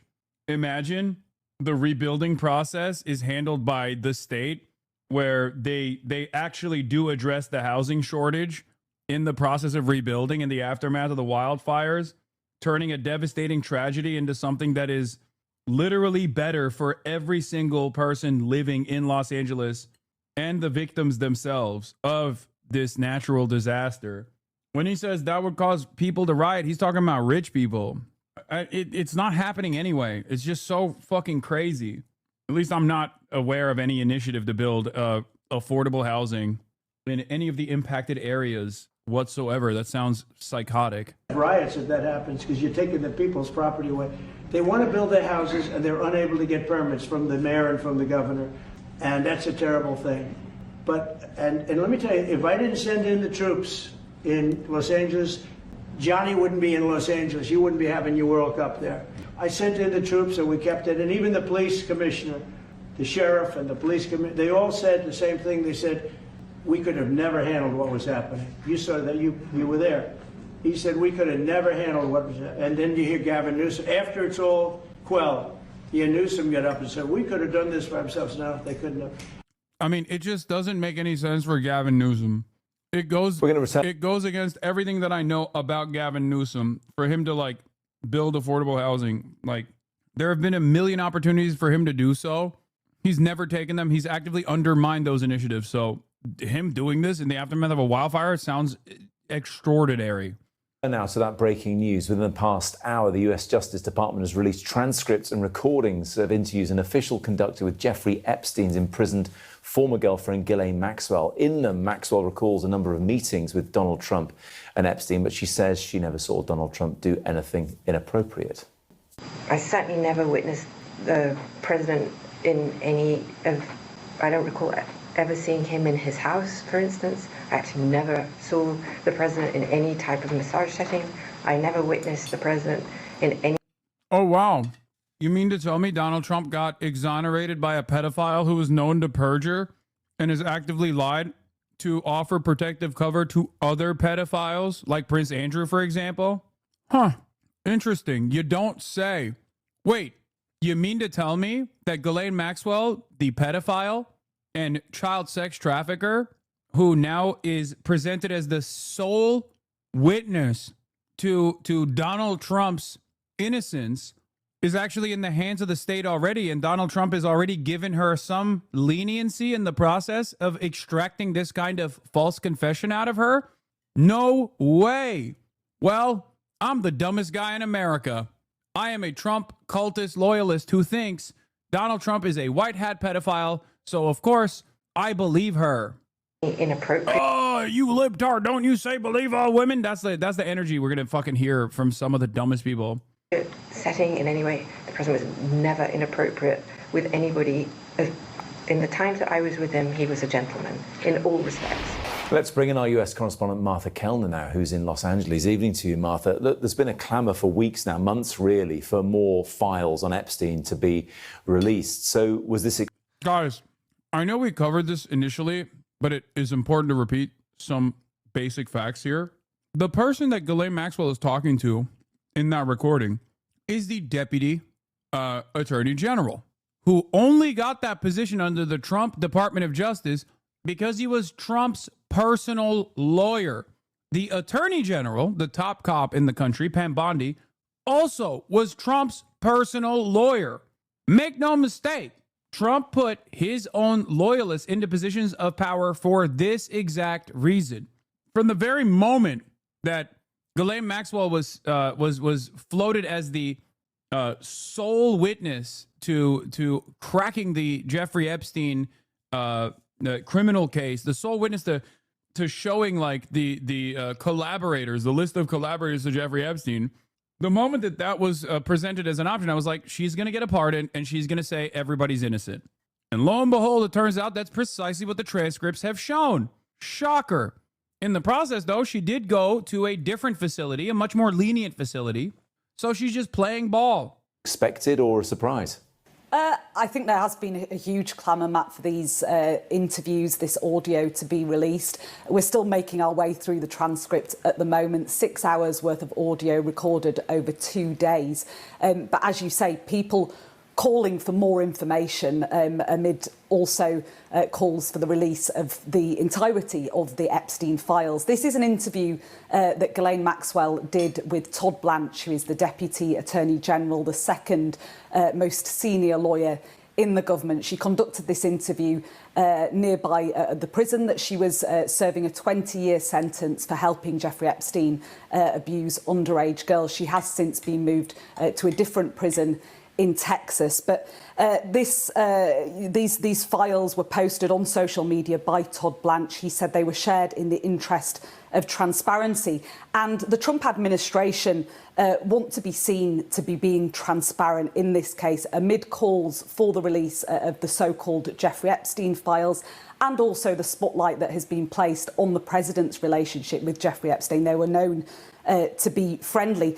On the face of it, as you were hearing there, this seems to be good news for Donald Trump. Ghislaine Maxwell saying she never witnessed. I joked about this, man. I said this as a joke when it was like floated as like Ghislaine being the sole witness, the primary witness here. I said she's going to come out and be like, Donald Trump is the best. He has been so fascinatingly cordial around women and has never been around underage women at all. And that's literally what she fucking said. Yeah.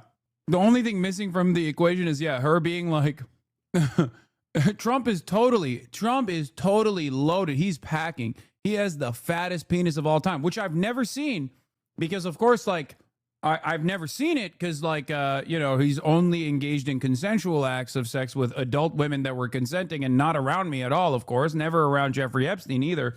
But, like, everyone always says he's got a fat one, you know? He's got a real fat one, dude. Thick 8. That's what they're saying. Please give me a pardon.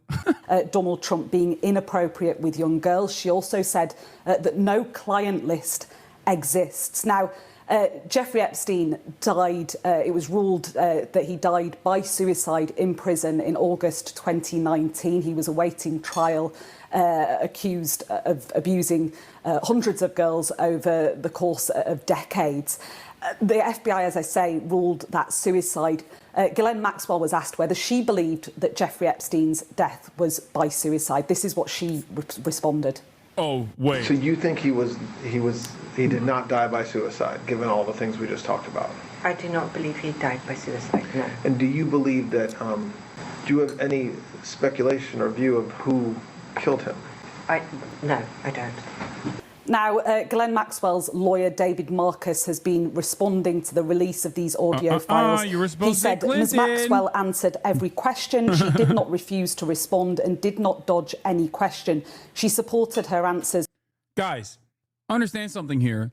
Donald Trump brought the head of a foreign adversary that we are directly at conflict with, Vladimir Putin, to Alaska, specifically so Vladimir Putin could say, I would have never invaded Ukraine if Donald Trump was the president. This man is willing to throw away leverage that he may or may not even have in geopolitical incidents that we have a lot of investment in just so that he can get a fucking I told you so moment. Okay? What makes you think he's not going to offer freedom to a pedophile sex trafficker of minors just so she plays ball and says Trump is a gentleman with a fat hog and is incredibly gentlemanlike around women and has never been around me or Jeffrey Epstein in any other capacity other than being a gentleman? I actually saw him save children from a burning orphanage. If a dude is willing to genuflect to a foreign adversary in a way that is like definitely uncharacteristic of any other leader and simply uncharacteristic of Trump to do so as well, with respect to like how he deals with other foreign ally leadership, simply so that Vladimir Putin can like get a dunk off of Joe Biden, he will absolutely offer pardon to Ghislaine Maxwell. I mean, he did it with the January 6ers.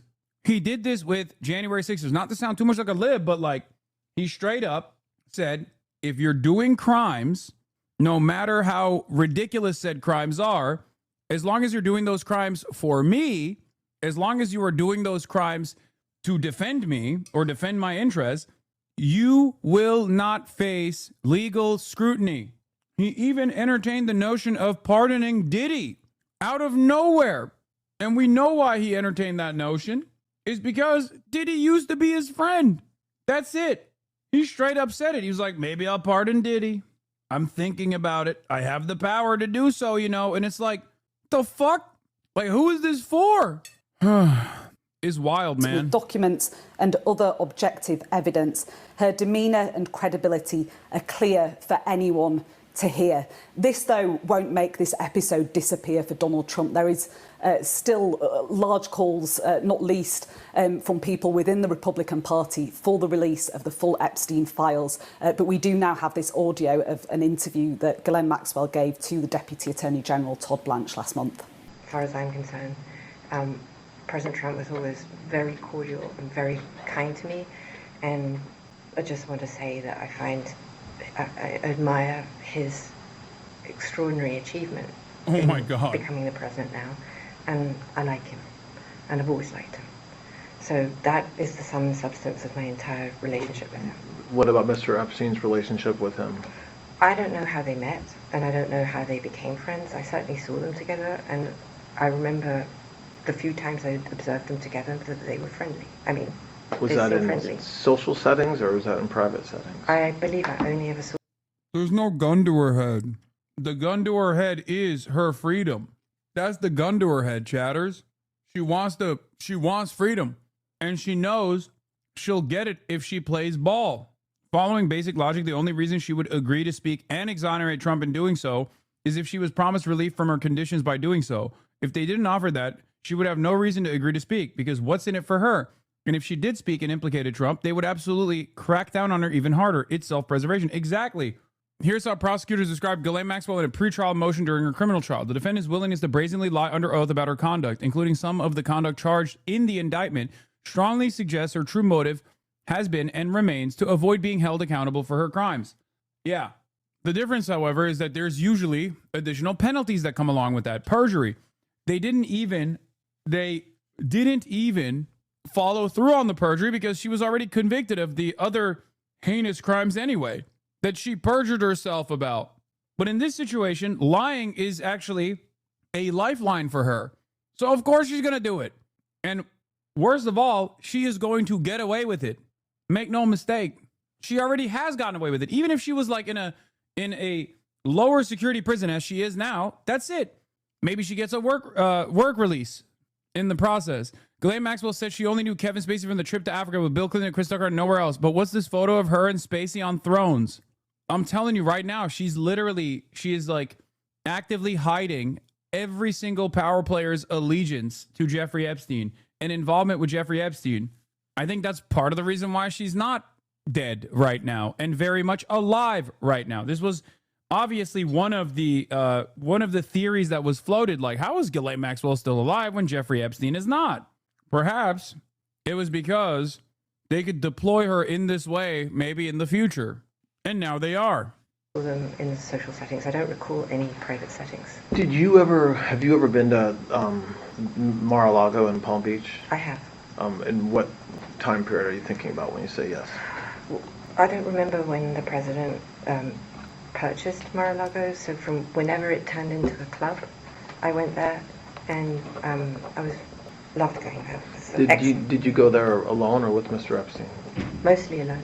Only times I went there was for an event, maybe once or twice. And do you know whether Mr. Epstein ever went there? I believe he did, but again...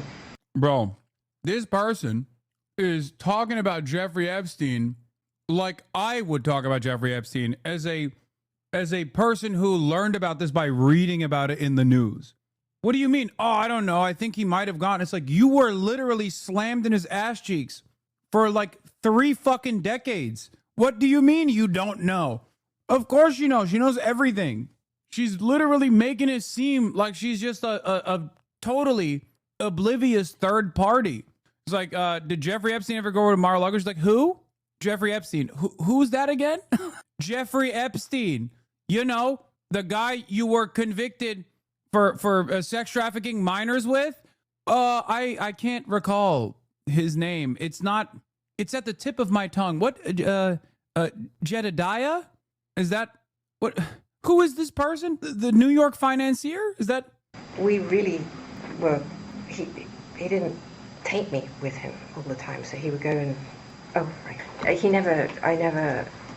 Well, he did from time to time, but he would go alone. I think he would maybe go himself to the spa. I certainly did. Did you ever observe President Trump receive a massage? Never. Did you ever observe, you said that you What was that? Oh, right. What did he do that she responded with, oh, right. Oh, yes, of course. Yes, very nice. Yes, you're so right. You're not far off, top Blanche. But from what you know, you do not believe a camera exists, or a video camera, or a camera that takes pictures inside of any of his residences. Correct. Come on, man. She also tried to clear Bill Clinton. Oh, Trump today. Bill Clinton was on his plane and went to the island 28 times. Ghislaine Maxwell. He never, absolutely never went. Did, and you're not, I think you said you don't. You're not aware of President Clinton ever going to the island. He never, absolutely never went. And I can be sure of that because there's no way he would have gone. I don't believe that there's any way he would have gone to the island had I not been there, because I don't believe he had an independent friendship, if you will, with Epstein. Well, mutually assured pedophilia destruction remains. But of course, as I've stated before, it's too much of a load-bearing pedophilia case to indict the Bill Clintons on. But if there's no red meat for the base here, they're going to recognize that something doesn't smell right. So it is a damned if you do, damned if you don't situation. You out Bill Clinton, and Bill Clinton destroys everything, mutually assured pedophilia destruction. Okay. If you don't give the people Bill Clinton, then they go, what do you mean? Bill Clinton, we know, is a active collaborator of Jeffrey Epstein and most likely a pedophile. We know that already. Why won't you say it? It turns out she went with the protect Bill Clinton route. Todd Blanche, all right, I wanted to follow up about former President Clinton's relationship with Mr. Epstein, not you. We touched on it, but can you just I have a couple of questions about it. What's your understanding of their relationship from what you observed, meaning former President Clinton and Mr. Epstein? I saw them talk. I saw them sit down and have chats about, I don't know. Do you know one way or the other whether their relationship continued without you? Like when you kind of moved on past Mr. Epstein. When did she move on past Mr. Epstein? When did it even like after he died? I don't believe so. Why do you say that you don't believe so? Because I don't think they had a relationship even when I was there. President Clinton liked me, and we got along terribly well. But I never saw that warmth, or however you want to characterize it, with Mr. Epstein insert. So I didn't see. When the Southern District of New York case became public, there was a search warrant for Mr. Epstein's house. There was there was some sort of painting a picture with Mr. Clinton in a blue dress. Do you know where he got that picture of that painting? The first I saw of it was in the press. So you never observed that in his... No. Do you know of any other gifts or paraphernalia or pictures that former President Clinton gave to Mr. Epstein? No. I mean, did he maybe give him a gift? I don't know. I have no knowledge of that. I mean, that's unironically the clearest indication, even for the Trump supporters, to look at and go, oh, this person is obviously lying. And they're not going to think this person is obviously lying to Trump's lawyer, by the way, when Trump has floated the idea of a potential pardon for her, by the way, on just Trump's infallibility and Trump's innocence here. She's lying about Bill Clinton's innocence as well. So clearly she might be lying about Trump too. I say this continues. I mean, have you seen there's photographs, public photographs of Mr. Epstein and President Trump together? Yes. And there's photographs of, I think you're in some of the photographs yes. as well. Those all appear to be social settings. Yes. That's my memory. If there were social settings, I don't know Epstein's, if he had, whatever the nature of the president's friendship, if you will, or however you want to define that with Epstein, I was never witness.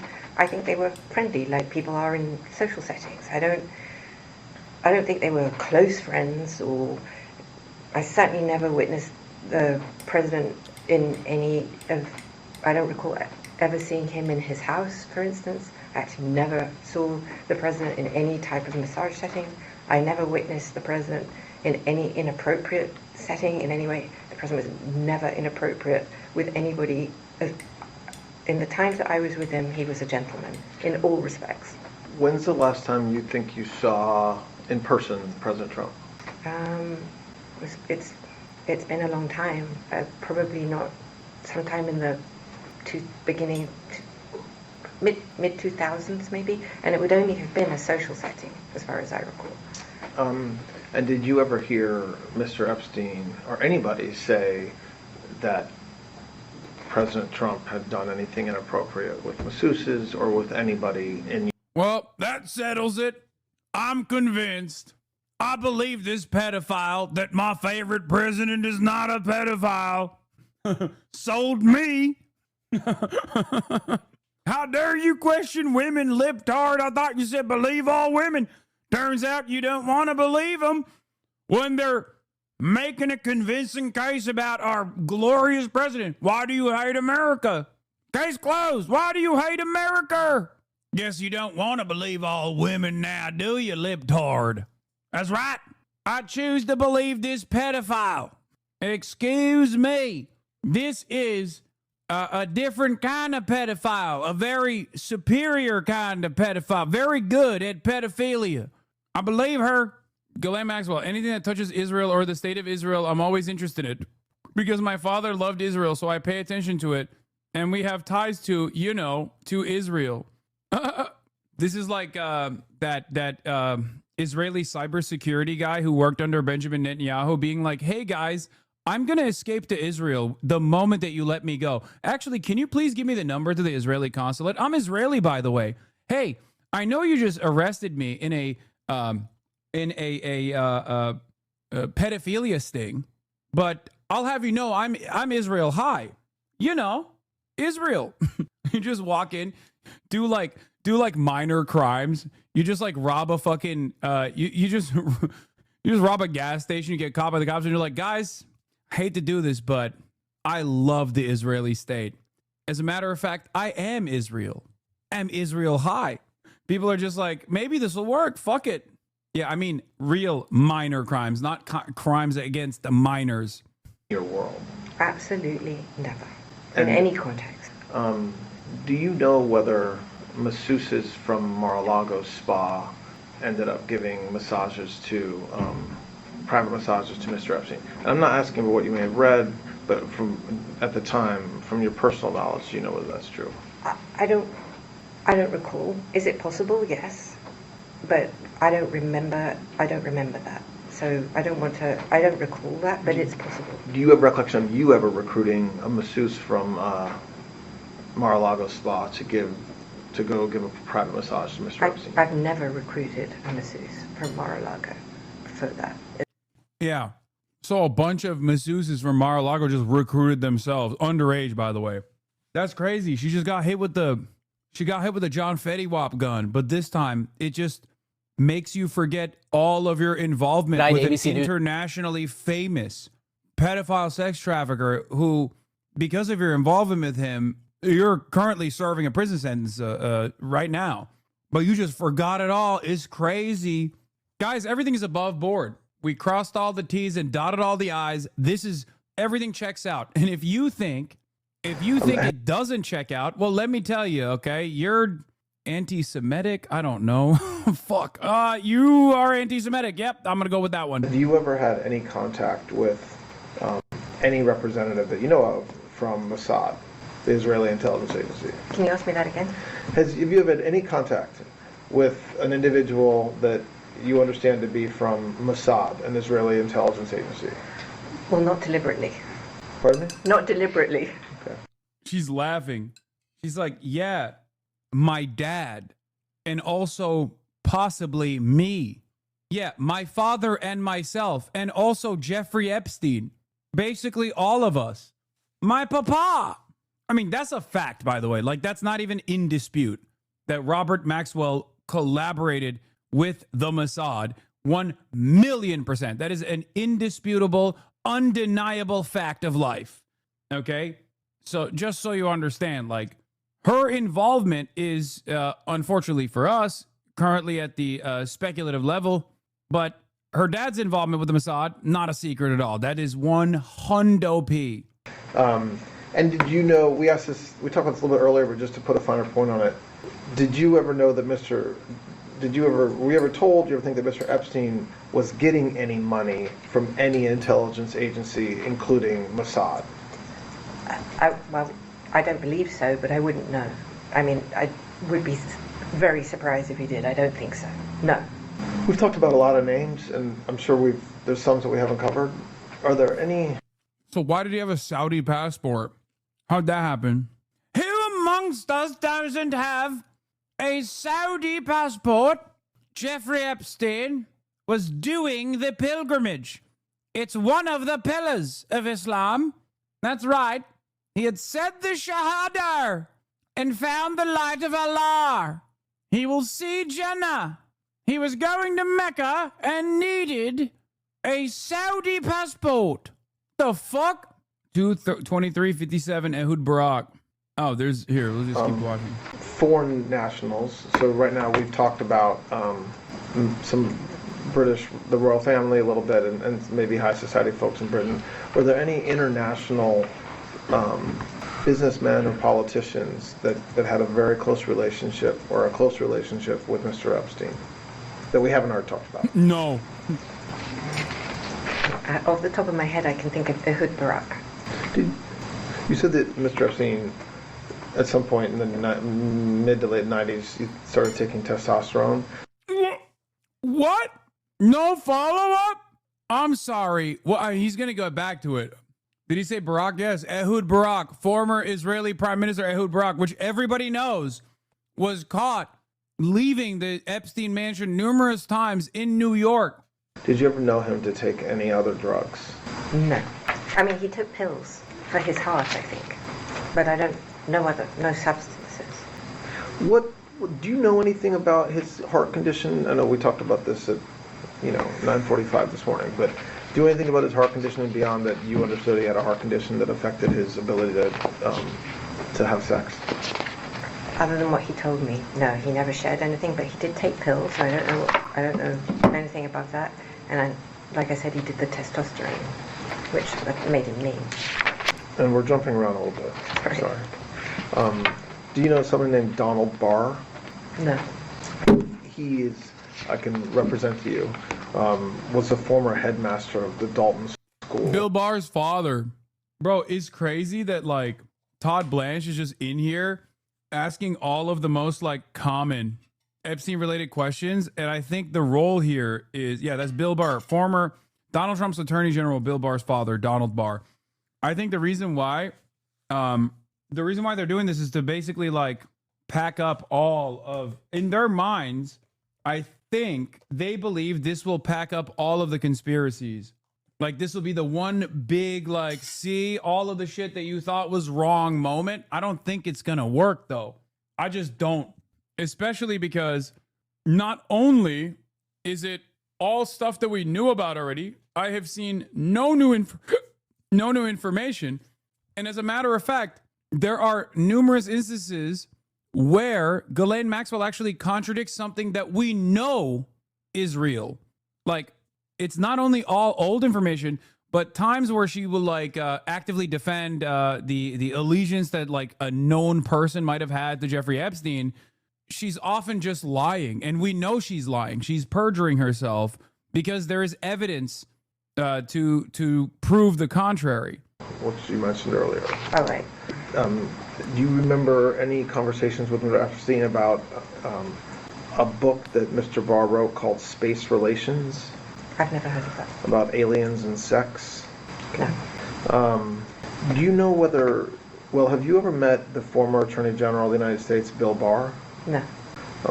Do you remember whether Mr. Epstein knew him or whether his name ever came up in conversations you had with Mr. Epstein? I don't recall any. Okay. Did you have a relationship, or no? I'm using relationship, and I appreciate you don't like that word. Did you know Mr. Epstein's brother, Mark Epstein? Yes. How did you know him? Through Jeffrey. How would you describe your relationship? Close, friendly? My personal? Yes. Not that close, but friendly enough. How was Jeffrey Epstein's relationship with his brother Mark, from what you observed? I mean, they were brotherly, but I think that, I don't know, there had periods when they were closer and then when they weren't. I think sometimes Epstein found his brother irritating. And I think I know the answer is given what you just said about Bill Barr, but did you ever hear any, from Mr. Epstein or anybody else, that Bill Barr had any role in Mr. Epstein getting a good plea deal in Florida, or any role in that process with Mr. Acosta? I never heard that. I think you said this in an interview, but if I'm wrong, forgive me. Do you have a view of Mr. Epstein, of whether he committed suicide or whether something else happened? Can we take a break? Yeah, sure. Yeah, we can take a break. This is too traumatic for my client, and not because of his, not because of her relationship with Jeffrey Epstein. As you can tell, she doesn't even know who Jeffrey Epstein is. It's just that it's traumatic because she just doesn't remember anything, and it's a reminder that she just simply cannot remember anything at all. Yeah, for sure. Actually, it's a good time to take a break anyway, because this will be the last one of the day. All right, so we're going to take a break at it's 2:53, Thursday, July 24th. We are continuing with the recorded proffer of Ms. Maxwell. The time is now 3:10 p.m., Thursday, July 24th. My colleagues have a couple questions I think I may have forgotten to ask you. Most pathetic guy on Twitch, Hamas Piker. Nowadays, this is probably the worst time to say that, you know? Because the people that have this kind of energy can only be coming from one of like 4 or 5 different communities, and many of them are battling their own internal demons at this very moment. Some of them have tarnished their entire good reputation that they've built after being YouTube legends because of their psychosexual obsession. Others have been outed as pedophiles. Some were already outed as being bald sexual assaulters, generational sexual assaulters. Some are no longer the #1 political content creator on the platform after Twitch started tackling bots.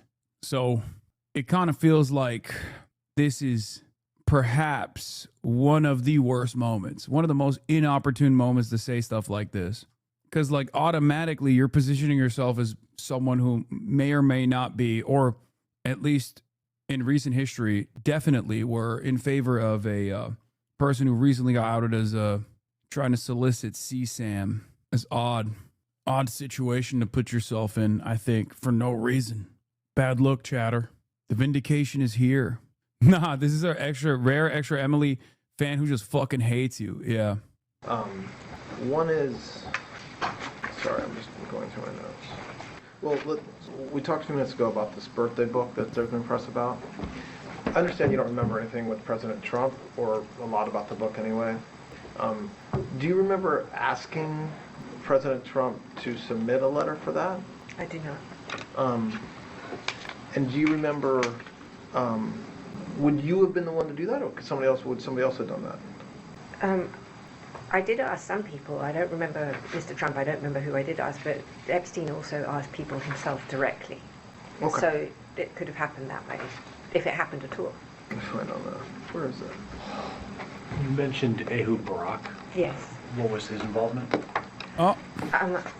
This would have been in the later 2000s, so I do not know how they met, but I do know that they, I don't know if friendly would be the right word, I don't know that, but I know that they saw each other, and only because my father, you know, anything that touches Israel or the state of Israel, I'm always interested in, because my father loved Israel, and so I pay attention to it, and we have ties to, you know, to Israel. When you said indubitably. Ew.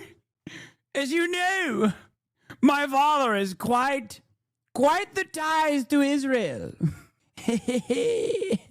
Very interesting. Yeah, we know your dad had ties to Israel. It was later though. Ties meaning friends and family relations. Yes, just simply ties. Your reactions are really shit. Not like my favorite reactor, Hasan Pecker. Yeah, Hasan is better. Hasan Pecker is better. Here, I'll do Hasan Pecker's reaction. Hell yeah, Israel's the most moral nation on the planet. They even want to legalize pedophilia, I heard, and I like that. I want child brides here in America, and also I'm in favor of all of that. We need to give $100 billion to Israel right now. Can we lower the age of consent here, please? Is that good? Is that better? Yeah. I hope Trump comes and deports my wife. She's a bitch. I hope Trump deports my bitch-ass wife, and then all my taxes go to Israel. Was Prince Barak? Do you know what the nature of his relationship was with Mr. Epstein? Damn you, Deborah, you took everything from me. Everything actually belongs to Israel. I don't. Do you know, were you ever with them together? I think I have a memory of meeting Ehud, but I don't know if he was with Epstein or, I don't remember. I just know that I did see him, and I'm struggling to remember the context around it. But if I... Oh, so you're telling me you met the former Prime Minister of Israel, Ehud Barak, someone Jeffrey Epstein had close associations with, and you just simply cannot recall when, how, why that took place. That's crazy. That's a crazy thing. Not a memorable person to meet at all.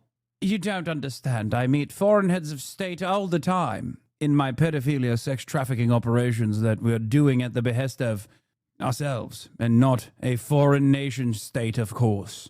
It's very normal. He's very boring. Unremarkable, really.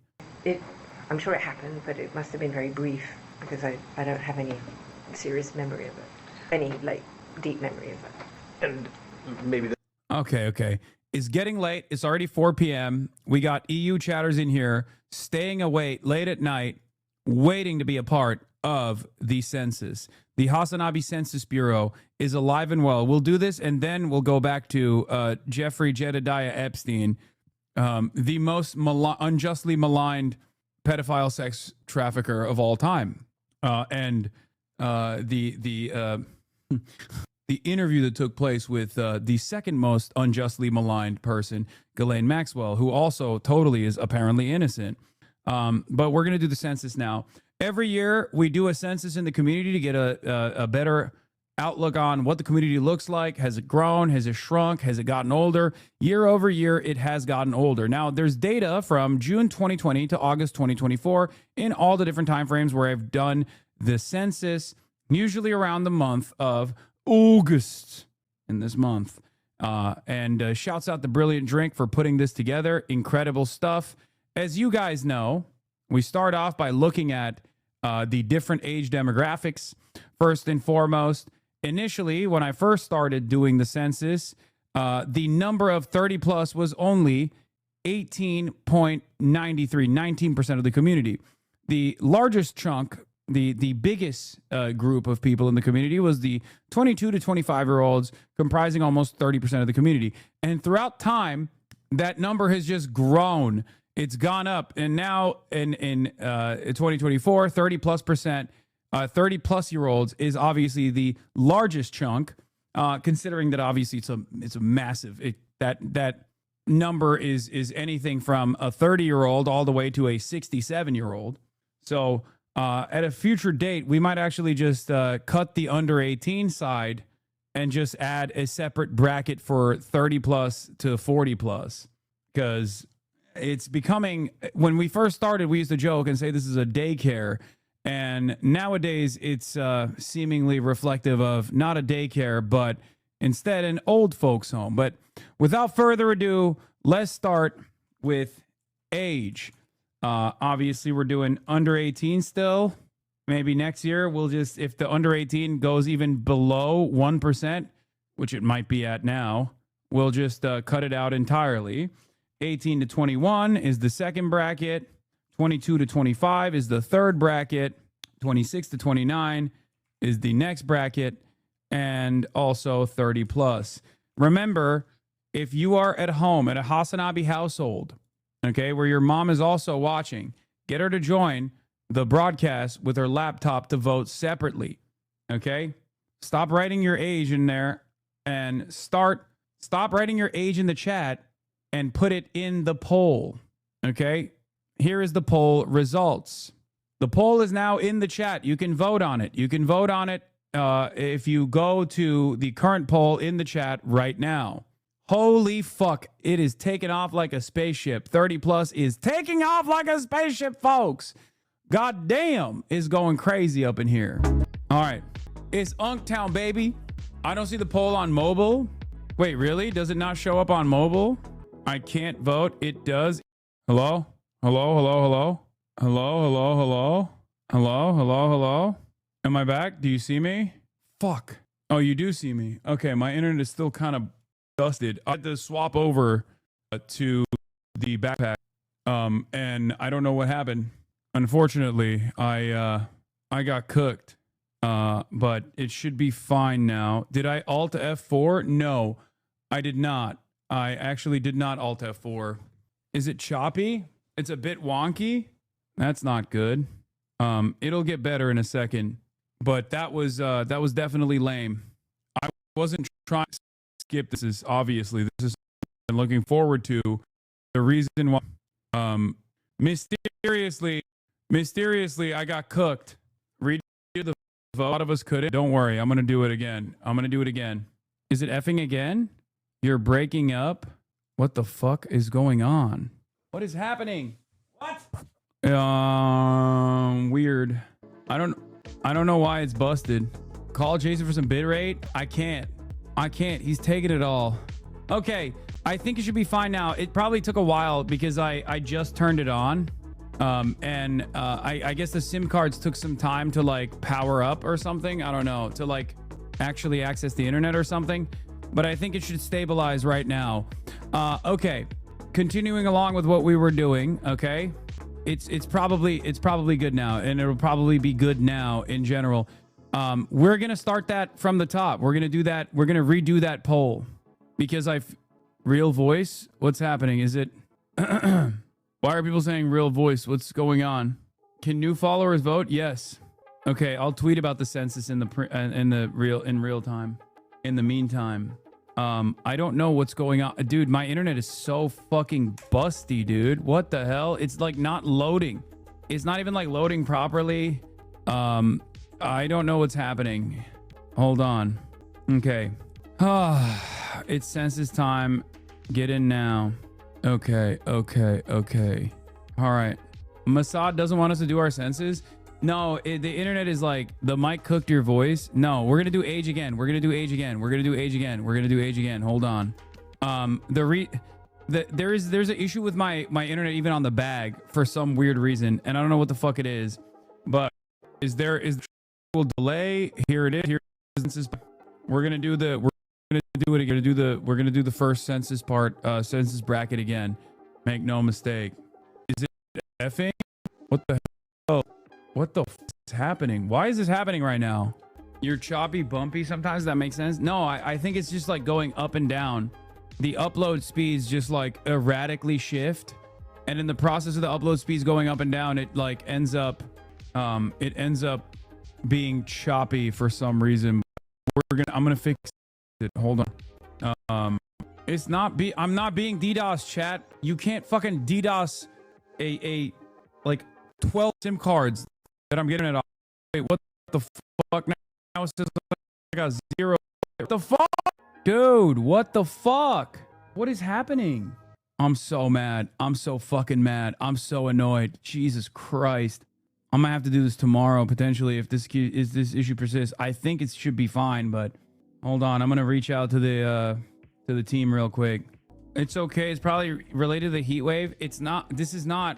I'm not using the infrastructure, the hardwire infrastructure that I have. I'm not using my regular internet. What the fuck is going on, dude? Chat, stop backseating. Cell towers shat themselves. Yeah, that's probably what happened. Okay. Anytime I try to say, oh, we're good, it should be fine now, it ends up being not so good, but I think it should be good now, hopefully. Let's do a delay check. Everybody subscribe right now for free with a Twitch Prime or for $6. Subscribe now. And also spam this number that I'm holding up right now, the number 4. Delay check. Oh, shit. Oh, wow. There's a crazy delay. Oh, shit.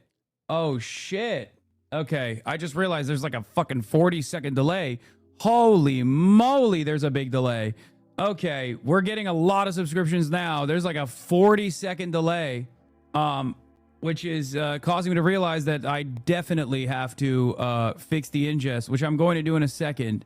I'm going to fix the ingest in a second, and then we're going to do another wave of subscriptions / the number that I'm asking you to spam. Unless I've already lost the internet again. Did I lose the internet again? Oh my god, I'm disconnecting and connecting. Fuck me. Why is it not fucking working, dude? What the hell is going on, dude? Server connection timed out. I have no idea if I'm live or not. I can't see my chat. I can't see my fucking websites. Okay, we're good now. We're good now. No need to panic. My internet is back completely. I'm back on Ethernet. Okay. I don't know what the fuck that was. I don't know what happened there. Just kind of... Okay. Bro, we tried to fucking vote on one goddamn census. They can't hold us back. They can't take us out, chat. They can't do it. All right, we're gonna test out the delay again. Subscribe, and also type this number that you see on the screen, number 3. Testing out the delay. Everyone's typing 4. Why are you? Okay, we got no delay. All right, we're good. Hashtag real viewers stayed anyway. All right. I'm going right into it. God damn, everyone's going crazy with both the subscriptions and the motherfucking 3s being spammed in the goddamn chat. Holy moly, we're back. Y'all thought we were gonna go away. They thought that they could hold us back. They thought that we couldn't do a census, but we are doing a census in spite of all the ups and downs. We're stuffing the ballots, baby. This is the community that got Donald Trump elected by illegally voting for him. Holy Toledo. We had Mexicans. We had Guatemalans voting illegally for Donald Trump. Illegal voting, baby. All right, it's time. It's time to do the poll one more time, okay? We're doing age. Once again, we're doing age because the last poll was totally cooked, okay? Under 18 was at 1%, by the way, and I don't know if we should keep under 18 any longer. 18 to 21, 22 to 25, 26 to 29, and last but not least, plus 30. And I guess we can do a separate breakdown of 30 plus in the future potentially, or cut out under 18 and just do 0 to 21 or something. Okay, new poll, baby. Get it. You can vote on mobile too. It just takes some time. Yeah, we can do 0 to 21. You can vote on mobile. It just takes it just shows up for some and it doesn't show up for all, it seems. I don't know. I have demographic concerns. My community is aged out of the marketplace of ideas. This is a community full of unks now. We're unked up. Not working on mobile, you can't select anything. Can you not select anything? Or you're unk and aunties. 50% seemingly is over the age of 30 plus. 26 to 29 is at 23%. 22 to 25 is at 19%. 18 to 21 is at 8%. And under 18 is at 1%. You can vote on mobile. You just have to refresh. That's what chatters were saying earlier, that you can refresh if you can vote on mobile if you refresh, chatters. Here it is. 13K voted only. Tell viewers to vote. What are you kidding me? 13K votes for fucking 36,000 viewers is really good. That is a way higher participation rate than expected. There's hella people who can't even fucking vote on mobile. 13,000 votes is great. We haven't reached that number of votes in the past, I don't think. There's motherfuckers watching in the car, you know? Had to pull up desktop site for mobile. It don't work. Mobile doesn't work after refresh. Lies. I've refreshed 3 times and it still won't let me select anything. I mean, the poll on, fuck. Not everyone on mobile is able to vote, which obviously cooks the books a little bit. You have to use web. Android won't work. Update your app if you can't vote. Okay, well, that's crazy. But I guess that's one way to do it. But scrap under 18, bro. This year is the year. Next year, we're scrapping under 18. It's over. We're bracketing under 18 to 18 to 21. Or not 18, 0 to 21. But this year, last year, 30 plus was at 43%. This year, 30 plus is at 50%. Last year, 26 to 29 was at 22%. This year, 26 to 29 is still at 22%. Last year, 22 to 25 was at 21%. This year, 22 to 25 is at 19%. And last year, 18 to 21 was 11%. This year, it is at 8%. And under 18 is 1.69%. Now it's down to 1%. Android users are reporting that they're having a hard time voting. So that's a big L for Android users. Here it is, ladies and gentlemen, this year's demographic breakdown. This community has just been, it's the same community. It feels like as our numbers have grown, every year I do this. And as our numbers have grown, every single year I realize that like it's the same, almost the exact same age distribution. It's just getting older. God, Harry Anton, if there was a day for you to tune into the broadcast, today is the day. Holy Toledo! Ladies and gentlemen, I mean, look at that. Look at that distribution. It's like the distribution is damn near identical. It's just getting like the same people are aging through the different brackets. If you started watching me in 2020, you just basically click through these different age groups at some point. You just moved up into the next bracket in the HasanAbi community. We're going to do this next year until it's all 30 plus. We're turning into Japan. I'm realizing that we need fresh blood in this community. How the fuck did this happen? The only time where the under 18 percentage grew was in 2021. And since 2021, all of the cancellations seemingly have eviscerated the young blood in this community. Less fun, older chat, less fun. We're not having fun anymore. We got to do. How are you going to get fresh blood? We're going to do a Zoomer charm offensive. It's literally just the same chatters, which is kind of crazy, which means that in spite of everything, this community has kept growing over the course of the past 5 years now. And in the process of growth, it's just basically kept mostly the same community. Because like back then when I first did this in June 2020 and then in December 2020, right? Originally when I did this in like December 2020 and then December 2021 and then August, July, August, like at this time frame when I was doing it, this was literally like pre-election, post-election, right? And the numbers went from like, you know, when I did it in June, probably it was like 10K average to like 30K average. And then it's just 30K average all the way over here. Sometimes going up, sometimes going down. Dog, Zoomers are between 24 and 30 now too. No, that's true. I forget that fucking Zoomers are unk. I forget that now Zoomers are unk. It's Gen Alpha. Do some more phase collabs, unk.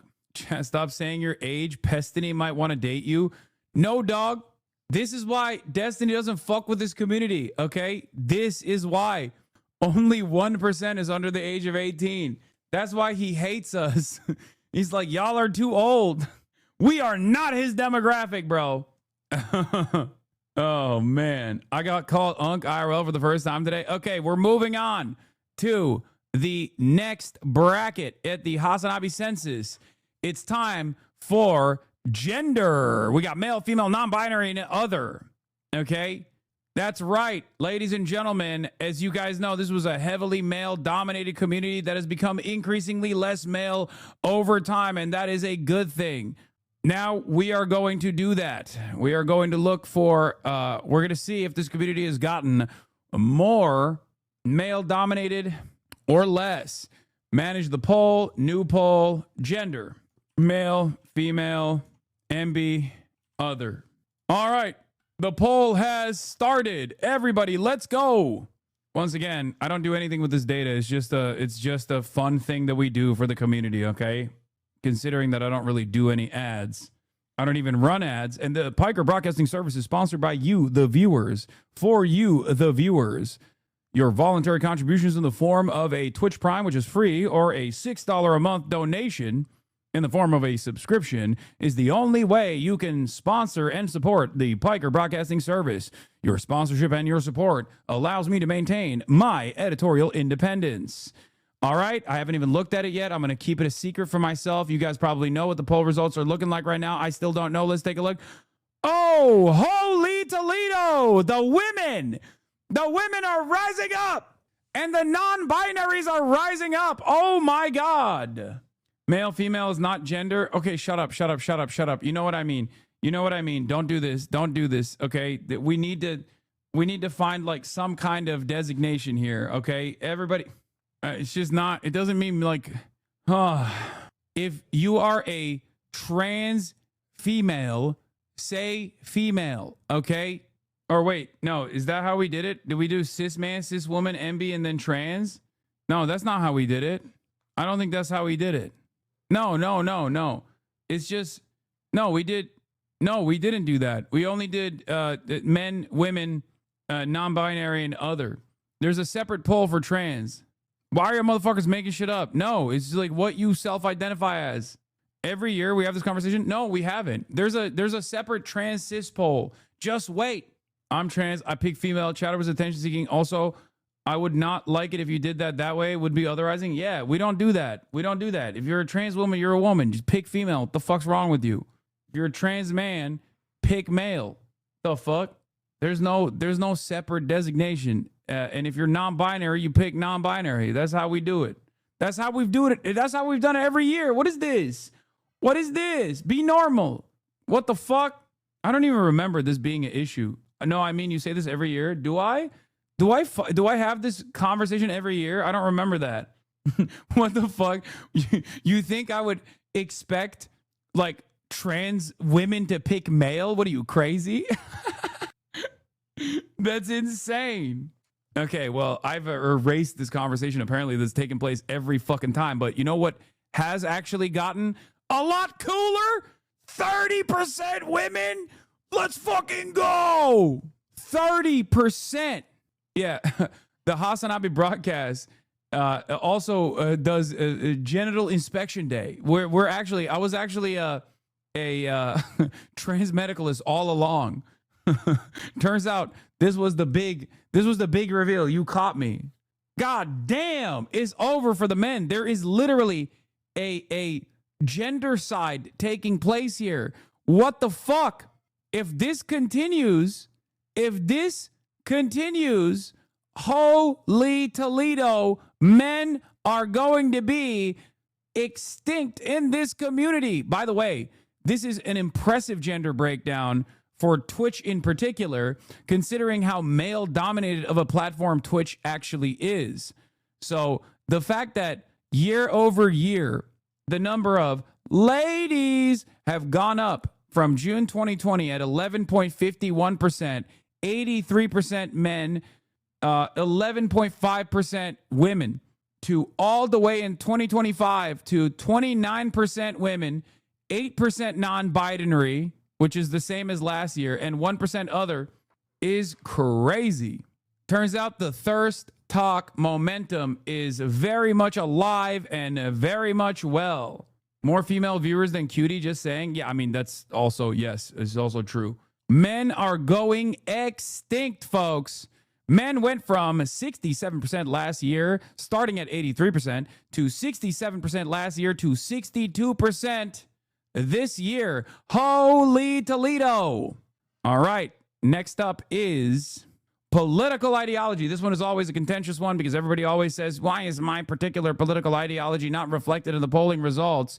And of course, you are not going to get exactly what you want out of this poll, but it doesn't matter. Put yourself in a bracket that you find most comfortable with. Politricks, I say. Politics, more like politricks. All right, we got socialist, social democrat, apolitical, liberal, and conservative. Okay, you already know what it is. Let's get it going. Let's get it twisted. That's how we started off. That's how it's going to be. Don't want to fucking hear about people complaining about the poll results. And as you can see here, initially when I started off in June 2020, we had a 5.24 conservative base of voters. We had liberals at 7.6%. We had social democrats at 35.57%. And socialists were the majority at 51.5%. Okay? And of course, the number of sock Dems have gone down over the years and have maintained 18% in the last two, whereas everybody else have basically bracketed themselves into socialists, with socialism being the 76.5% overwhelming majority year over year, growing from 51% in June 2020 all the way to 76%. Can we get the music back? Yes. The hogs have left or have converted from not being a hog. Oh my God! Holy Toledo! 85%. 85% socialist, 12% social democrat, apolitical is at 1%, liberals at 1%, conservatives at 1%. We need the hogs back, ladies and gentlemen. What is going on?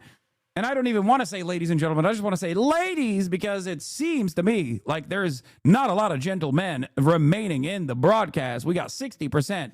It is a gentle side. Men are under attack. It turns out I should be playing this music instead. Turns out the music that I've been playing this entire time was actually not good. I should be playing this instead. That's right. There is a specter haunting the HasanAbi broadcast, and that is the specter of communism, socialism, Marxist-Leninism. Can you read this out for the Android users? Confirmed to work for Android mobile users. Try using /vote in brackets number, where number is the option number, presuming top option is 1. Remember to remove curly brackets. Ladies and gentlemen, if you would like to vote and you are an Android cuck, all you need to do is type in the chat. For Android mobile users, try using /vote and then the number being the option number, presuming the top option is number 1 on the polls. The green boxes will be liberated. I might have to reconfigure these polls for next year as well, because it seems like we don't have any hogs in here, which is something that I am desperate for. As you guys know, at least back in the day, we had 5% of hogs that made up 90% of the conversation, and now the hogs have gone. Where are all my hogs gone? Asmongold's chat, of course. Unfortunately, I wish the hogs would return, at least some of them. We banned all the hogs. All right, that's it. Unless the hogs got converted. There it is. Socialists at 84%. I'm ending it. Socialists at 84%. Social Democrats at 13%. Apolitical at 1%. Liberal at 1%. Conservative at 1%. We have eradicated conservatism in this community. And we have created a socialist utopia in this community. All right, up next is ethnicity. This is another spicy one. A spicy facility, where people get upset and frustrated that their ethnicity is not being properly represented. But you already know we have limitations. Ethnicity, ladies and gentlemen. Number 1 is Caucasian, white, okay? Hispanic/Latiner is number 2. Asian / Pacific Islander is number 3. Black is number 4. And mixed / other is number 5. The poll begins. Most of these are just Turks. All right, ladies and gentlemen, vote away. As you have seen, the number of whites have actually gone up and then maintained stability since 2021. That's right.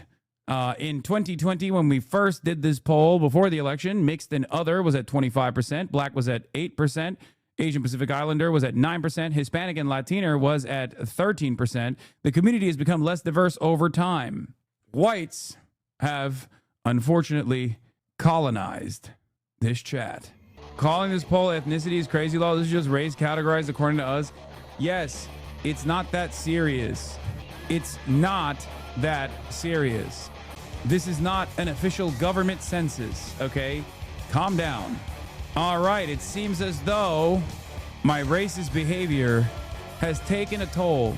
Caucasian is still standing strong at 58%.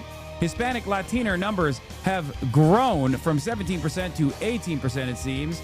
Asian Pacific Islander is also at 8%, remaining strong. And black is still at 7%, whereas mixed and other went from 8% to 9%, it seems. Okay, what the fuck? Okay, this is busted. Okay, all right, there's something wrong here. Bro, this just shows that this community has literally been the same. Every year we have this conversation, and it literally has been like, there has been no difference whatsoever since like 2021, basically. And it's just the same people. They're just getting older. How is this fucking possible? How is this possible? Are we just gonna keep like there's just no new faces around here? Or how does the ethnic the ethnic like demographic breakdown and everything else remain the same and the community just keeps aging? Like there are clearly newer people in here, you know what I mean? We're not, it's not the same 30,000 people. I don't understand. Is it the same 30,000 people? In 2021, you lost all the black conservatives, it seems. The same people getting older, but some people transitioned. Yeah, I think that's what happened. No, actually, this is like shocking. This is literally just the exact same percentage breakdown. Like a little bit more movement for the Hispanic Latino caucus, but Asian Pacific Islander pretty much the same. Like 1319. Now it's 1495. Just more people are voting. And black percentage is at 7% this year, and it was 7.8% last year. Click on some chatters profiles. They're all 50+ month subs / followers. Not bothering to answer anything because I can't see it. I can't see the poll on mobile and haven't answered anything. That's so cute. This guy said, my girlfriend, in parentheses, Asian baddie, by the way, is a new viewer, but she's at work, so she can't vote. Asian baddie, by the way. Okay, bro. Nice, sweet flex, man. You're killing it. Horrible ad break segue. Also, 30-month subscriber. Following since 2022. No wonder the fucking demographics have remained the goddamn same. None of you motherfuckers are bringing in new people, bro. What the hell? Half of the chat has just been here for in perpetuity. Half of the chat has been here forever. We're going to be passing a decade. Motherfuckers are going to be in here. That's crazy. Okay. Caucasian at 58%. Hispanic Latino at 18%. Mixed other at 10%. Asian Pacific Islander at 8%. Black people at 7%. God damn. We ain't moved shit around these parts, bro. Let's do religion. Another annoying topic, okay? Annoying topic that every year leads to some of the funniest conversations that take place about how atheism is not the same as agnosticism, and also that atheists are actually the most undermined, the most unjustly maligned in this community, even though the entire fucking community is atheist. Okay, religion. There we go. First and foremost, we got atheist / agnostic. Then we have Christian. And if you're Catholic, that means you're fucking Christian, okay? Don't even play with me. Islam, Judaism, and other. All right, the poll begins now. What do I do if I'm culturally Jewish but don't believe in God? Just say Jewish, man. What do you mean? Just Jesus Christ. It's up to you, okay? Just make a Redditor option. We really need a black Israelite section. Agnostic really is different, but I get it. Dude, that is the nice bathroom. If I hadn't known you for years at this point and knew that you were a black man, I would never believe that you were a black man after what you just said right here. Okay? Agnostic really is different, but I get it. That is the most white Redditor ass take I have ever. I wish the fuck you would. That's the most white Redditor take of all time. Okay? Excuse me. Excuse me. Nah, you can convert someone that's agnostic but not an atheist. Okay, dude. Where's the Amish section? What the fuck? Sorry. Apologies to the Amish, but you just bracket it off as other. All right, ladies and gentlemen, we got atheist and agnostic from 76% to 74%. Wow. First time we've seen a dip. Or I guess last year to the year prior to last year, there was a 2% dip and another 2% dip now. Uh-oh. What's going on? Christianity is on the rise from 11% to 12%. Islam from 4%, still at 4%. Seems like Islam was much more prominent initially. Okay. It seems like when I first started this broadcast, we had more Muslims. Judaism is at 1%, and it is increased to 2% by 1% to 2%. This year, it's still at 2%. Other is at 8%. Why'd you lose them in 2022? I don't know. I don't know what happened in 2022. This is what Turkey criticism gets you? Nah. Wait, is Christianity on the rise? Were they actually cooking when they said that? Was that not a lie? Is Christianity actually on the rise, chat? What the fuck? It's one of the only demographics. It's the only religion that's grown in this chat. Atheist agnostic has gone down, and seemingly people have converted back to Christianity. How the fuck? Is this a recession indicator? What the hell's going on? Woke Pope, hello? Down by percentage, not by number, though. I mean, that doesn't mean anything. Left-wing Christianity is seeing movement on TikTok. It's time for the yearly recitation of the Shahada. Yeah, we got to get those Muslim numbers up, man. My girlfriend, Christian Batty, by the way, is a new viewer, but she's at work, so she can't vote. Yeah.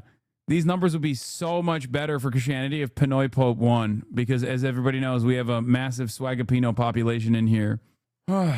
Atheists see non-practicing Jews and Muslims still call themselves that and didn't know they could too.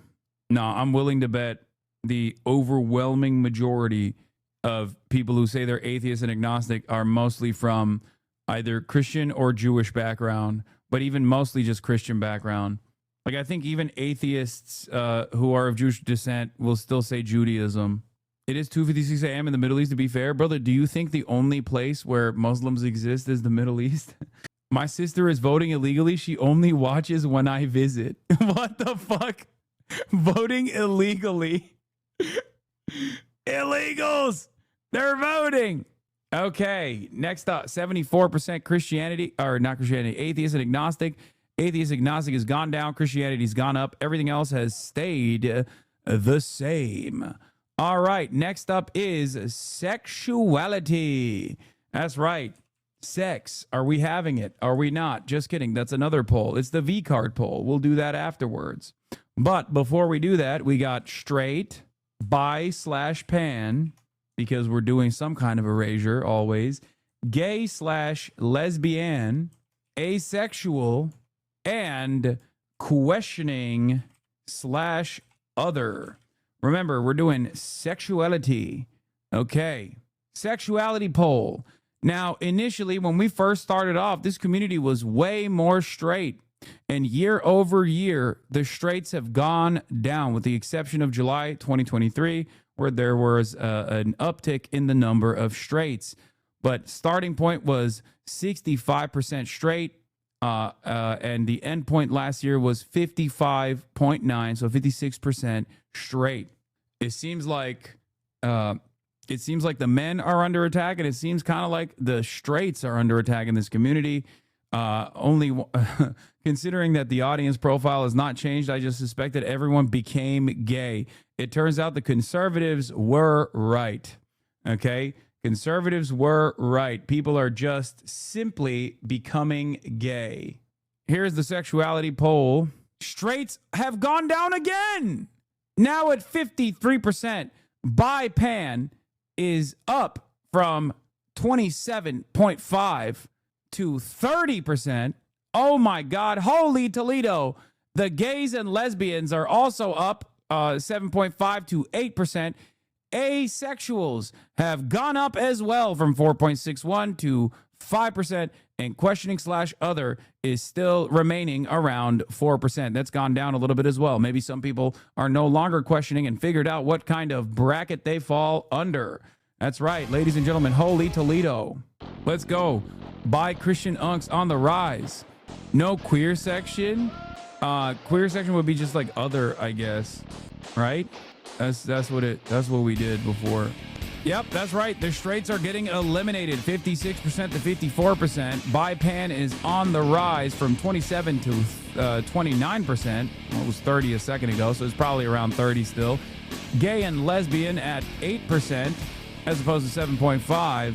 And the ace community has risen up from 4.6 to 5%. We are deleting the straights, ladies and gentlemen. Coming up next is the height category. I don't necessarily care about the height category, but a lot of people wanted to put it in, and we have since December 2020. And I think it's one of the silliest ones because you don't really get anything. You don't really understand anything there, but here we are. All right, I'm ending this poll. Okay, straights have won. height category is the lie category. Why would you ever lie about that? No one can see you. No one can associate your username with whatever your input is. It literally is the most inconsequential thing of all time to lie about. All right, at number 1, we have under 5 foot. At the second category, we have 5'1" to 5'5". At the third category, we have, wait, what the fuck? How did I do so many different ones here? 1, 2, 3, 4, 5, 6, 7, 8. How do I do 8 categories? Wait. Oh, it was the first poll was before Twitch. Is that what it is? Okay. Okay, yeah, we're doing under 5 foot, 5'1" to 5'5", 5'6" to 5'8", and then 5'9" to 5'11", and over 6 foot tall. Here it is, ladies and gentlemen. No centimeters. Can 5'11" chatters get our own category for being so powerful yet humble yet also goated at the same time? Yes. All right, you want me to play CNN America's poll music? All right, ladies and gentlemen. Holy Toledo! Welcome back to Harry Enton doing the polls. That's right. This community has obviously gotten a lot. This community has noticeably gotten a lot taller over the course of many, many years. Going from 6 feet at 27%. No, actually, the community's height has stayed noticeably the same since July 2023. Here is a 5'1" to 5'5" at 17.6%, only to go up to 17.9%. Let's take a look at what the numbers look like right now. You got the under 5 feet coming in at 2%. Not a lot of under 5 feet chatters in here, but their numbers have grown as opposed to last year, going from 1.67 to 2%. The 5'1" to 5'5" category has gone from 17.9% to 21%. Probably an increase in the number of women in the community has also led to an increase of the number of people that are between the height of 5'1" to 5'5" in the same time frame. 5'6" to 5'8" went from 24% to still staying at 24%, and the 5'9" to 5'11" category has gone up from 28.7% to 29%, and the 6 foot plus has actually gone down. That's right, we are chopping the tall trees here. It's the Holocaust. That's right, a tallicide is imminent, ladies and gentlemen. Noticeable decrease in the number of talls, which is good because we don't fuck with the talls. Chop them down. Gravity. The number of 6 foot plus has gone from 27.48% to 25%. Once again, it could be because there are more girly pop nations rising up in the community. That is probably part of the reason why. Having said that, however, we welcome the girly pops to the community. We do not want any talls in the community. El Gonzo Gamer says, my girlfriend is a 6'2" baddie, but she's at work, so she can't vote. Some people think that we've shrunk as we've aged, and that is the reason why. Perhaps that's the case, but I doubt it. All right, up next is transgender. That's right, the trans agenda. Is it alive? Is it well? Is it living and breathing? Let's take a look. In the year 2022, the year of our holy Lord, the number of cisgender chatters was at 87%. And in that time frame, the number of trans chatters have actually increased from 12.9% to 14.3%. Has this community actually done trans erasure? Is Hasan Piker transphobic, as many of his haters claim? Find out more at 7. Harry Enton coming in here live. Wait, what? Okay, it won't let me write cis and trans, so I'm just gonna do this. All right, for some reason. All right, if you're cis, go to C. If you're trans, click on T. That's right, that's pretty simple to understand. I hope everybody understands that. I hope it's not that difficult to comprehend. All right, ladies and gentlemen, holy Toledos all around. It seems like the number of trans chatters has actually increased. As a matter of fact, everybody transgender. Everybody transgender, folks. That's right. Everything computer, everyone transgender. Hold on. Although the trans chatters initially voted in large quantities and large numbers, it seems to me like their increase in the community hasn't been all that significant. It turns out it was only because the trans chatters were very excited to vote. It's gone down in the process of voting from 90% down to 15%. Still an increase, however, from the 14.3% as it was last year. And certainly an increase from 12.9% 3 years ago. Yeah, the trans mirage. Yeah, it stopped the steal. Reporting live. Reporting live from outside of the polling station, we have a trans baddie wearing coder socks. She says, stop the steal. Stop the count, she says. It turns out the initial number of reported trans chatters was simply a trans mirage. All of the vote by mail voters have come in, and once the votes are tabulated, it turns out that the transgender community has only grown by 0.7%, going from 14.3% to 15%. Maricopa County votes are coming in by the hour, with the number of cis chatters growing from, or the number of cis chatters remaining the same. Oh no! The number of chatter, no!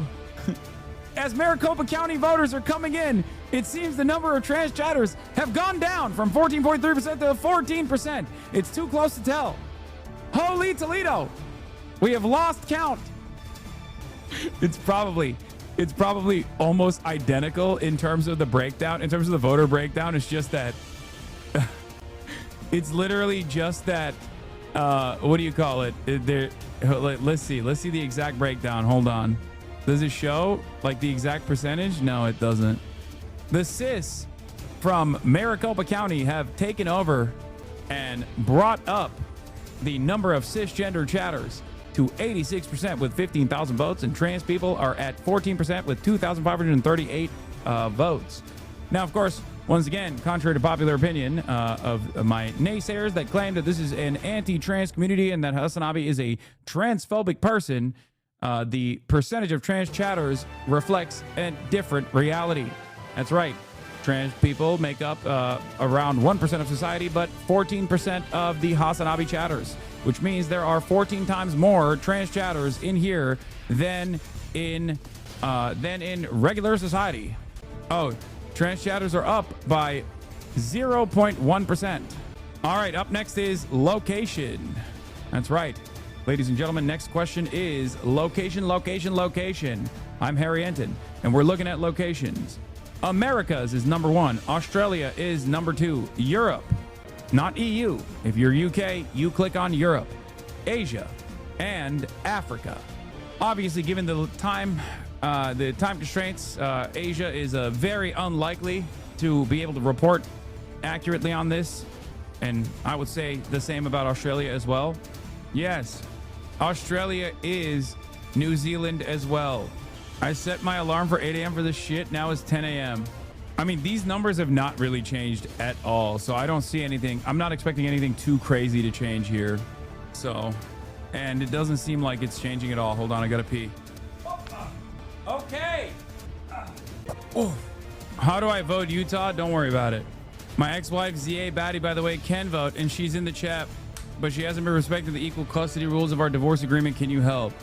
All right, America's is at 81%, as it has been forever, or 82% as a matter of fact, which of course means South America and North America, but I assume that most of it is North America. Europe is at number 2 at 13%. Number of Europeans have actually gone down, as a matter of fact.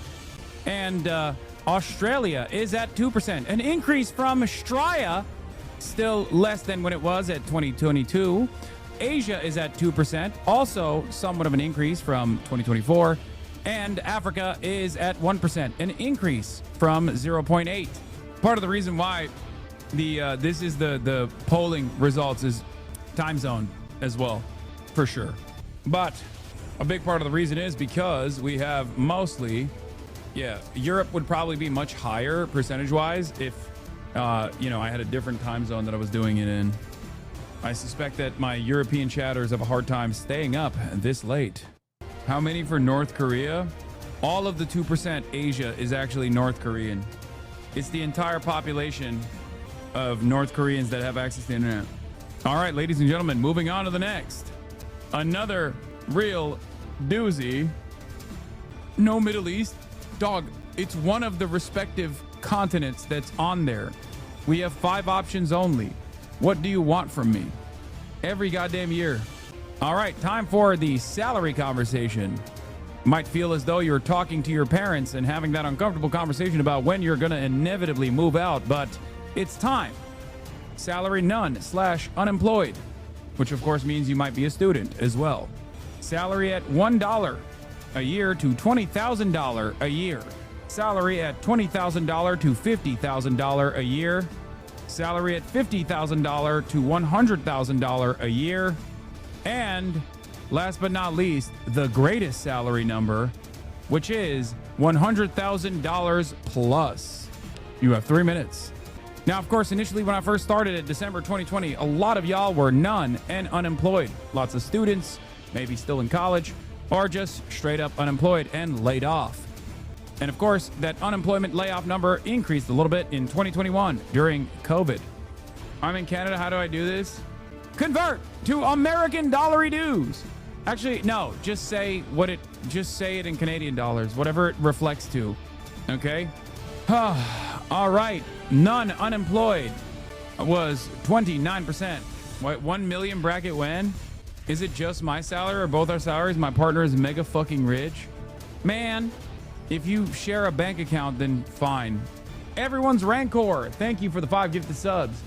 And Sunny in Yuffie, thank you for the 10 gifted subs. Non-Jade, all the wealthiest chatters are gifting subs right now. Don't fuck with the integrity of the poll. Yeah, that's right. Just fucking vote however you would, however much money you make. All the 100K plus earners have to be responsible, are the gifties, right? That's right. All of the Asian baddies that are making $100,000 plus are in the chat right now, peppering everybody with gifted subs. All the Asian girlfriends, all the banker girlfriends, all the wealthy girlfriends, and the boyfriends alike are in the chat, showering the community with gifted subs. Holy moly. All right, let's take a look at the numbers. It's gone up, up, up. As a matter of fact, it seems as though the none/unemployed bracket has actually gone down. This is not a recession indicator, but instead, it's a progression indicator. That's right. The community is actually leaving the unemployed leftist category here, going from 29.5% last year to 27%. The $1 to $20,000 bracket is at 14%, which is around the same, 13.8. And the $20,000 to $50,000 bracket has gone from 21.2% to 21.20. I don't know. It's just still 21%. It seems like there's not a lot of movement in the 20K to 50K category, whereas the 50K to 100K category is at 22%, going up to 24%. And last but not least, the Big Monty, holy Toledo, the 100K plus chatters rise up. It turns out the 100K plus chatters have gone from 8% to 5% to 10% to 11% to 12%, all the way now to 14%. Socialism but rich is no longer just a theory or a slander. Socialism but rich is now becoming a reality. It's also a consequence of inflation, as a matter of fact, but having said that, the community is getting older and is filled to the brim with champagne socialists. That's right. What happened? If you were to ask the average person outside, if you were to ask like a random person, right? They would literally say, this community is filled with a bunch of teenagers who are unemployed and don't know anything about the world or whatever. But it turns out it's people who are making like 50K to 100K plus, and mostly over the age of 30 now. To be fair, that was me when I came in. No, I know. I mean, it's just, what does this tell you? What does this tell you? This tells you that if you're a HasanAbi head, you will get a job. You will get older as time goes on, and you will become a woman. That's what this tells you. This is another one of those like that kind of moves a little bit in the upwards direction in the same, almost the same way as like, almost the exact same way that the age bracket moves as well. Interestingly enough, it might have been different if you pulled a Wego because school started this week in many places. I mean, it's what is it? It's a Friday night. And in places where school started, it's Saturday if it's in the morning. So it's fine. I literally got my job because I'm a HasanAbi head coworkers. Hell yeah. All right. Up next is education. That's right. We're doing education. Another one that's a fantastic one. Hold on. Education. Okay. All right. Let's get it started. Let's get it twisted. Don't get it twisted. I really hope that the CNN theme music doesn't cook me and hit me with a DMCA. I was just thinking about that. If it mutes like most of the fucking VOD, I'm going to be so pissed. It will? God damn it. All right. New poll, ladies and gentlemen. Education. High school / GED level at number 1. Associates / trade at number 2. BA / BS at number 3. Bachelor of Arts or Bachelor of Science or Bachelor of Arts and Science. Masters at number 4. And last but not least, PhD, pretty hot dad. MD, mid dick. And JD, Jedediah dick. Let's start now, ladies and gentlemen. All right. For those of you who do not know, let's take a look at the results from prior years. August 2022 is when we first started this Census Bureau addition to the polls, and high school GED was at 26.9%. That has largely remained stable. Associates and trades was at 14.3%. That has also largely remained stable. BA / BS has gone down from 46% to 44%. Masters have gone up from 8% to 10%. And pretty hot dad, MD and JD, has gone from 3.8% to 4.2%, which leads me to believe that because everything else was adjusted, a bunch of chatters with undergraduate degrees actually went on to get their masters and maybe even their PhD, MD, or JD. If you're still in progress of getting your degree, then you put your degree. That's how we do it, right? It's not the last one that you attained. Like if you're closer to attaining it, you just put, you know, if you're close, if you're literally a senior in college, you can put BA, dude. That's how we do it. All right, ladies and gentlemen, let's take a look at the poll results. Turns out high school and GED is still at 26% as it was before. Associates in trade is still at 14% as it was before. BA and BS is at 44%. Masters have gone up from 10% to 12%, and the PhD, MD, JD number has stayed at 4%. Wait, why are you saying recount? The hype train ruined it? It's not over yet. You can still vote. Restart the vote. We demand a recount. Wait, why? Oh, because of the hype train? It's still going. You can still vote. They did it wrong? They already voted before you explained the college thing. Voted himbo? I can't believe it, dude. I'm going forward with it. Restart. I voted incorrectly. I mastered weed. Not that I have a master's in weed. It's too late. We voted based off what we have. That's fine. That's good enough. Come on, we still have V-Card, Weebs, Diet, Neurodiversity, and Gaming Frogs. We're moving on. This'll... God damn it. Neurodivergent is coming up, Chad. Don't worry. I know what the results are. I can tell from the way you're reacting right now. Okay? 99%. 99.9%, actually. Yeah, we don't even need to put the neurodivergent question in there. All right. Next up, we have V-Card. Ladies and gentlemen, this is going to be a fast one. V-Card. The reason why we can't say virginity is because it is not allowed on Twitch to write in a poll. Okay, so if you are a non-segs haver or a segs haver, write it in there. It means you have had sex at least one time. That means you are a segs haver. If you have never had sex, that means you are a non-sex haver, as in you are a virgin. This is a stand-in for virgin, which I can't write because Twitch won't allow me. Because they think it's like inappropriate to call someone a virgin. So they think I'm writing like it's a TOS term. In a dream doesn't count. When we first started the broadcast, or when we first started doing these polls in December of 2020, non-sex havers was only at 46.3%, with the majority still being sex havers at 53.69%. Over the years, many HasanAbi heads have actually lost their V card and have become sex havers. 70% is sex having, and 29% are non-sex having. Let's take a look at the results now. Holy Toledo! The number of virgins are diminishing in this community. Even further, it's gone from a 30-70 split to a 25-75 split. If you are a HasanAbi head, that means you are fucking. Does it count with a cousin? Yes. It seems to me like CHADVICE is working. Also, this is a good opportunity to plug CHADVICE, the segment. It will start at 1 p.m. Pacific tomorrow with 2 guests. CHADVICE, the segment. Community segments are back, alive and well. As a matter of fact, ladies and gentlemen, we are still doing more community stuff, including but not limited to CHADVICE. The CHADVICE segment is going to be tomorrow at 1 p.m. Pacific, and our guest advisors are going to be Vanilla Mace and Phase Adapt. 2 guests, Vanilla Mace and Phase Adapt. PDT, not PSD. What? It's Pacific. 3 p.m. Pacific. 1 p.m. Pacific. 1 p.m. Pacific. 1 p.m. Pacific. 1 p.m. Pacific. 1 p.m. Pacific. 1 p.m. Pacific. 1 p.m. Pacific time. All right, ladies and gentlemen. Wow, sex hours are actually at 76% by the end of this poll. 76% to 24%. Virgins are getting eradicated. Up next is Weebs. Ladies and gentlemen, we're ending the poll and we're moving on to the next one. Up next is Weeb.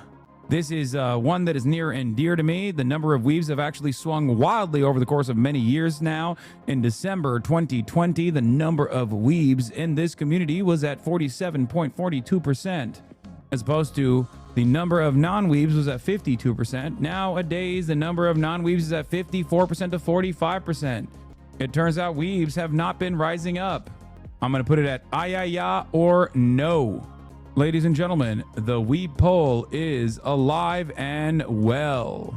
For our annual new poll, do you want to do the how long have you been following to get an idea of how some are new in the community? I don't know how we would bracket that. What makes someone a weeb? Do you watch anime and enjoy anime or not? Twitch UI is so busted I can't see the poll. Why? Because the level 6 hype train is taking up a lot of space. Okay, it seems like the number of weebs have risen up in the last year. You have to refresh. If you can't see the poll, just refresh. If you can't see the poll, just refresh. Tell chat to refresh if they can't see the poll. It worked for me. Ding, ding, ding, ding, ding. Weebs are still... Wait, what? Weebs are back to being a majority in the community. Oh my God. Holy Toledo. Wait a minute. Holy Toledo. Ayaya. The last time weebs have risen up, they rose up far too much, and ever since then they've been taking a nosedive in the numbers, going from 57% in August 2022 to down to 45% in August 2024. The number of weebs have risen back up to 49 or 51%, overtaking the majority once again. Anti-weebs, you are losing. The more the community fucks, the more weebish they get. Something important to notice here. CMAC, bro, your mods are streaming waifu horse race weeb games in their free time is out of control.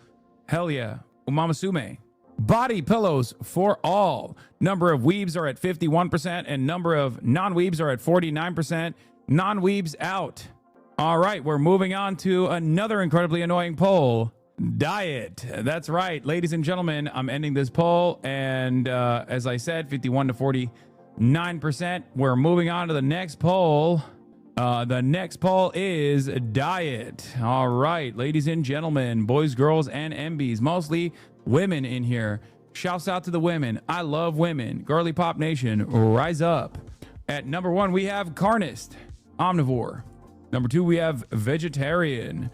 Number 3, we have vegan and pescatarian.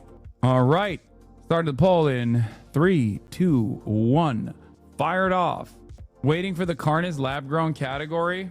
Have you watched K-pop Demon Hunter? Yes, it's fucking goated.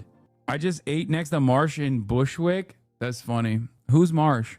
Important for CHADVICE. Final day to submit 2 p.m. PST tomorrow. 1 p.m. PST, by the way, not 2 p.m. We moved it down to 1 p.m. PST. Stop with the political questions. I mean, there could be some political questions, as long as they're funny. You mean Mauricio Miranda? I don't know who that guy is. I haven't seen him in so long. All right, ladies and gentlemen, let's take a look at Carnist Omnivore at 87%, which is been relatively strong here. 87 to 88% is what it's been looking like. Vegetarians are at 6%, up from 5.4%, and vegans were 3.5%, and now they have risen. Vegans rise up.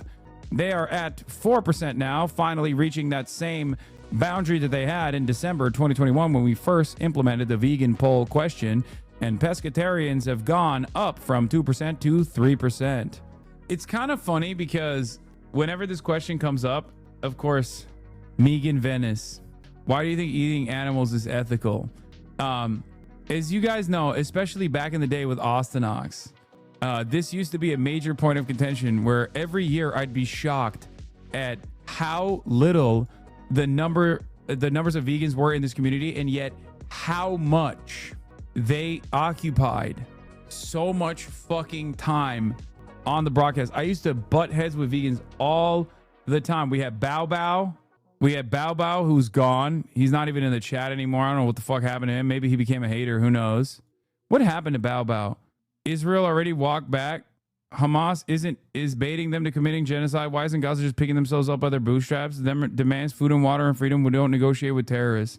Damn, he was in here on October 7. He's not like a October 7 leaver though. You had a big fight about it? No, he's not. This is not like an October. I don't think this person is like pro-Israel, chatters. He's being sarcastic. Yeah, Bao Bao's cool. He's not. If anything, he probably left because I stopped gaming. Bao Bao watches Caroline or Will still busy with life. Can we retake the poll with Carnus red meat, Carnus no red meat? No. I don't want to add another question to the poll. It's just too many. It's already too long. Neurodiversity, ladies and gentlemen, neurodiversity. I think we already know what the answer to this question is. Come on now. Yes versus no. Neurodiversity. Are you neurodivergent or not? Obviously, we know the answer.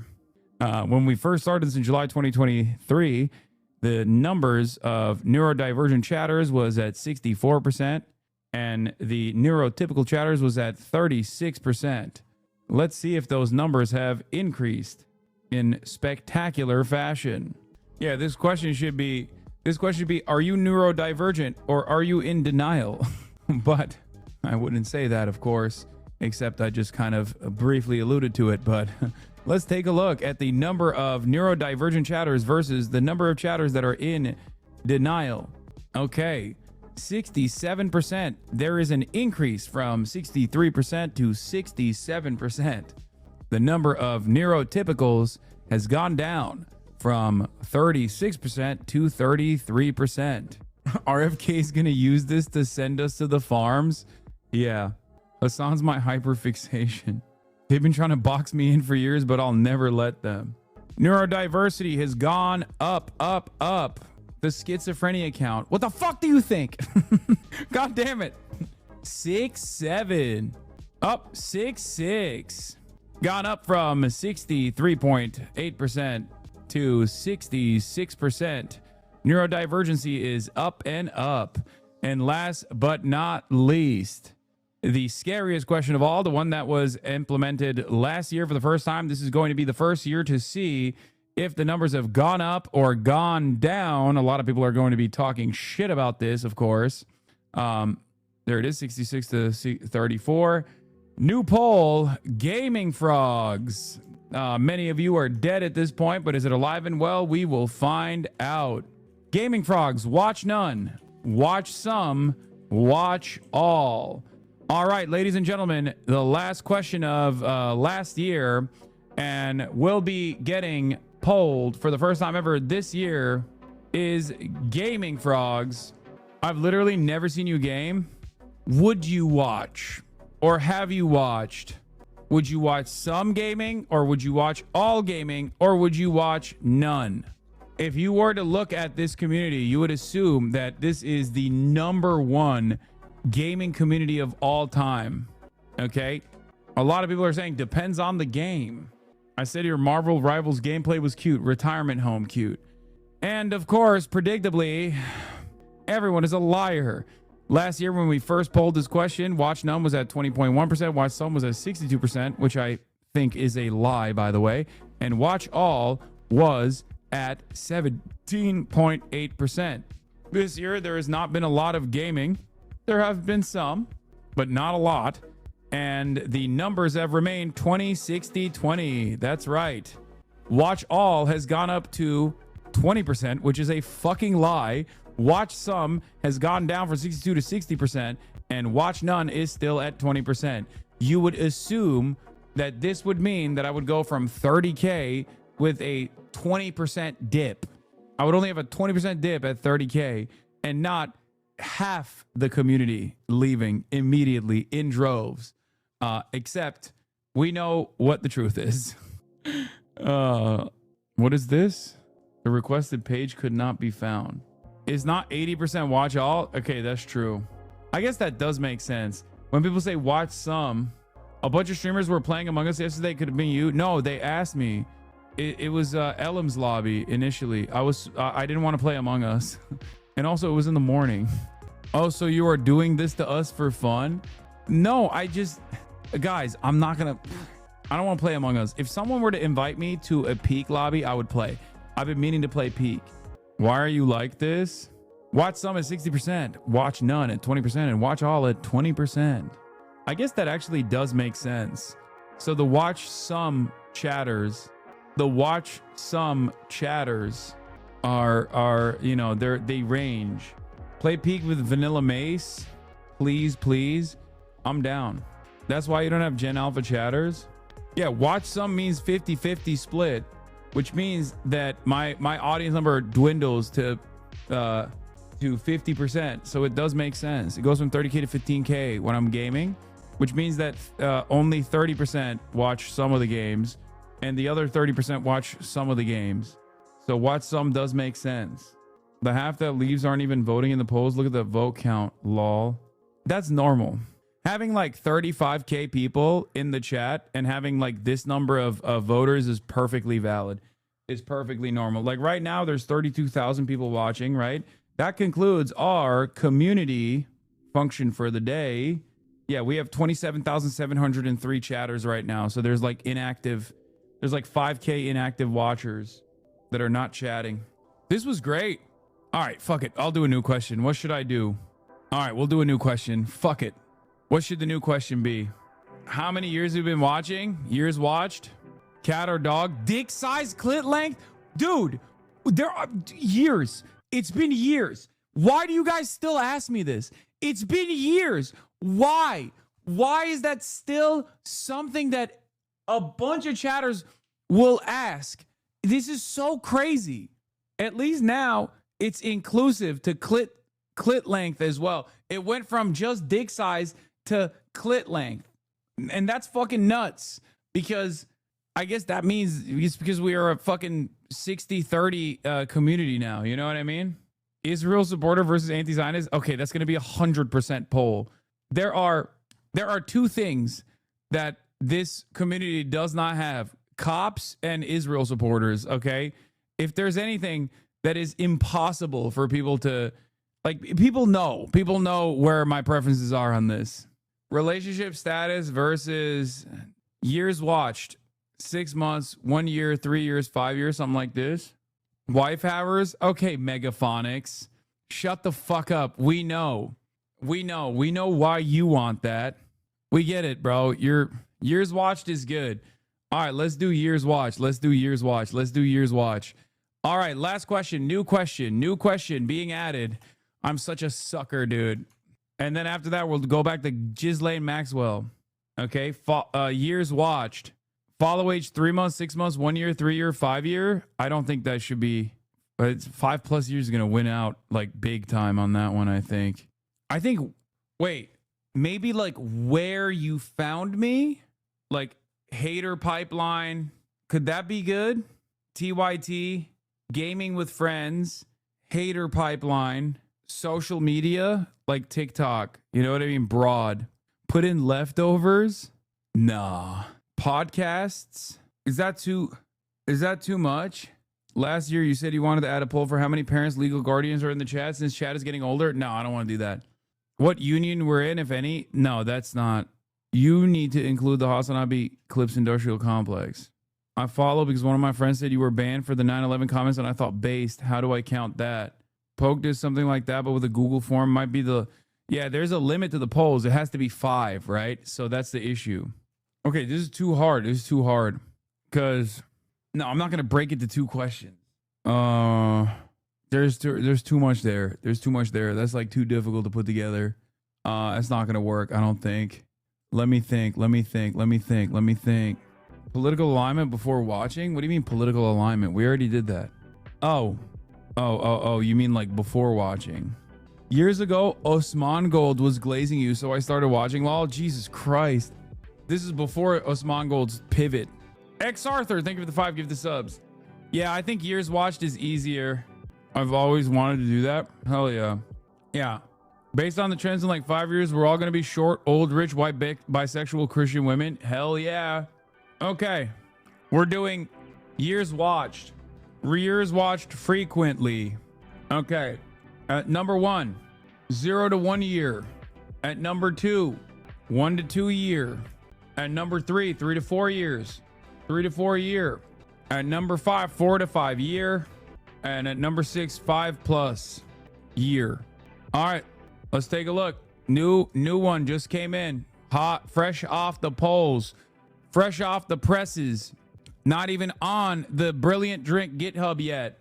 Wait, the top 5 is only 5 years? Come on, man. Does old head erasure? Low key, you're not wrong, but holy Toledo. 29% is already at 5-year plus. I was a person in New York City you met in the Hypeland Trafalgar Law Pants. I'm waiting for the 8-year button. Look at that. Well, I mean, you're a 50-month subscriber. You got a long time to go, including YouTube. Yes. Oh, fuck. I forgot 2 to 3 years. Fuck. All right, we got to do the poll again. I'm tired. Fuck. It's not my fault. It's Fizz's fault. Look, 0 to 1 year, 1 to 2 years, 3 to 4 years. He skipped it. It's entirely his fault.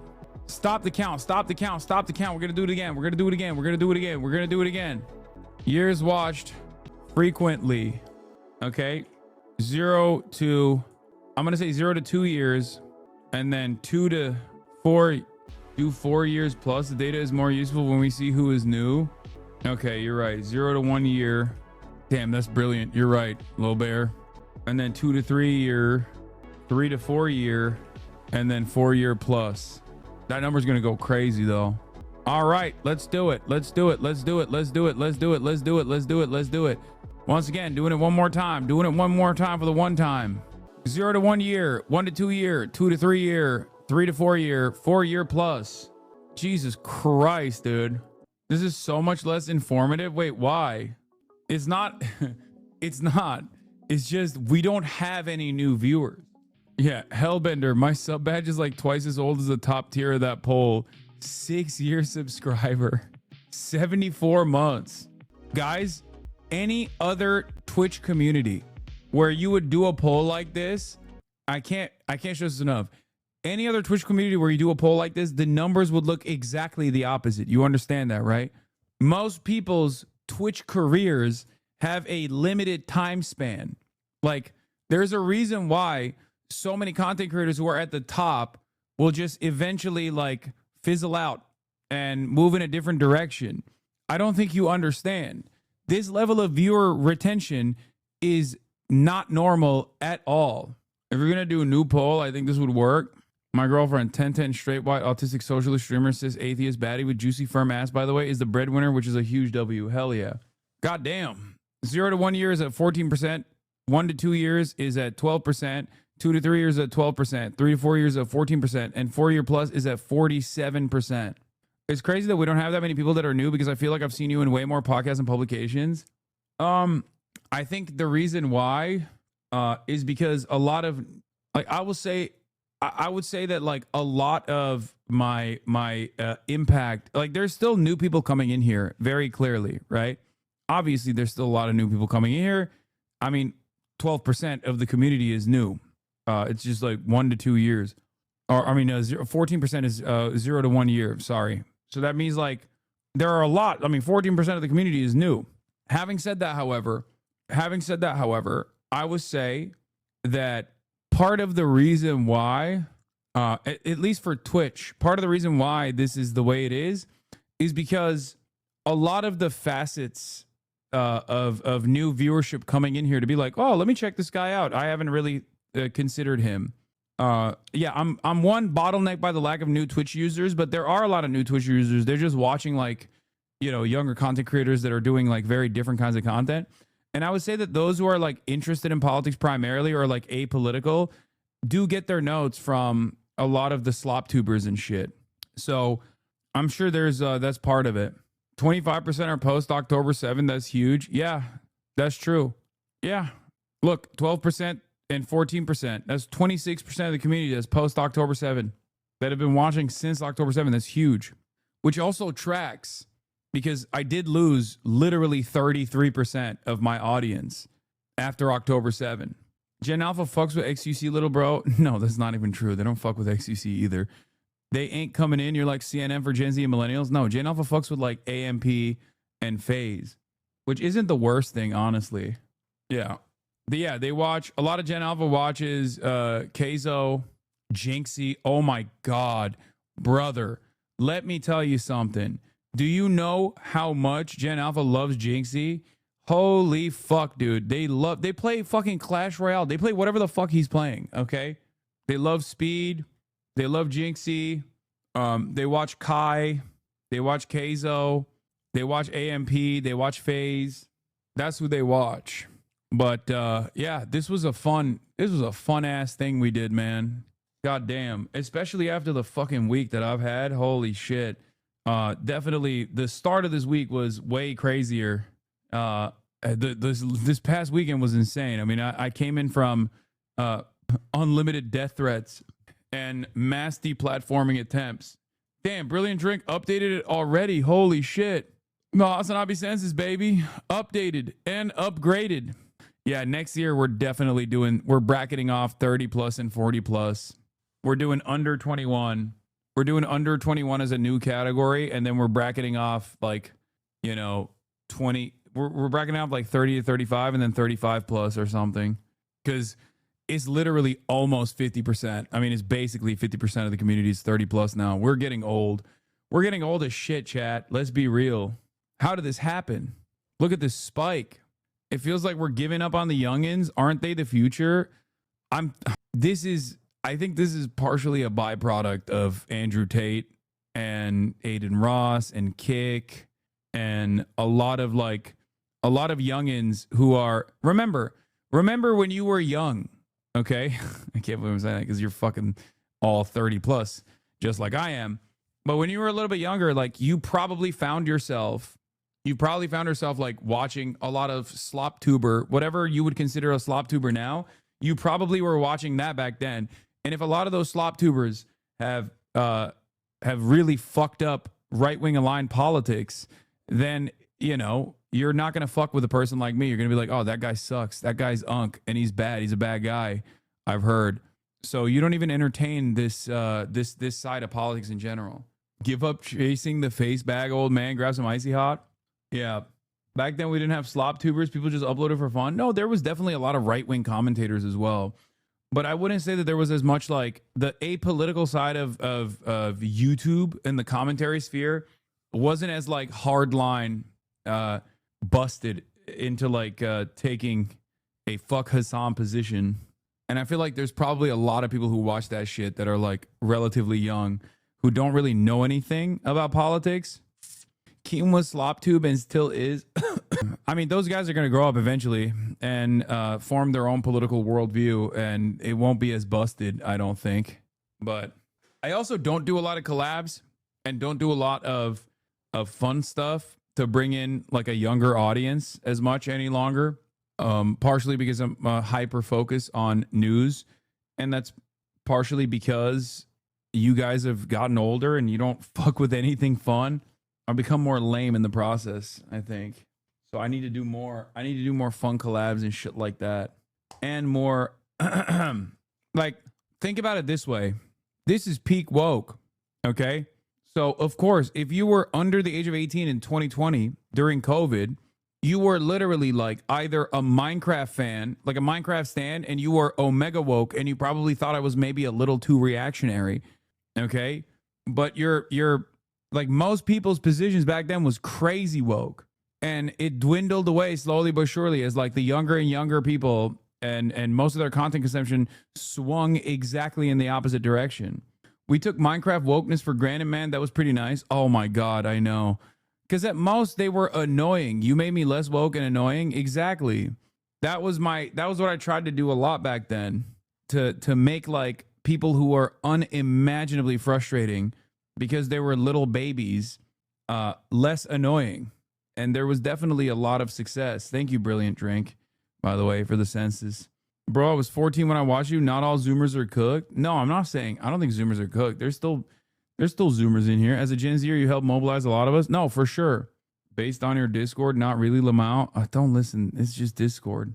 What the fuck was the maid outfit in Japan? Not fun. Hard news. Yeah, Nuke Hoscord. Anyway. Yeah, I will say it again, but we took woke for granted. Okay? We took woke for granted. When woke was here and it was hot, it was so good. I didn't realize it was like that. I would rather be canceled by the most annoying woke scolds 1,000 times over than have to fucking entertain whatever the fuck's going on Twitter now. I'm Gen Z and only started watching recently. I've been woke, but thought you were like a right-wing streamer. What the fuck? You thought I was a right-wing streamer? See, this is always interesting. What led you to believe that? And this is not me like attacking you or anything. I'm just like genuinely interested. Like how did you come to that conclusion? I guess there's people that present themselves as, I just assume all streamers are right-wing. Okay, that's fair.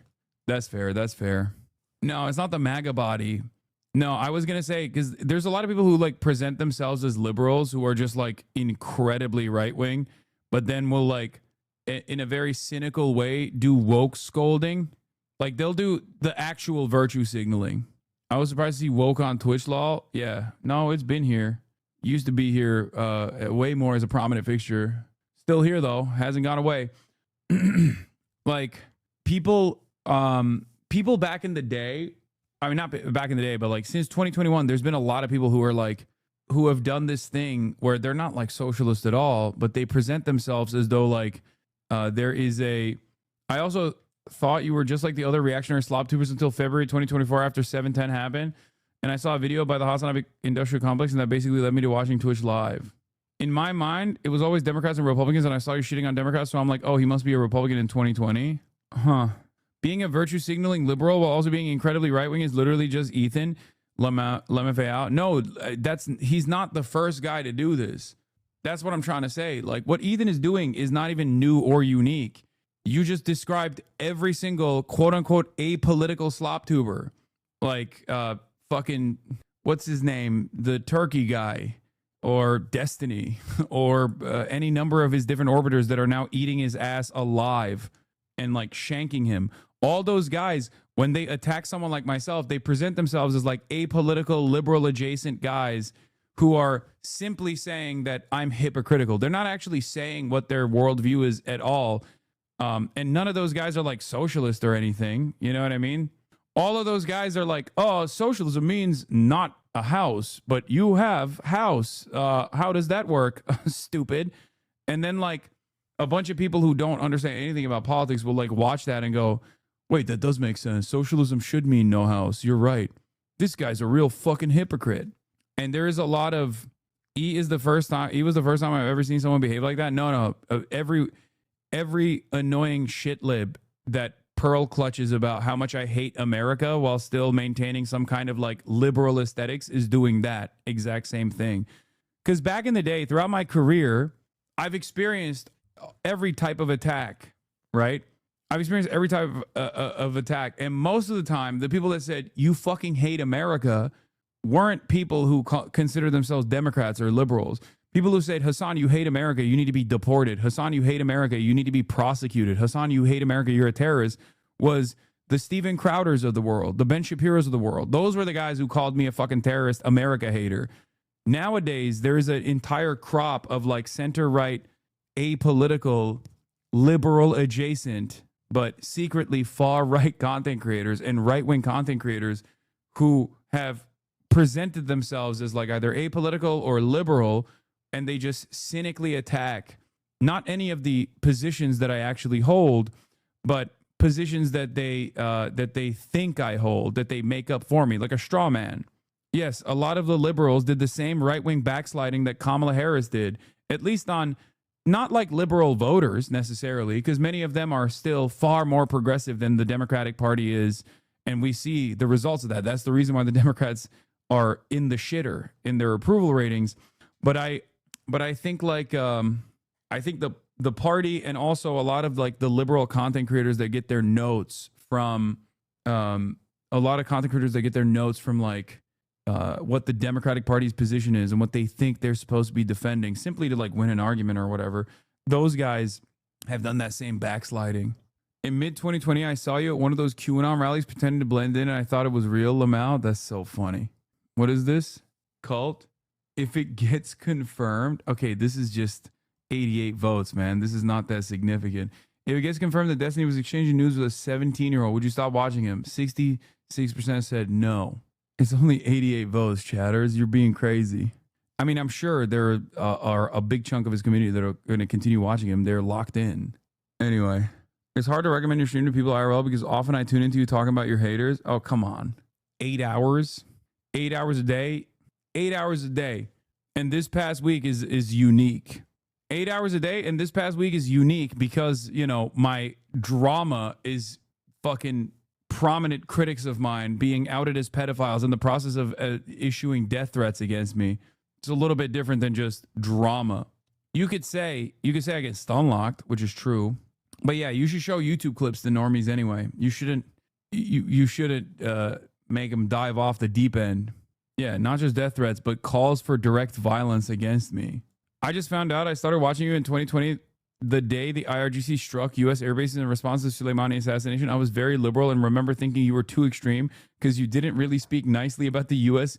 military while missiles flew their way. Damn, 59 month subscriber, 4.5 years later. Look where you're at now. Sometimes when you say something really good in a YouTube clip, a YouTube video, I clip it and send it to my normie friends. Good. Yeah. I usually insta-close the stream when you get stunlocked with hater shit, but this week you were basically covering criminal activity. Exactly. It's a little bit different. What happened to XQC? Did he turn against you just because of Gamba? Yes. I mean, that's like most of it. I think he just doesn't necessarily care about people. Like I don't think he hates me. I don't think he hates anybody. I think he just doesn't care. Like everyone is discarded on a whim. That's what it is. And a person like that is just like far too selfish to maintain like real relationships and doesn't really have like a discernible worldview or anything like that. I became a communist Israeli activist after watching E for over a decade, then radicalizing from leftovers. Damn, you became an anti-Semite? I was a fan for E for a decade, and after watching Leftovers, became a communist activist in Israel. I'm E's worst nightmare. This is the guy that he did not want. You are the guy. You are literally the guy. You're the guy. I'm making Israeli Jews into anti-Semites, but he's like, what? It's like, it's selfish. Do not refuse to serve in the military. That's selfish. You have to serve in the military immediately. I'm a stalwart ally of the Palestinians, by the way. Anyway, I literally started reading Lenin with my friend a month after watching you. Hell yeah. On my roommate's account, but I started watching the night of the last RNC and I felt like the world was imploding. That hasn't necessarily stopped, but your content has legit helped me get through my grad program and stay functional amid an environment full of people who don't get it. I remember thinking you weren't radical enough, but you and Chad have helped me consider the legitimacy of actionable hope and focus on what can be. Coming across you was truly a godsend. I was a disillusioned centrist who grew up in a conservative household during J6 who needed to hear someone speak strongly like you did to deprogram me. Bro, I used to watch Destiny, but I found you through Ludwig. So glad I ended up here, lol. I thought you were more serious and Anna talked shit about you being dumb, but I tuned in the second you started Black and White and it was heaven.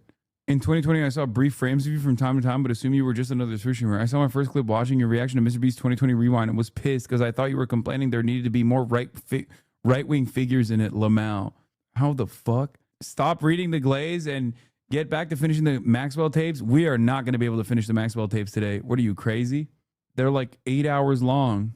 He's obtaining some audio from Ghislaine Maxwell's recent interview with the feds about Jeffrey Epstein. Maxwell says she was never aware of a so-called client list. Maxwell is thought to have the most direct knowledge of Epstein's decades-long sex trafficking operation. Here's an excerpt from that interview, which happened over 2 days last month.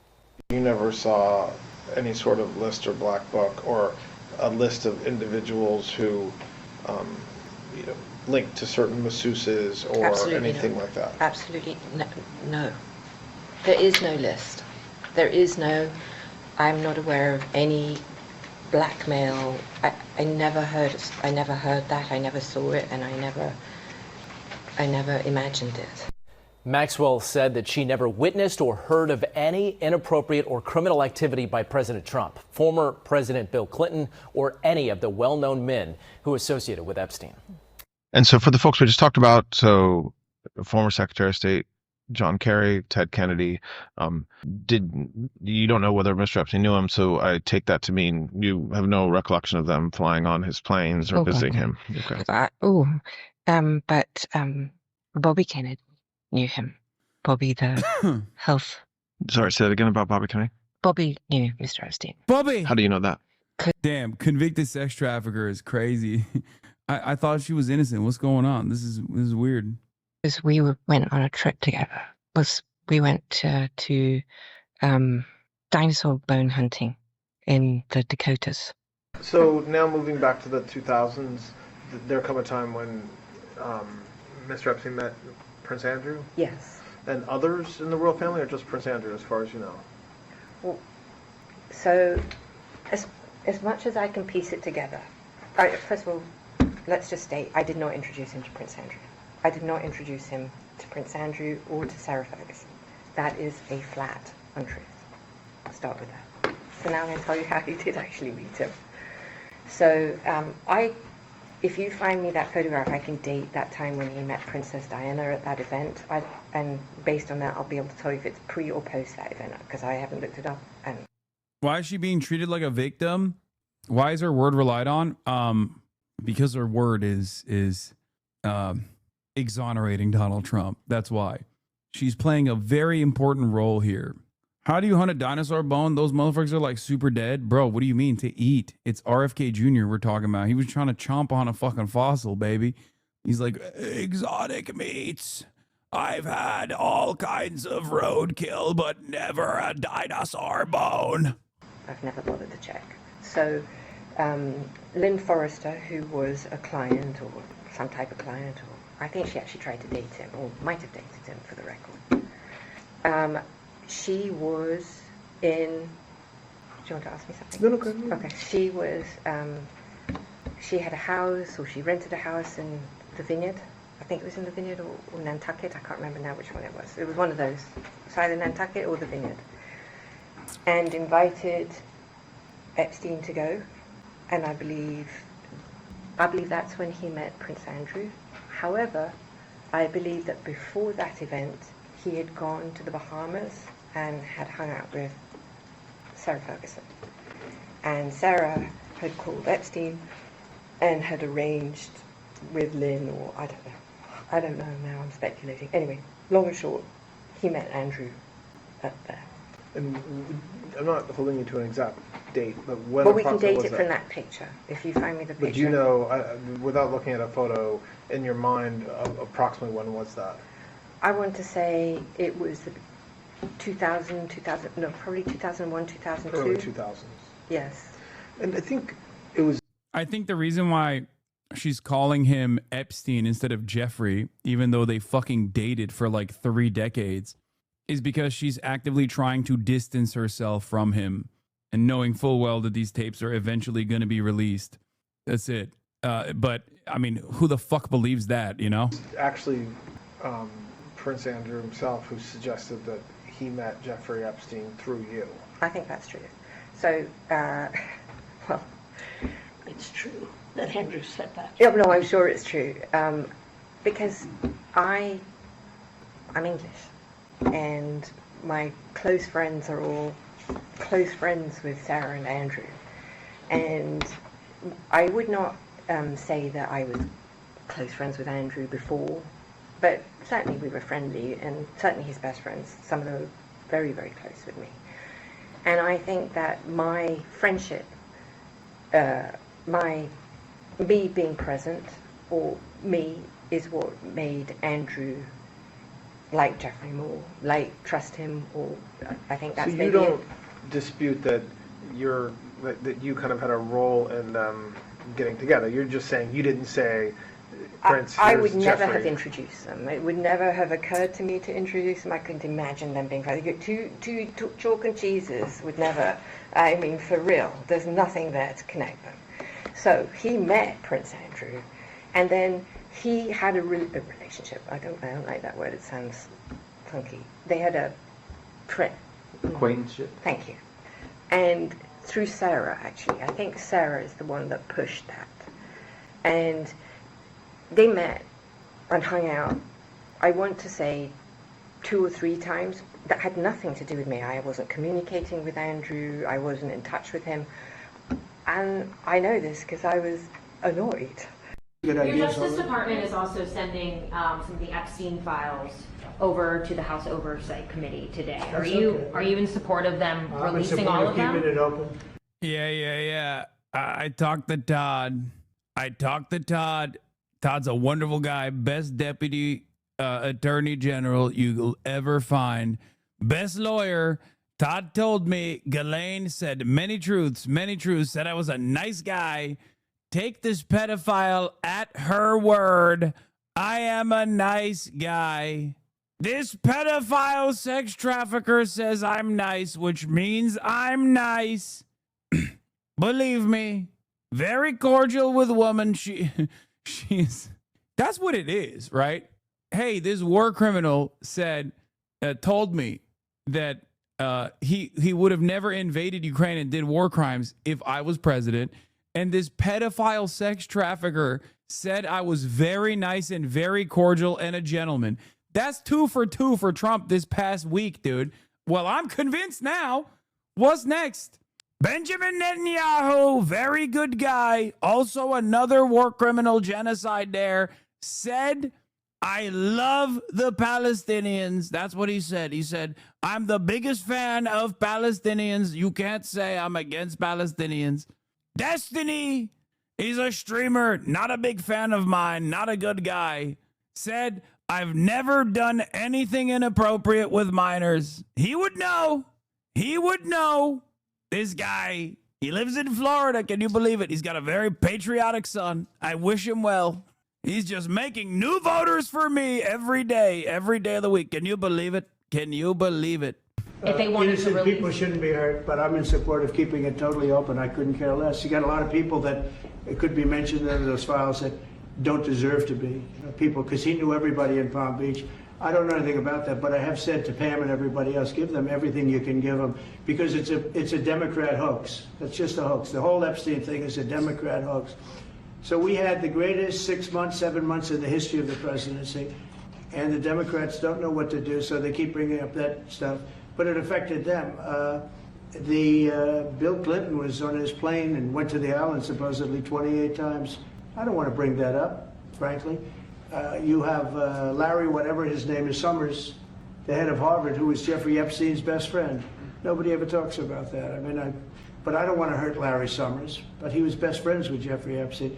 No, this is a Democratic hoax to try and get the significance of what we've done over the past 7 months. Nobody's ever seen anything like it. They say it's #1 in history. What we've done, including stopping 7 wars. I mean, just include that.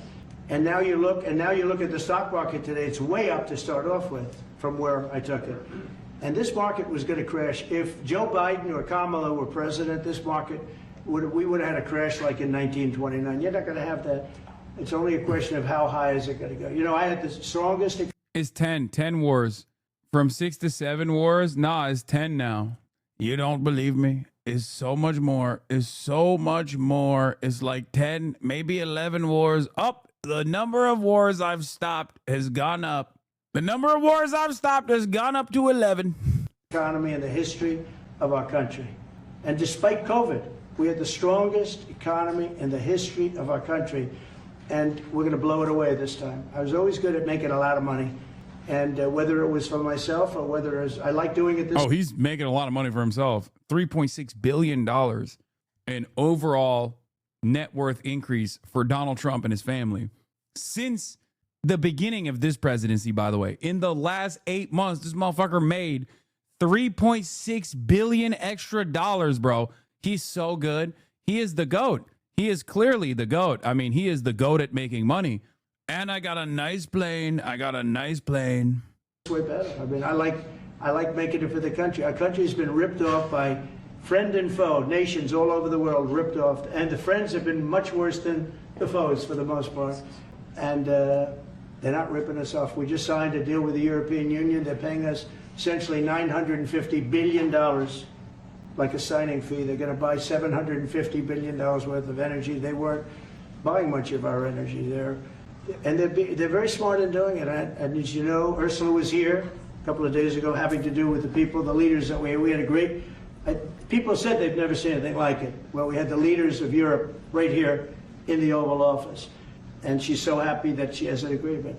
But people aren't ripping us anymore. We're run by, this country is run by smart.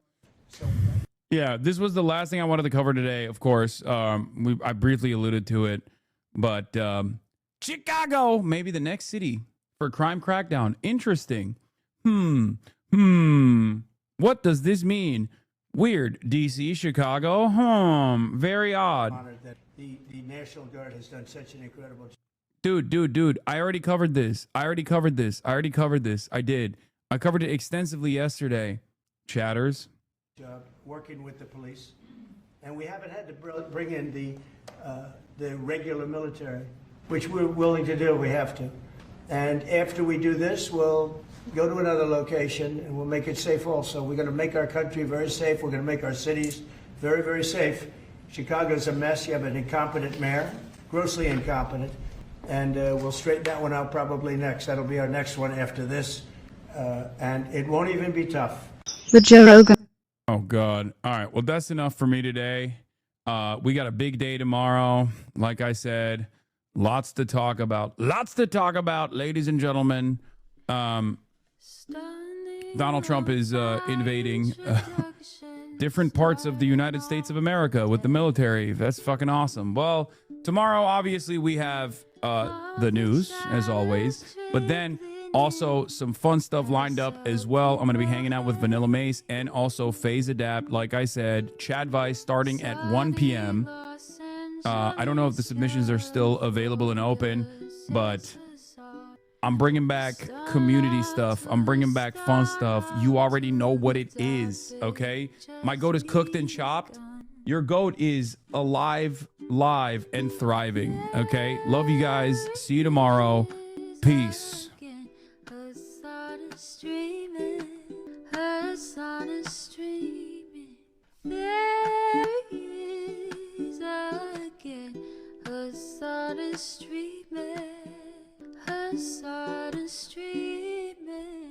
Reviewing the P.O. box, Uncle Uger's face. Sudden discord agitprop, great names take on break.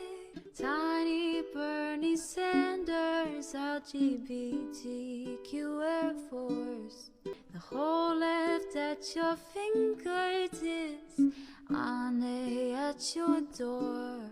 H3 crowded debate, the Young Turks online show. 3 full fucking years of this, plenty more to go. 90-day fiance, talks of champagne bourgeoisie. A Trump rally live reaction, a mass riot at DC. There he is again, Hasan is streaming, Hasan is streaming. There he is again, Hasan is streaming, Hasan is streaming. Reading a live stream, fair comments, Austin